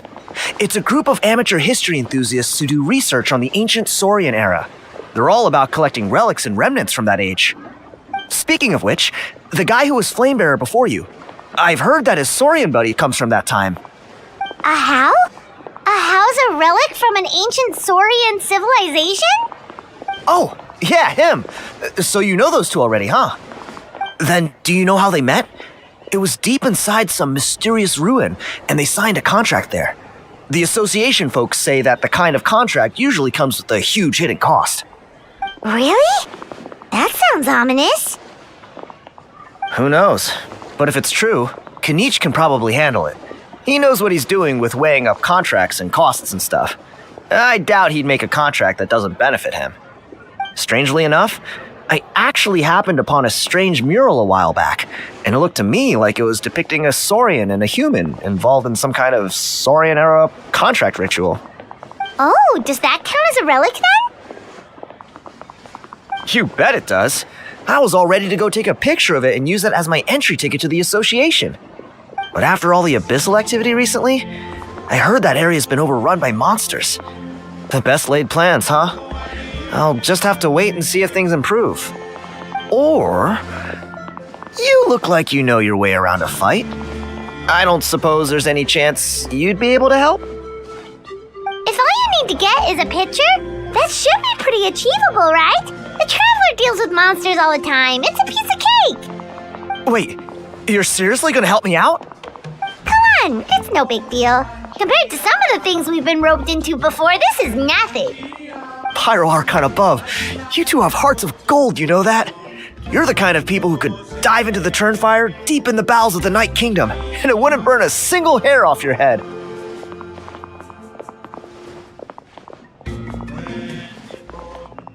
Of course it is. All right, come with me. I'll show you the way.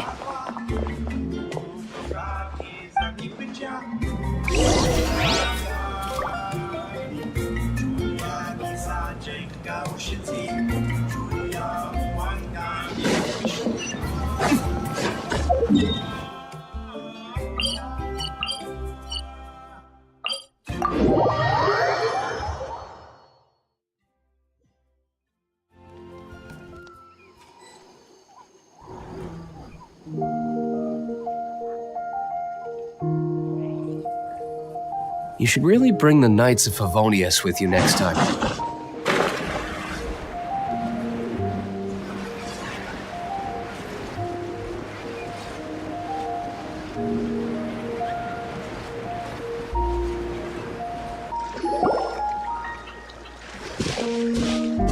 There it is. It's inside these ruins. As you can see, the place is crawling with monsters. Alrighty then.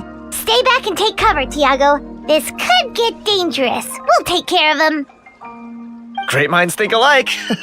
I'm not about to cramp your style.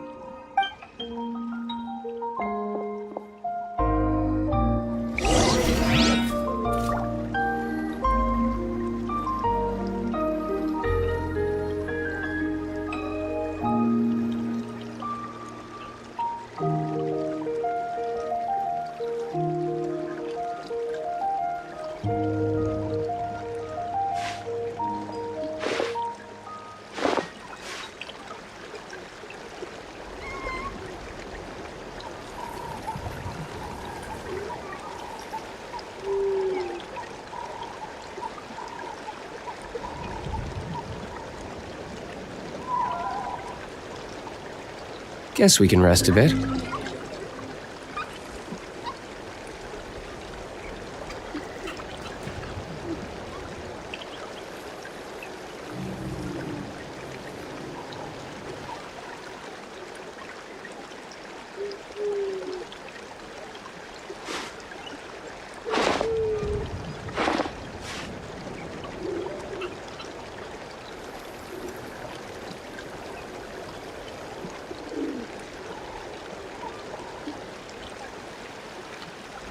I still have a lot to do with the guild. How about you take a rest while I go back?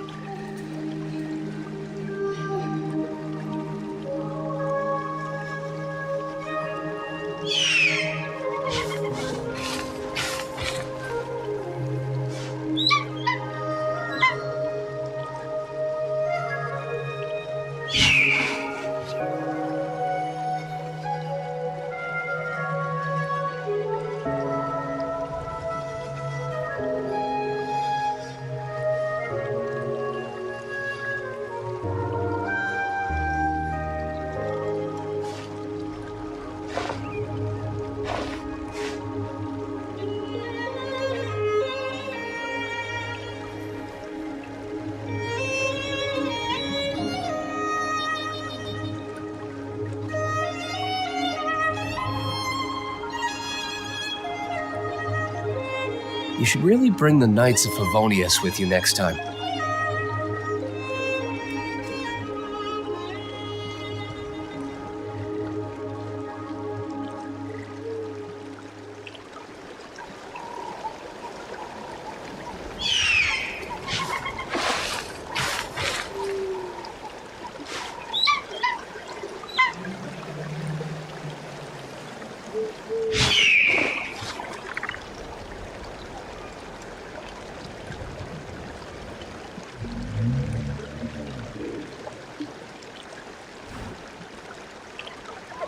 I still have a lot to do at the guild. How about you take a rest while I go back?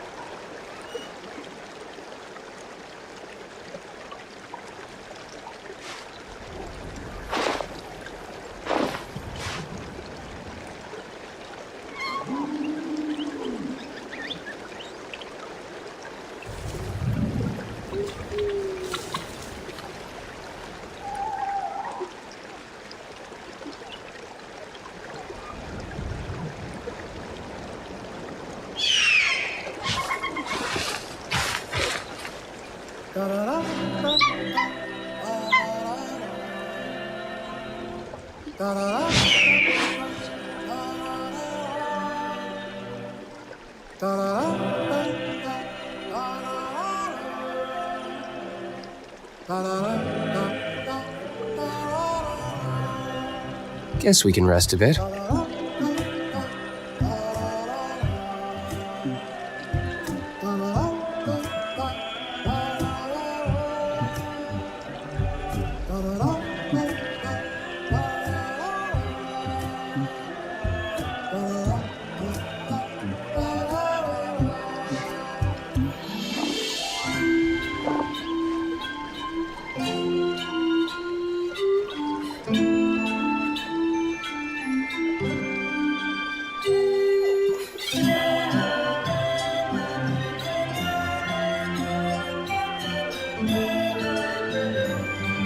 I still have a lot to do at the guild.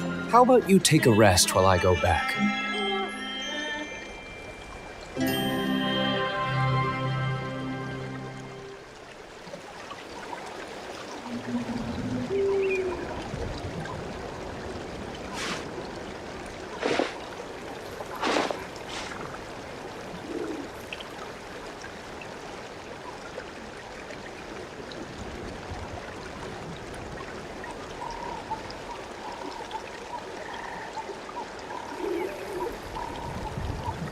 Guess we can rest a bit.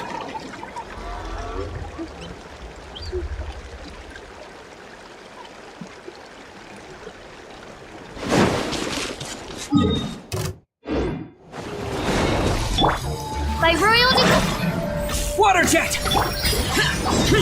Disappear! Worthless! Worthless! Here!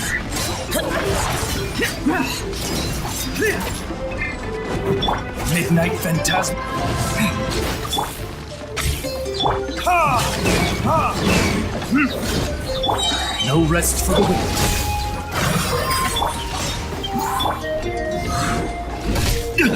You will pay for that.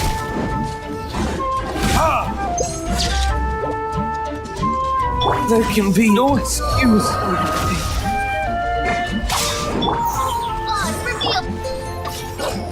Water jet!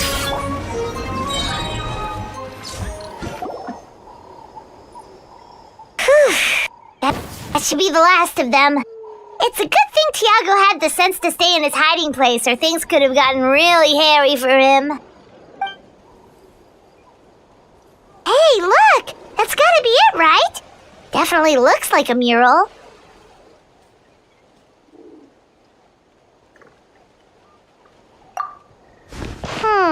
True. Now that you mention it, most ancient murals take up a whole huge wall. This looks more like someone with a paintbrush got bored and started doodling.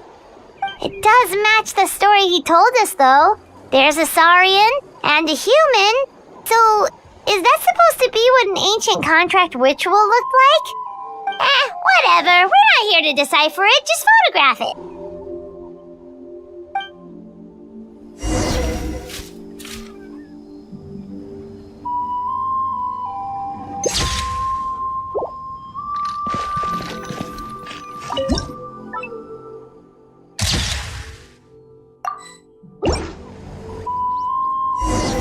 That's a wrap! Let's take it back to Tiago!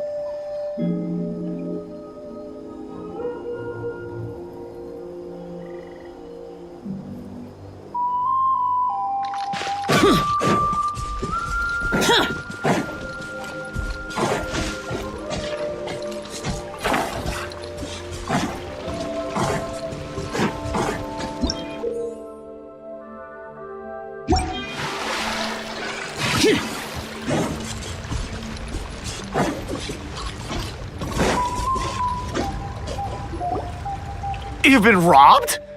Oh, Ponche. And I thought my luck was bad. I put blood, sweat, and tears into that, and now I've got nothing to show for it. Some gap-toothed goon stole it from me.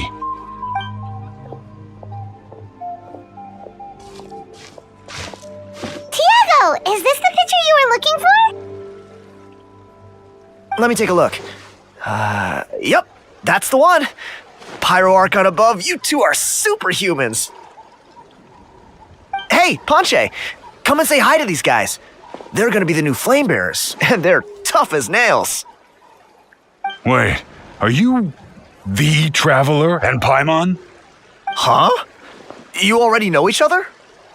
I don't think so. My nephew Toba's been telling everyone about you. He says you're crazy strong, super friendly, that you helped him out, and that you're gonna be our flame bearers this Turnfire night. Oh, so you're Toba's uncle. Great to meet you, sir.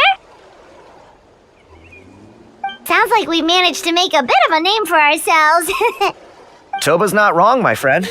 These two are honestly some of the nicest, most genuine people I've ever met. Everyone speaks incredibly highly of them. Seriously, if you're comfortable telling them about what happened, I guarantee you they'll sort it out in no time. Really? All I want is to get the fruits of my labor back. Allow me to explain. Ponche is a well-known scholar within our tribe, author of the widely acclaimed book Yupanqui's Turnfire. Unfortunately, the book was stolen by a treasure hoarder a few hours ago. I spent years of my life researching that book. I visited every last ruin, interviewed every descendant of every hero in our history. On the word Malipo alone, I covered at least 5 different interpretations of the meaning based on accounts from different villages. It was an unparalleled masterpiece. And now it's all gone. That little goon ambushed me during— That book was everything to him. It's like they robbed him of his soul when they took it. Look at him. Lost and listless. He's a shell of the man he was. Dear honored guests of our clan, I am but a helpless old student. If only for Toba and Tiago's sake, please help me, I beg of you.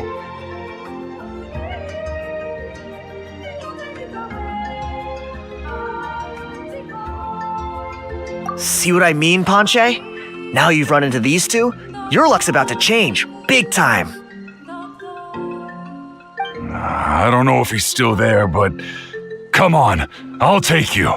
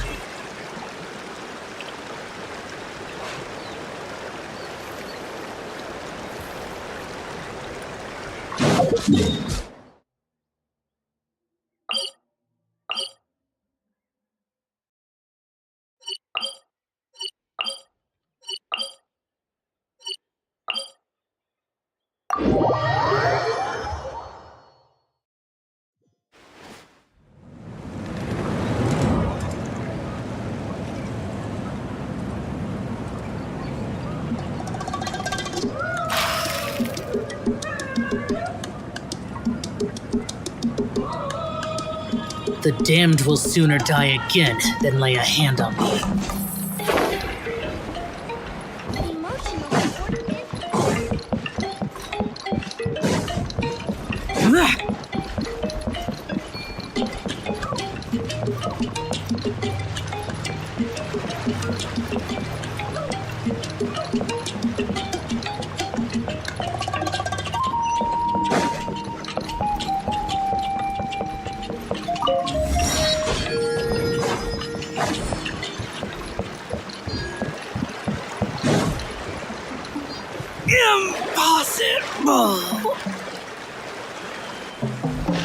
Hey!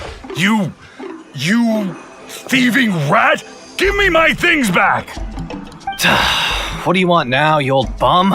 God, you're a waste of space. Prepare to get shoved butt first into a tree hollow.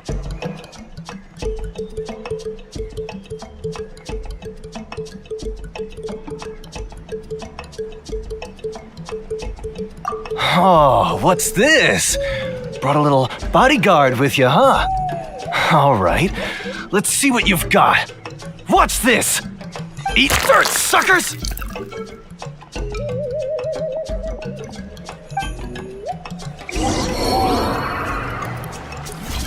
he's trying to get away! You good? Let's chase him down.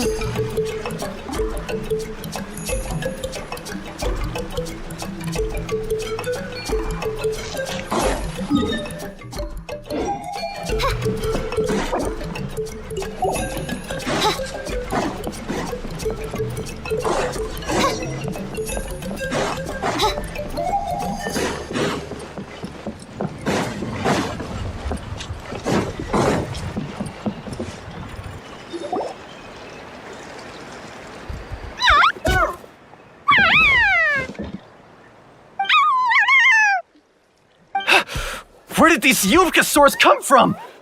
Get away from me, you monsters!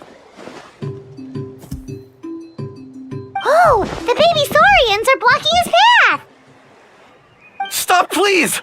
By all the warriors, heroes, gods, and kings, I can't run any longer! Please, I don't have your stuff anymore. Have mercy! Oh yeah? Well, where is it then? I threw it away! You threw it away? The old bum's bag didn't have a single mora in it.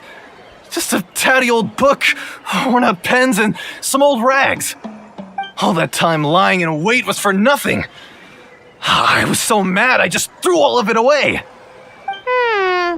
that really the truth? Okay then, where did you throw it away? The same place you found me. Look, I swear on the Pyro Archon it's the truth. May all my worldly possessions be turned to ash by Turnfire if I'm lying. Okay, that's a pretty strong oath. What do we do now? It sounds like he's telling the truth.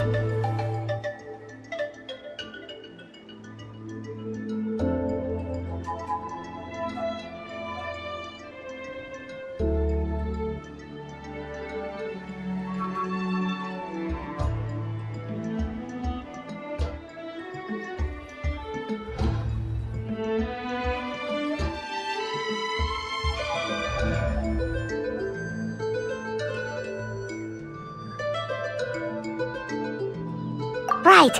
Let's hope nobody gets to the book before we do. We'll never get it back then.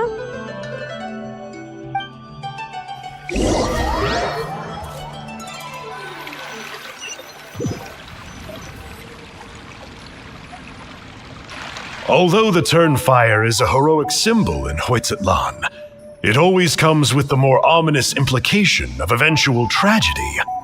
This holds true for all bearers of this ancient name in recorded history. Each one of them died of non-natural causes, as if the specter of the Turnfire was always lurking in the background. This appears to suggest the existence of some higher power that is always watching the name-bearer, examining their actions, and eventually demanding payment in return.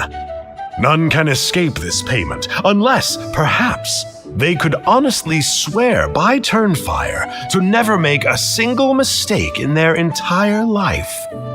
Yuponki's Turnfire. What an incredible work on ancient name philology. I can't believe it was just lying there for me to take. Let me see, the author is Ponche. Nice. A gentleman and a scholar. Silence, Book Muncher. The great Kahula will suffer your droning voice no longer. Do you truly find no joy at all in perusing such rich historical records? Joy? What joy is there in this pointless drivel? Well, it makes a pretty shocking prediction. Every bearer of the ancient name Malipo eventually meets a grisly end. Maybe that's the price you pay for the name that means price? What? You're saying Kenichi will die a violent death? So I'll finally get to take over his body? When will that glorious day arrive? The great Gahula demands to know! Wow, you are just irredeemable, aren't you? An agent of chaos down to the core. You make us Abyss Order folks look like saints in comparison. Silence, maggot! To presume that anyone compares your kind with the great Gahula is sheer vanity. And if that day ever comes, oh, your doom will soon follow. You don't need to lecture me about doomsday. Here's what I know, based on countless historical texts. All civilizations will be reduced to rubble by the passage of time. From ancient kingdoms to heavenly thrones to worlds beyond, there are no exceptions. But from the ruins of every civilization, the dust will rise and never settle, thus transcending the confines of time. That dust is what we call a civilization's spirit. And you, great Gahula, are one such speck of dust from a bygone age. I've paid dearly for the chance to observe you up close. Now, let me take a good look at you. We'll see whether any memories of that age still remain inside you.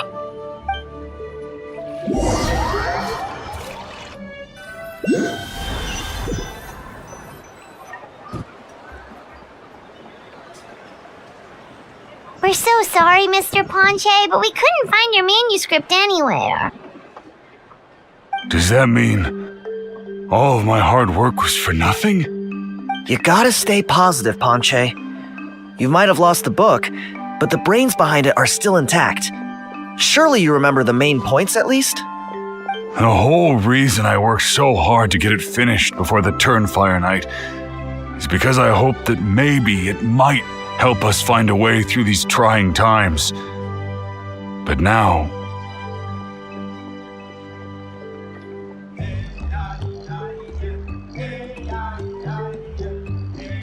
well, not exactly. But I thought my research might at least be a starting point. Oh, really? So what did you find out in your research? I think the key to all of this lies in the power of Malipo. Ponche, you know as well as anyone that ancient names don't hold any real power. Symbolic power doesn't count. You're right, but Malipo may be a special case. Given that it first arose in the era of the first Pyro Archon, it might contain remnants of Shibalanke's power. Yeah, I remember that story. My grandpa told it to me when I was a little kid. Maybe you're the special case. Most kids stop believing in that stuff by your age. I'm not talking about childhood superstitions here. There is evidence. Like what? Like the fact that the Mountain King is still alive. Everyone attributes that to the power of the Abyss. But there's more to it than that. The key factor is that Burkina summoned the power of Malipo at the cost of his own life. If you don't believe me, then answer me this. How many other creatures can you think of who lived longer, not shorter, after being contaminated by the Abyss? Traveler, different situation but similar idea. Doesn't this remind you of the hilly... So, I came to the conclusion that Malipo must refer to some mysterious ritual involving a tit-for-tat exchange. It began with the first Pyro Archon, fell with the Grand Alliance, then was buried in the Night Kingdom. And now, it awaits the call of its new bearer.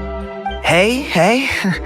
Sorry to interrupt, Ponche, but you seem to be getting a little overexcited. I'm sorry. I was originally planning on presenting my findings to Kenichi. I'd hoped he would be attending the upcoming ceremony. Sounds to me like you dreamed up one fanciful theory to support another. Kanichi, what are you doing here? I more or less finished what I was doing, so I came to have a quick catch-up. Now a good time? Kanich! I'm onto something. I haven't worked out all the details, but you have to attend the Turnfire Night.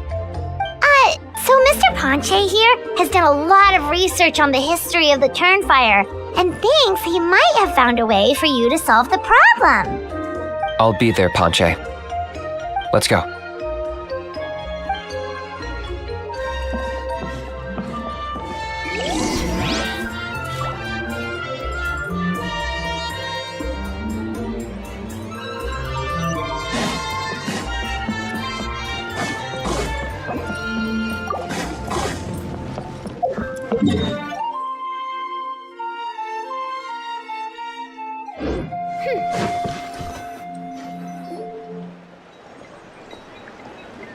Here will do.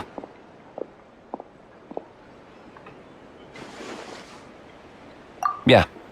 I'd like your help giving it a trial run tomorrow. If that works, we have our planned come Turnfire night. Sounds like you're not considering Ponche's idea. You heard him. He hasn't worked out the details yet. We need a more practical solution with concrete steps to follow. Yet?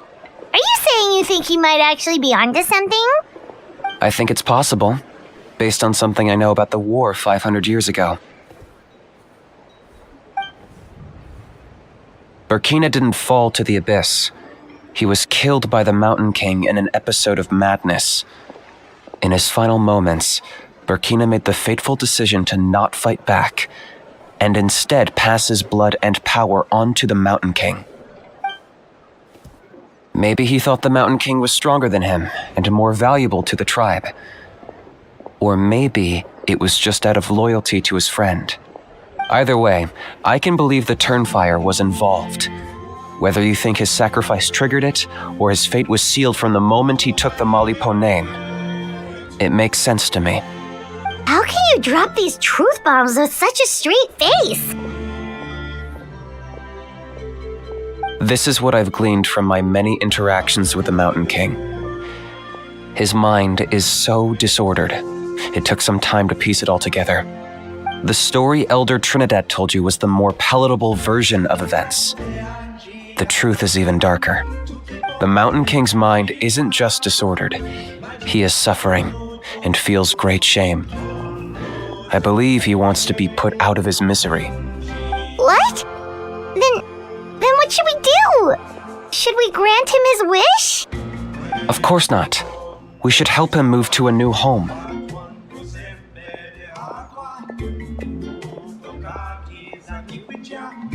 It's the only practical solution.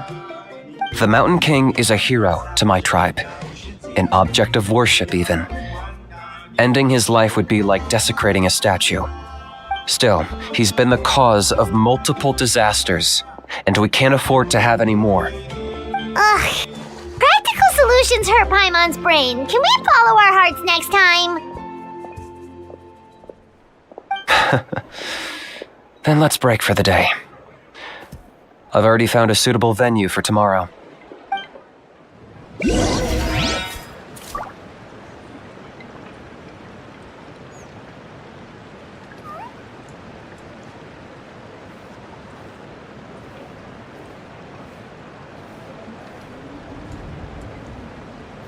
My next target. I created another universe and founded paradise. For I, Fischl, am the Prinzessin der Verirrten.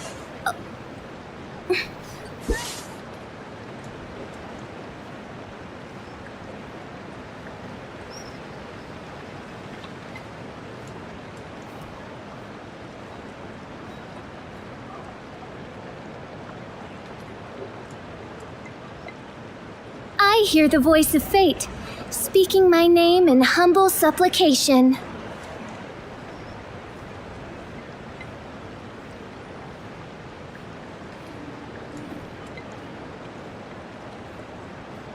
I created another universe and founded paradise. For I, Fischl, am the Prinzessin der Verirrten.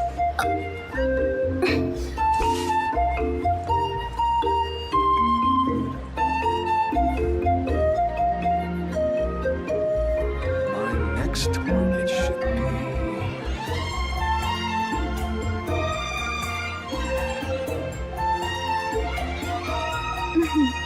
May the glory of the princess bring.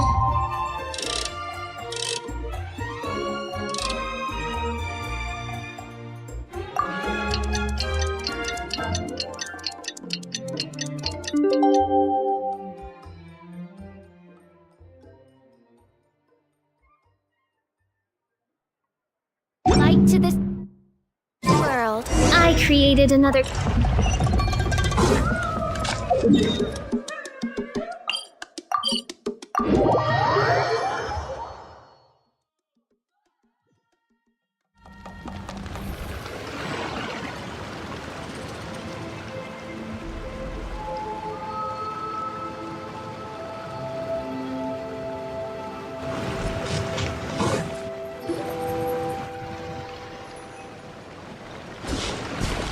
You're here.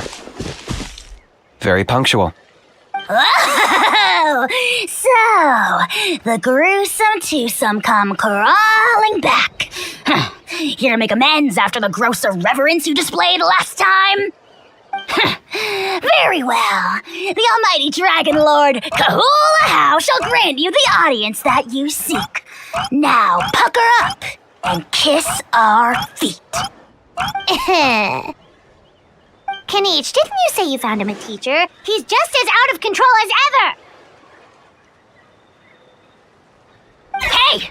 No one gets to discipline the almighty Dragon Lord Kahula How! No one!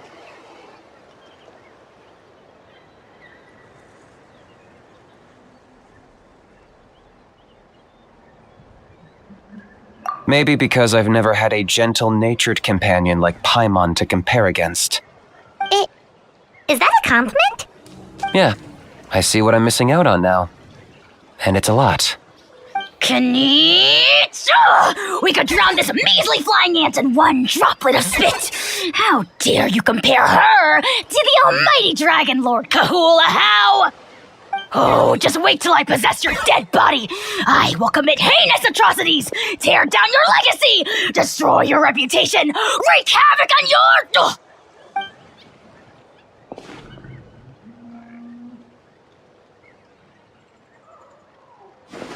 Traveler, Paimon, let's get down to business. Once we've opened the beastly rift, you're welcome to toss a How in there for a couple of days. With pleasure. You don't need to ask twice. I got my hands on this device in a trade. It's meant as bait, but it'll also stabilize the abyssal energy. The Rift Hounds will tear through space to get to this. Once they're here, we take them out and claim the rift for ourselves.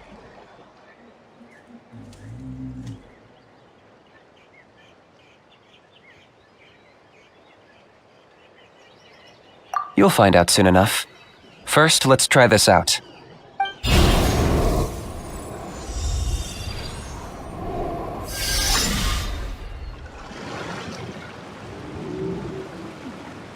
They'll tear you to pieces given half the chance, so be careful.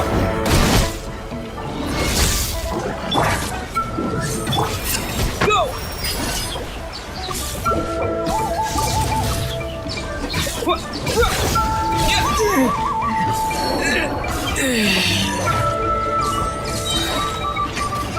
Let night fall! I got him cornered.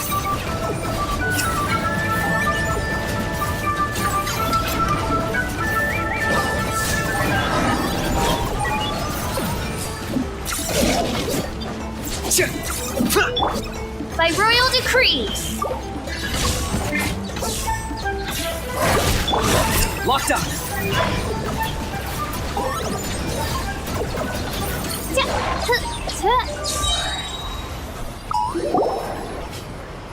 Uh-oh. Are there even bigger ones on the way? You see, Kanich? I'm a man of my word. In fact, I'd say I under-promised and over-delivered. Nifty little gizmo, isn't it? I take it this is your true form? Now that our deal is complete, it's time to start the next phase of our relationship. I made a promise to the great Kahula How, and now I'm here to seize your body for his use. Cliché, I know. The hero's trusted partner sells him out to the abyss in a shocking act of betrayal. Cue bad guy speech and drawn-out death sequence. Huh? Angel? Huh? What are you two doing here? Oh, Mr. Kinich, this is not what we agreed on. Traveler, this is the gift I got you. I know you're looking for intel on the Abyss Order, so I thought he might be of use to you. But it looks like you've already met.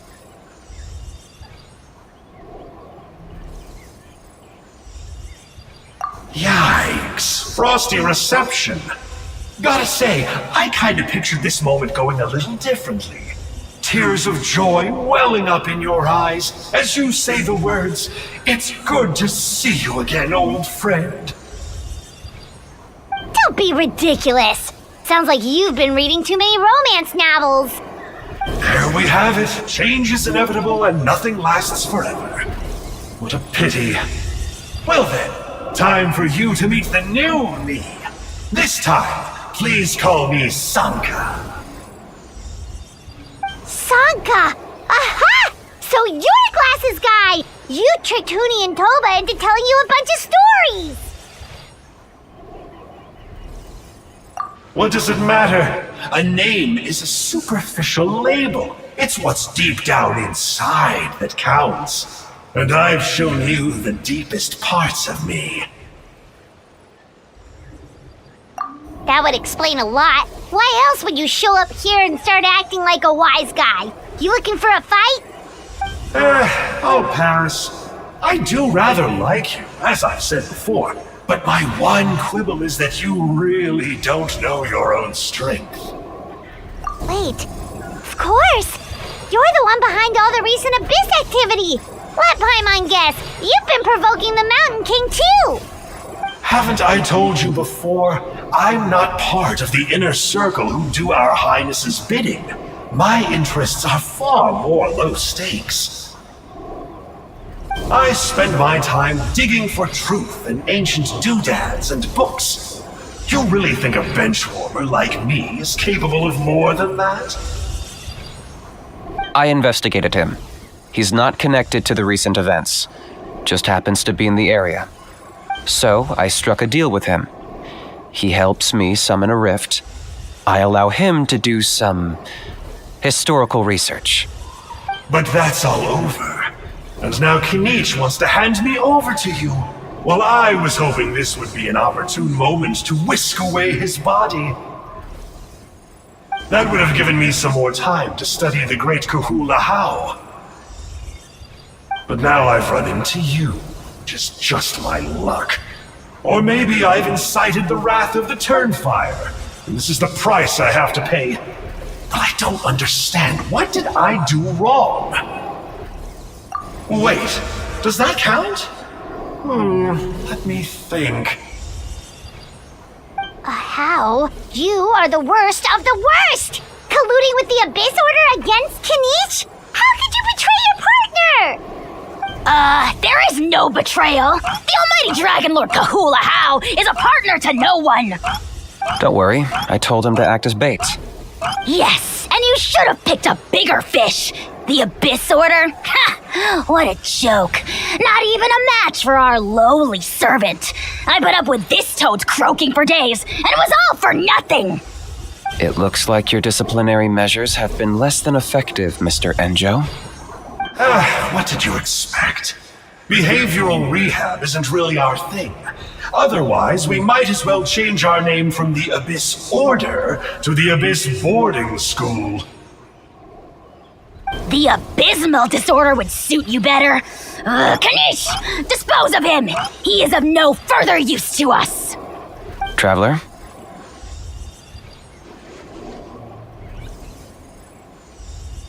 You see, this is why I like you. Still, you shouldn't underestimate me just because I'm a lowly clerk. I could never beat you in a straight-up fight, but when it comes to running away, I won't lose to anyone. Do me a favor and remember how fast I disappear. Maybe then you'll show me a little respect next time. Darn! He got away again! Couldn't you have stopped him? It's alright. He's not worth our time and energy. Besides, it seems like he's in debt to a lot of people. I'm sure they'll keep him busy. If you say so.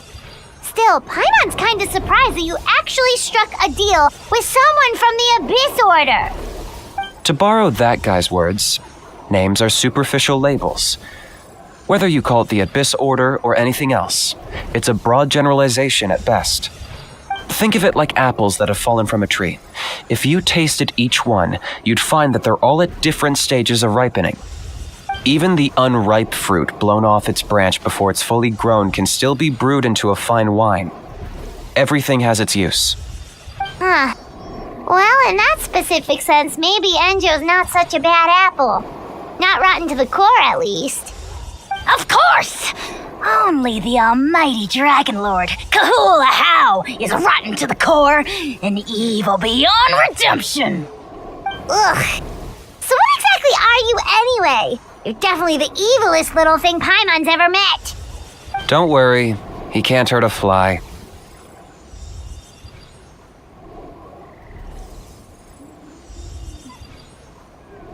You could say that. Paimon heard that those kinds of contracts might come with a terrible cost attached. Is that true? Such as a How watching me like a ravenous vulture? Vulture! Vulture! We are the Dragon Supreme, sovereign ruler of the Nation of Flame. Let's pick this up another time. It's getting kinda late. You should go back and get some rest. Big day ahead. Tomorrow's Turnfire Night. Time to light the sacred flame and burn away the filth for a legendary 500-year-old warrior. Oh yeah, hearing you lay it out like that is making Paimon a little nervous. For all the work we've put in, it all comes down to tomorrow night. We have to make sure we solve this problem once and for all. Then it can't hurt to say this one more time. Good luck to us both.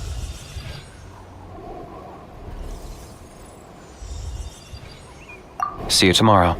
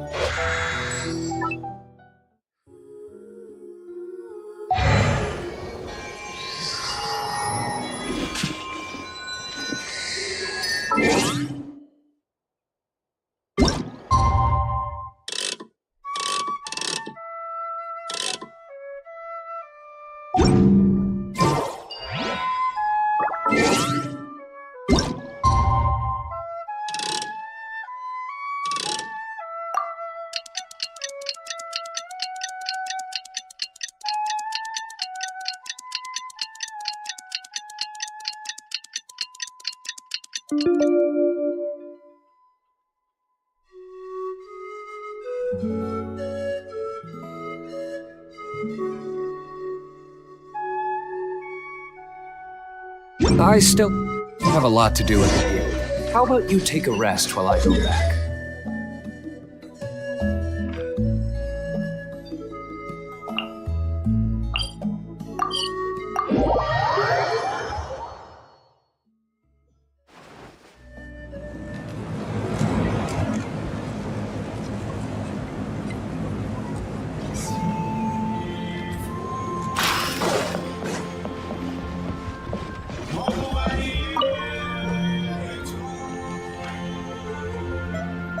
At long last, you're back. I hear you've done much for our people these last few days. Everyone has nothing but praise for you. Many young people have heard the rumors too. They're all eager to meet our new flame bearer. Well, they won't have to wait for long. It's almost time for the ceremony. We really hope we can resolve the Mountain King situation quickly and smoothly. Seems like a lot of people have been worrying about it, huh? Well, it's nearly time. So, if you're ready, then follow me to the ceremony site.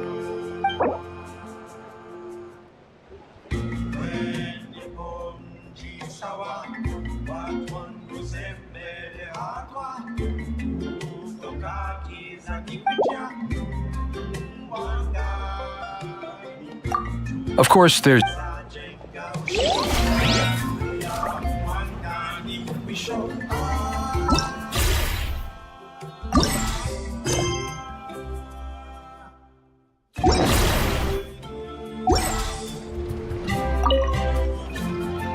Are you ready? Off we go!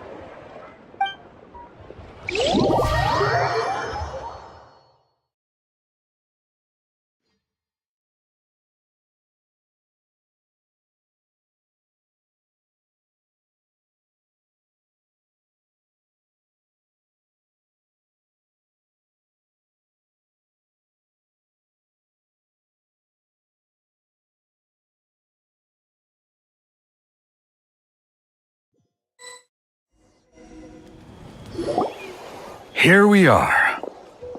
Our honored guests have arrived. I have heard much about your fine work over the past few days. I hope you'll allow us to thank you properly after tonight's ceremony. Don't worry about it. Getting this huge venue ready must have been a huge task. No need to make extra work for yourselves on our account. Oh, if it means getting the Mountain King issue resolved, no cost is too great to bear. A resolution will come in due course, but every great fire starts as a tiny spark. We must take it one step at a time. No one would disagree with you if that were possible, Chief, but it's been far too long since we've seen a real step forward. Look around you. Can't you see how our numbers have dwindled since the last Turnfire night? The ceremony was arranged on short notice. Many are away from home and could not make it back in time. That may be so, but still. Good evening, Traveler in Paimon. Kanichi! Not a moment too soon. Chief Wayna, Elder Trinidad, could you give us a minute? I'd like to give the Traveler a few pointers as the previous flame bearer. Very well, but make it quick. Let me know when you're done and we will begin the ceremony. Let's step to the side. Has anyone gone over the key steps of the ceremony with you yet? Yeah, Elder Trinidad did, but, Paimon seems to have forgotten them. What a surprise! The flying ant has an ant-sized brain. If you don't want your tongue to be burned off by the sacred flame tonight, I suggest you stay quiet. See those sacred flame pillars? Once you've lit the fire, go light each one up in turn. Once that's done, head down into the cave where the Mountain King slumbers, light the braziers along the way, then bring the flame to the final altar. Then the ceremony is complete. That sounds simple enough. The process isn't complicated, but remember, you mustn't turn back at any point. If you miss a pillar, you can't light the next one, then come back to it. You have to keep moving forward, or it's seen as disrespecting our ancestors. If that happens, you won't receive the blessing of the Turnfire, and you'll have to start over. I made you a diagram that summarizes the steps. Take a look.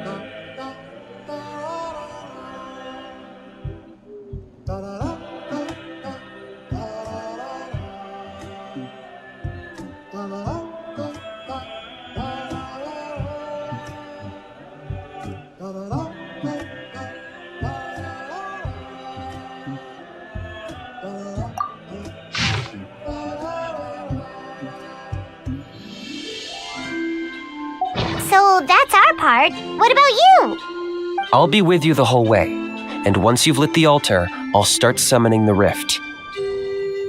You can leave that side of things to me. Just focus on your part. Okay, we'll try to remember all that and get it right the first time.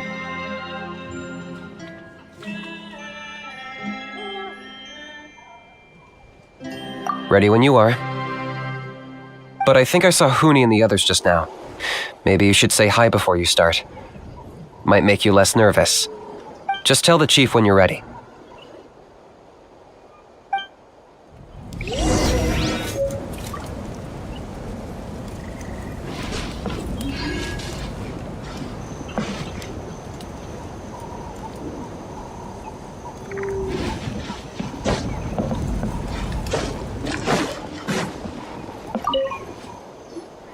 How are you doing? Is all in order?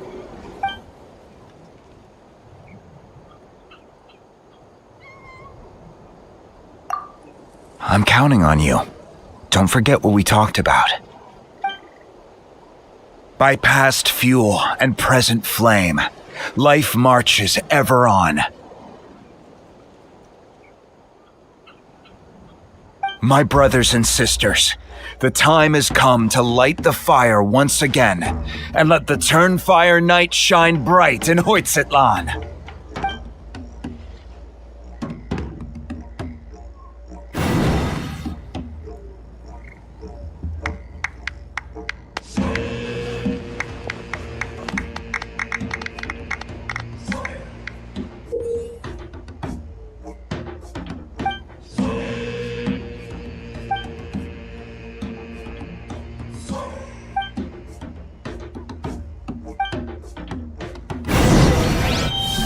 Go get the sacred flame.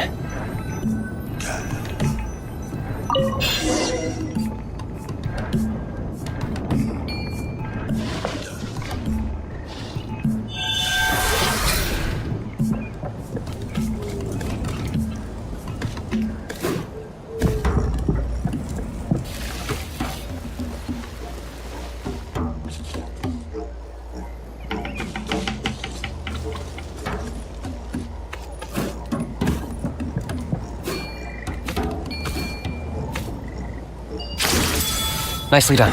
Off to a good start.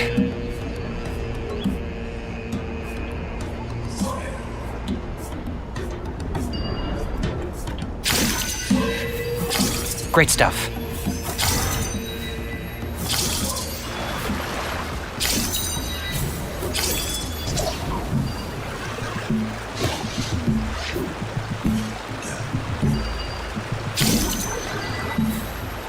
That's not gonna work. You have to do them in order, and there's no going back.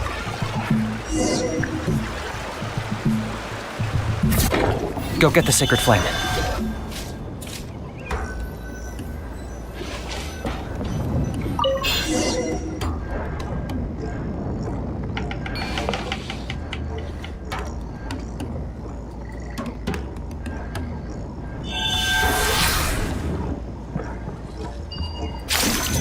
Nicely done. Off to a good start. Great stuff.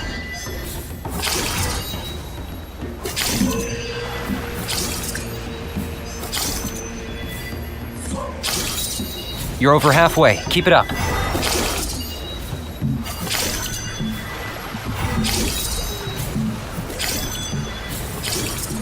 Impressive. Just one more to go. Come on, one last push. The final sacred flame pillar is up ahead.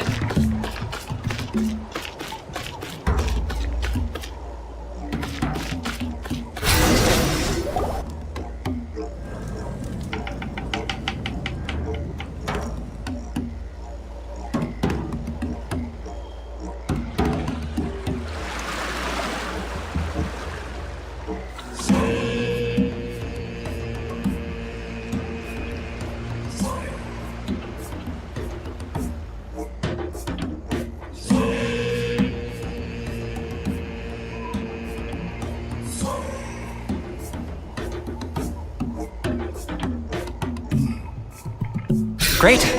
All the pillars are alight. Next, it's down into the canyon and head for the Mountain King's cave.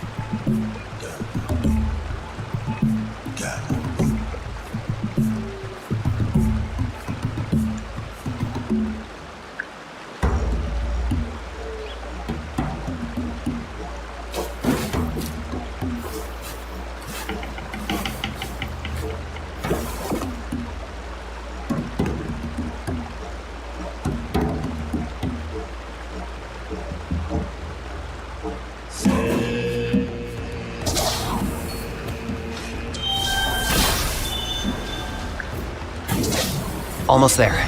The cave is just up ahead.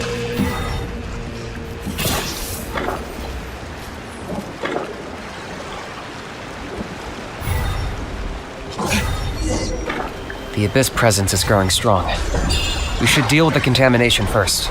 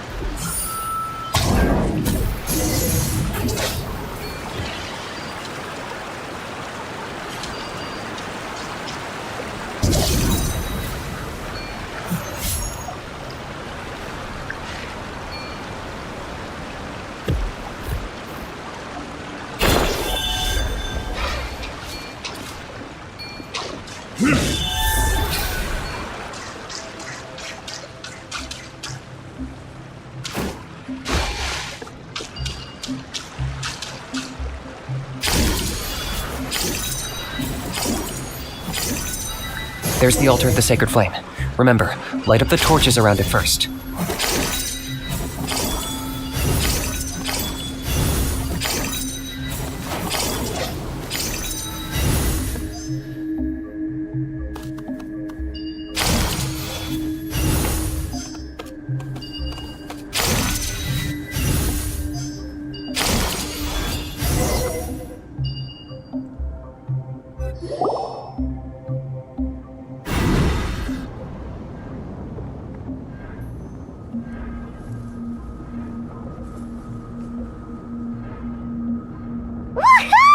We've lit up the final altar!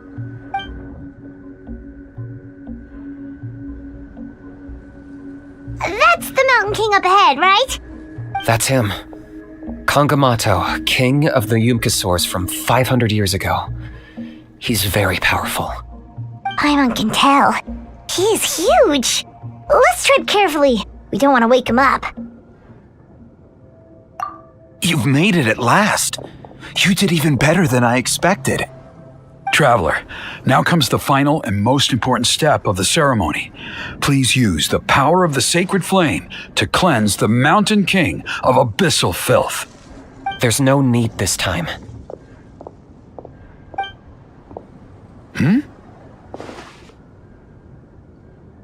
Such strong abyssal power. What is that thing? Kinich, what is the meaning of this?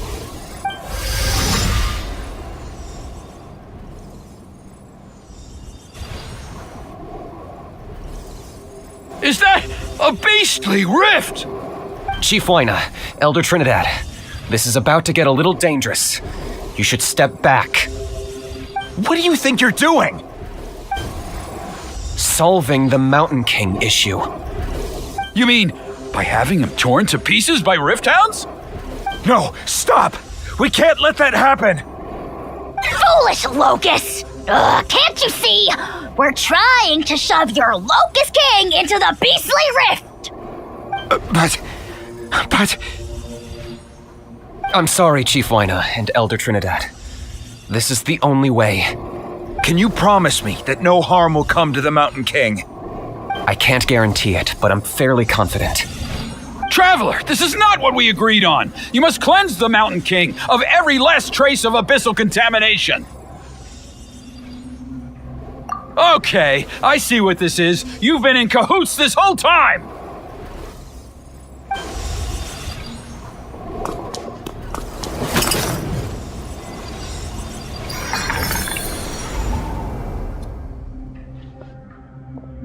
You imbecile! What have you done? Oh no! The device is destroyed! You forced my hand. I had no choice. Elder Trinidad! What are you doing?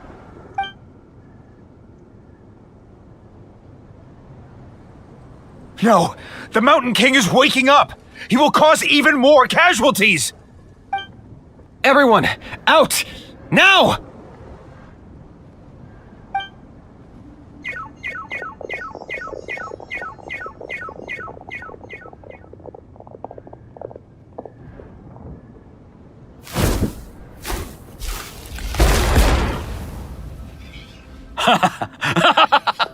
Oh, it seems there is only one way to awaken you all from your willful blindness. More sacrifices must be made.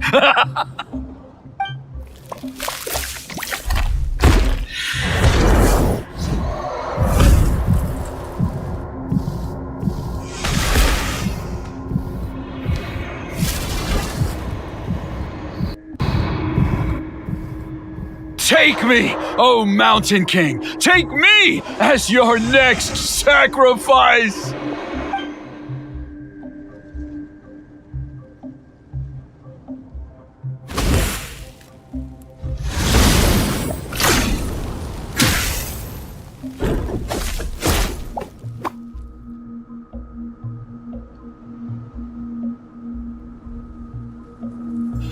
Everyone's still outside. We have to keep the Mountain King here. Give me a hand.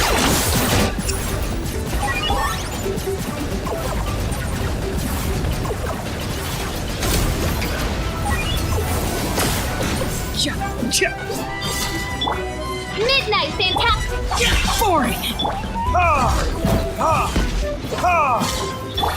Watch out for the fruits he's spitting out. I can use those against him.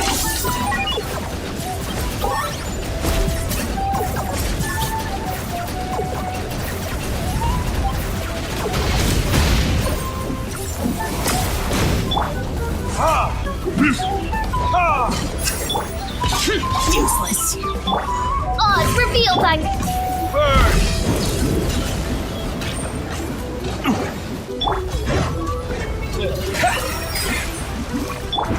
I got him cornered.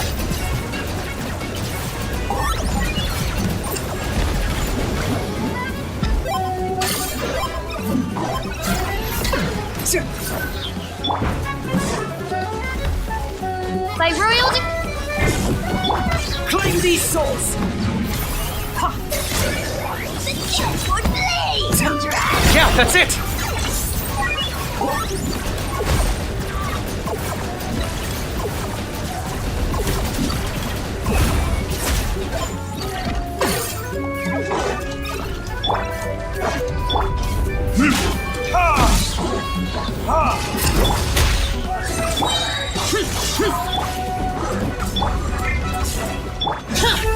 Evil conquering! Get out of my way!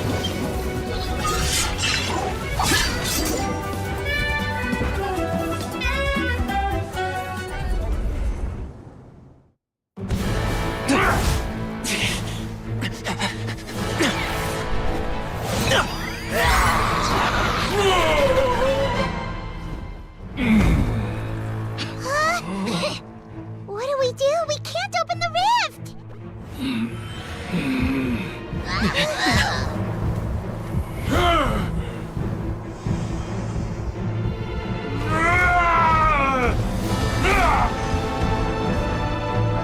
Kill me! Put an end! Points at launch! Shame!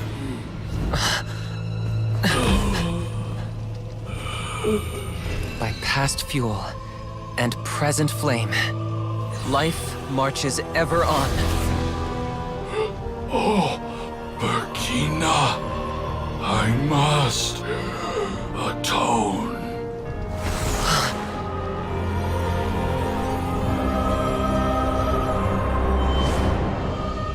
Patience. We will answer to the fire for all our deeds. Even if one day I fall behind, never look back. Keep moving forward, as we are now.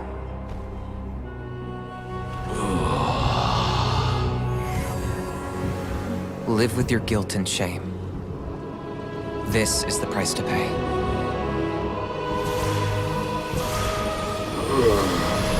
Heir to the Turnfire, please use my ruined vessel to train the heroes of the future.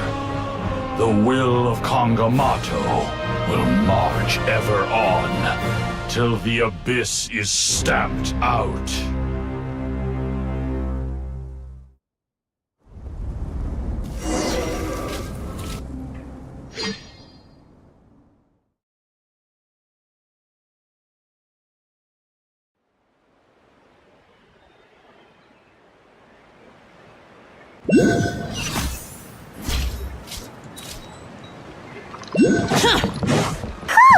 Pretty eventful day yesterday, huh? Traveler, you've come at just the right time. I have some good news for you. Trinidad's condition is stabilized. He suffered burns on much of his body, but we believe he'll survive. Guess that's the best news we could hope for. Paimon has to ask, is everyone in your tribe such a risk-taker? First Kinich, then Elder Trinidad?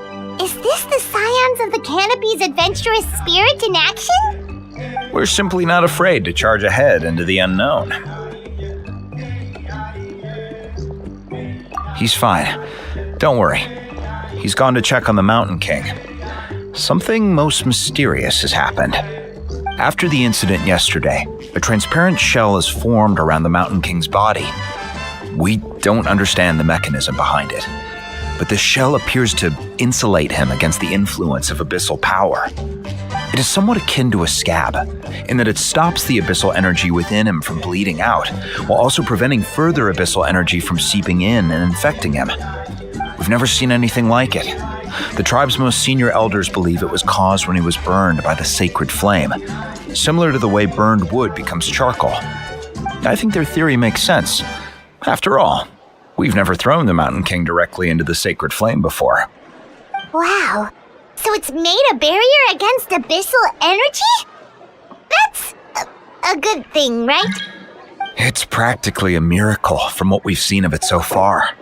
It means that the Mountain King's level of abyssal energy is now stable. No longer will we need to perform an annual cleansing ceremony. Wow, that's amazing!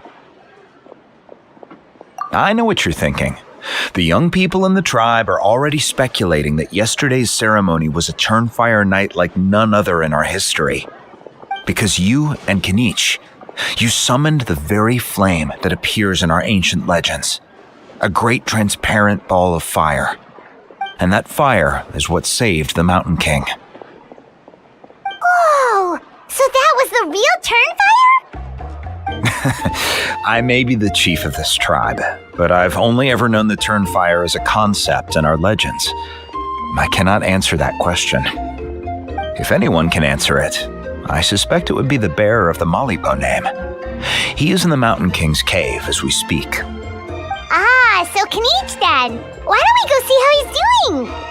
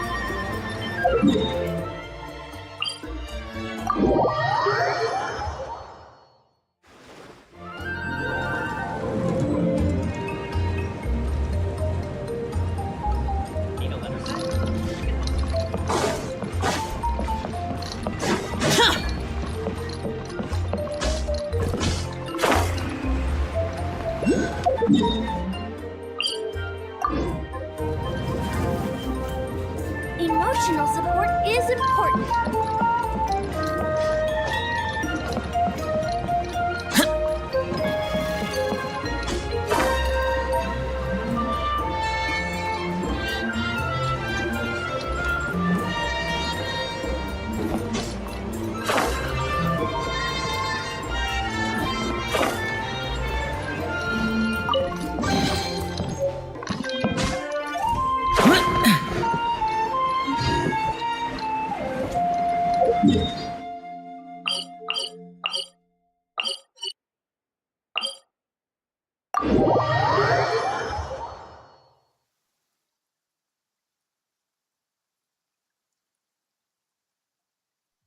Demons do not stop for the... Move.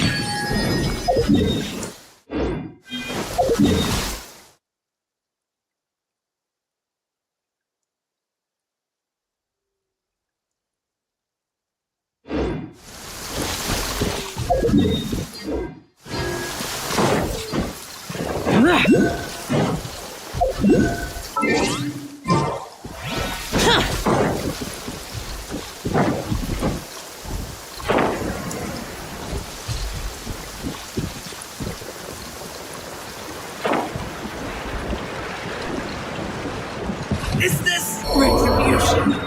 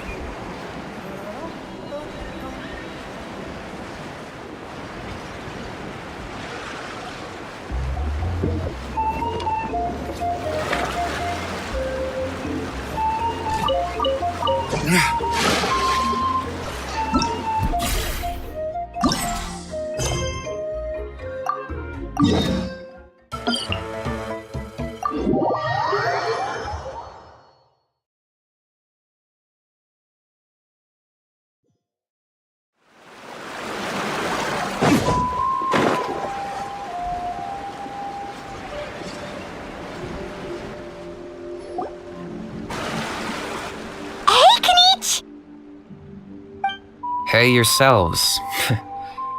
You two doing okay after yesterday?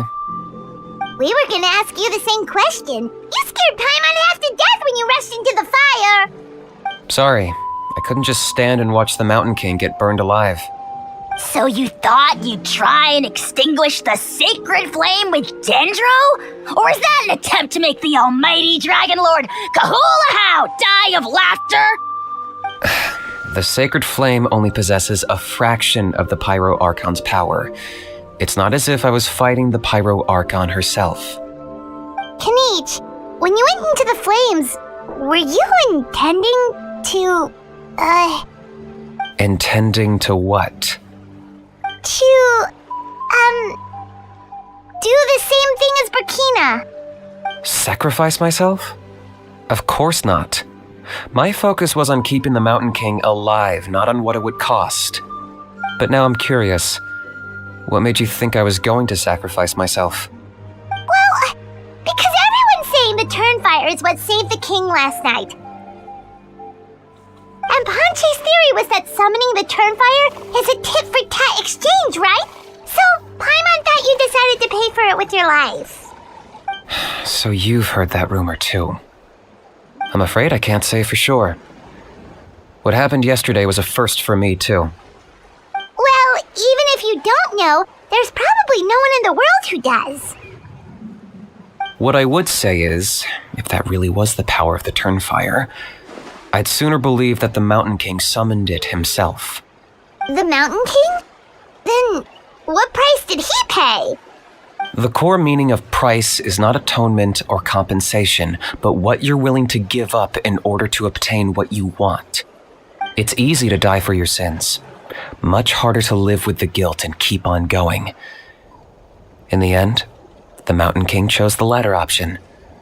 For Burkina and for the tribe. That's the price he paid. Alright, so how is the Mountain King doing now? Health-wise, there's nothing to worry about. He'll enter a fighting stance whenever we set foot in his territory. But his attacks are gentler now and not as crazed as before. Like he said yesterday, he just intends to be a sparring partner for people to practice with. Yeah, I tried communicating with him again, but he didn't respond. We dare say that Locust King has well and truly lost its mind. The lights are on, but nobody is home. Its body remains fighting fit thanks to the perverse power of the Abyss, but time has been less kind to its soul. It was ground to a pulp long ago. But we saw him come back to his senses yesterday. That was merely one last burst of brain activity before it croaked. As you humans would say, it went out with a bang. Oh, come on! Stop being such a doomer. Paimon bets the Mountain King has finally let go of the tragedies of the past now, and is focusing on moving forward. That's why he doesn't have time to chat with us. He's too busy thinking about the future. Well, at least it means my fellow tribespeople can move forward now too. Thank you for your help, Traveler. I owe you one. Yeah, that's That's right. You caught Enjo for us, remember? But he ended up being completely useless. It's not a fair trade if you lost out. That's on him. It's not your fault he's useless. Besides, we're friends now. You don't know us anything. Friends? But your friendship is an even more valuable gift. I can't in good conscience accept it for free. So promise me, if you need anything in the future, you'll come to me. For you, I'll do anything.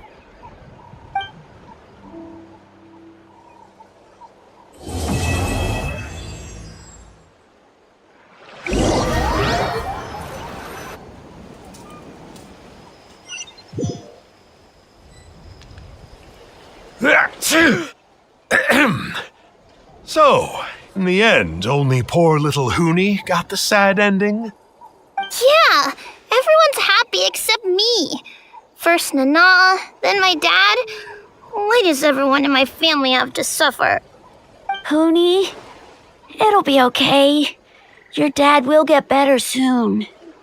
Toba, you're my friend, so I shouldn't say this to your face. But it was all the Mountain King's fault. Huh? Now hold your horses, kiddo. If you promise not to fight, Uncle Sanka will tell you a story. Okay, before you roll your eyes out of your skull, I promise you can trust me. I almost got my eyebrows burned off by the turnfire after last time. That's why I came back, to make it up to you. All right, I'll just get to the point. Do you know what Uncle Sanka loves the most about your people? What?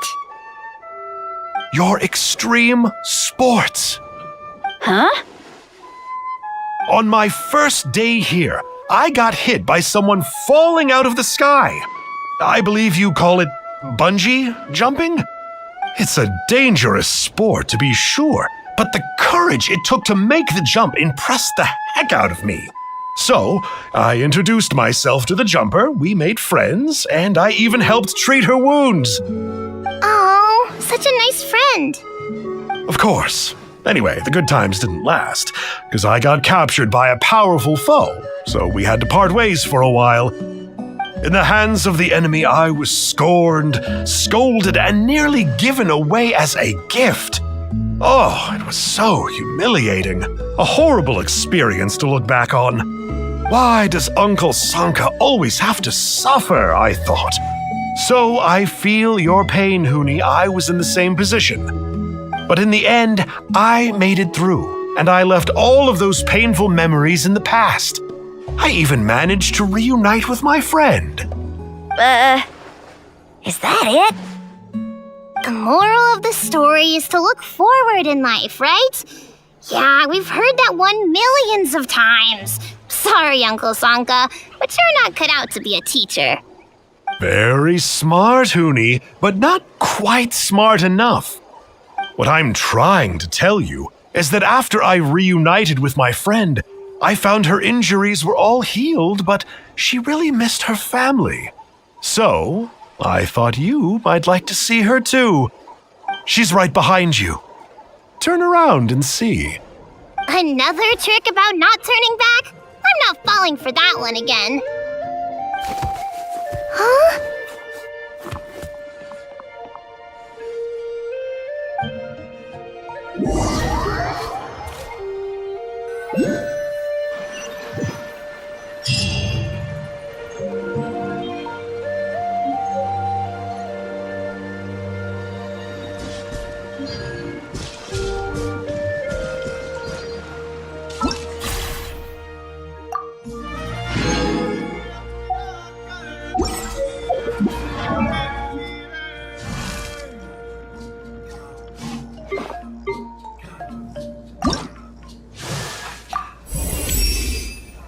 Try to pack.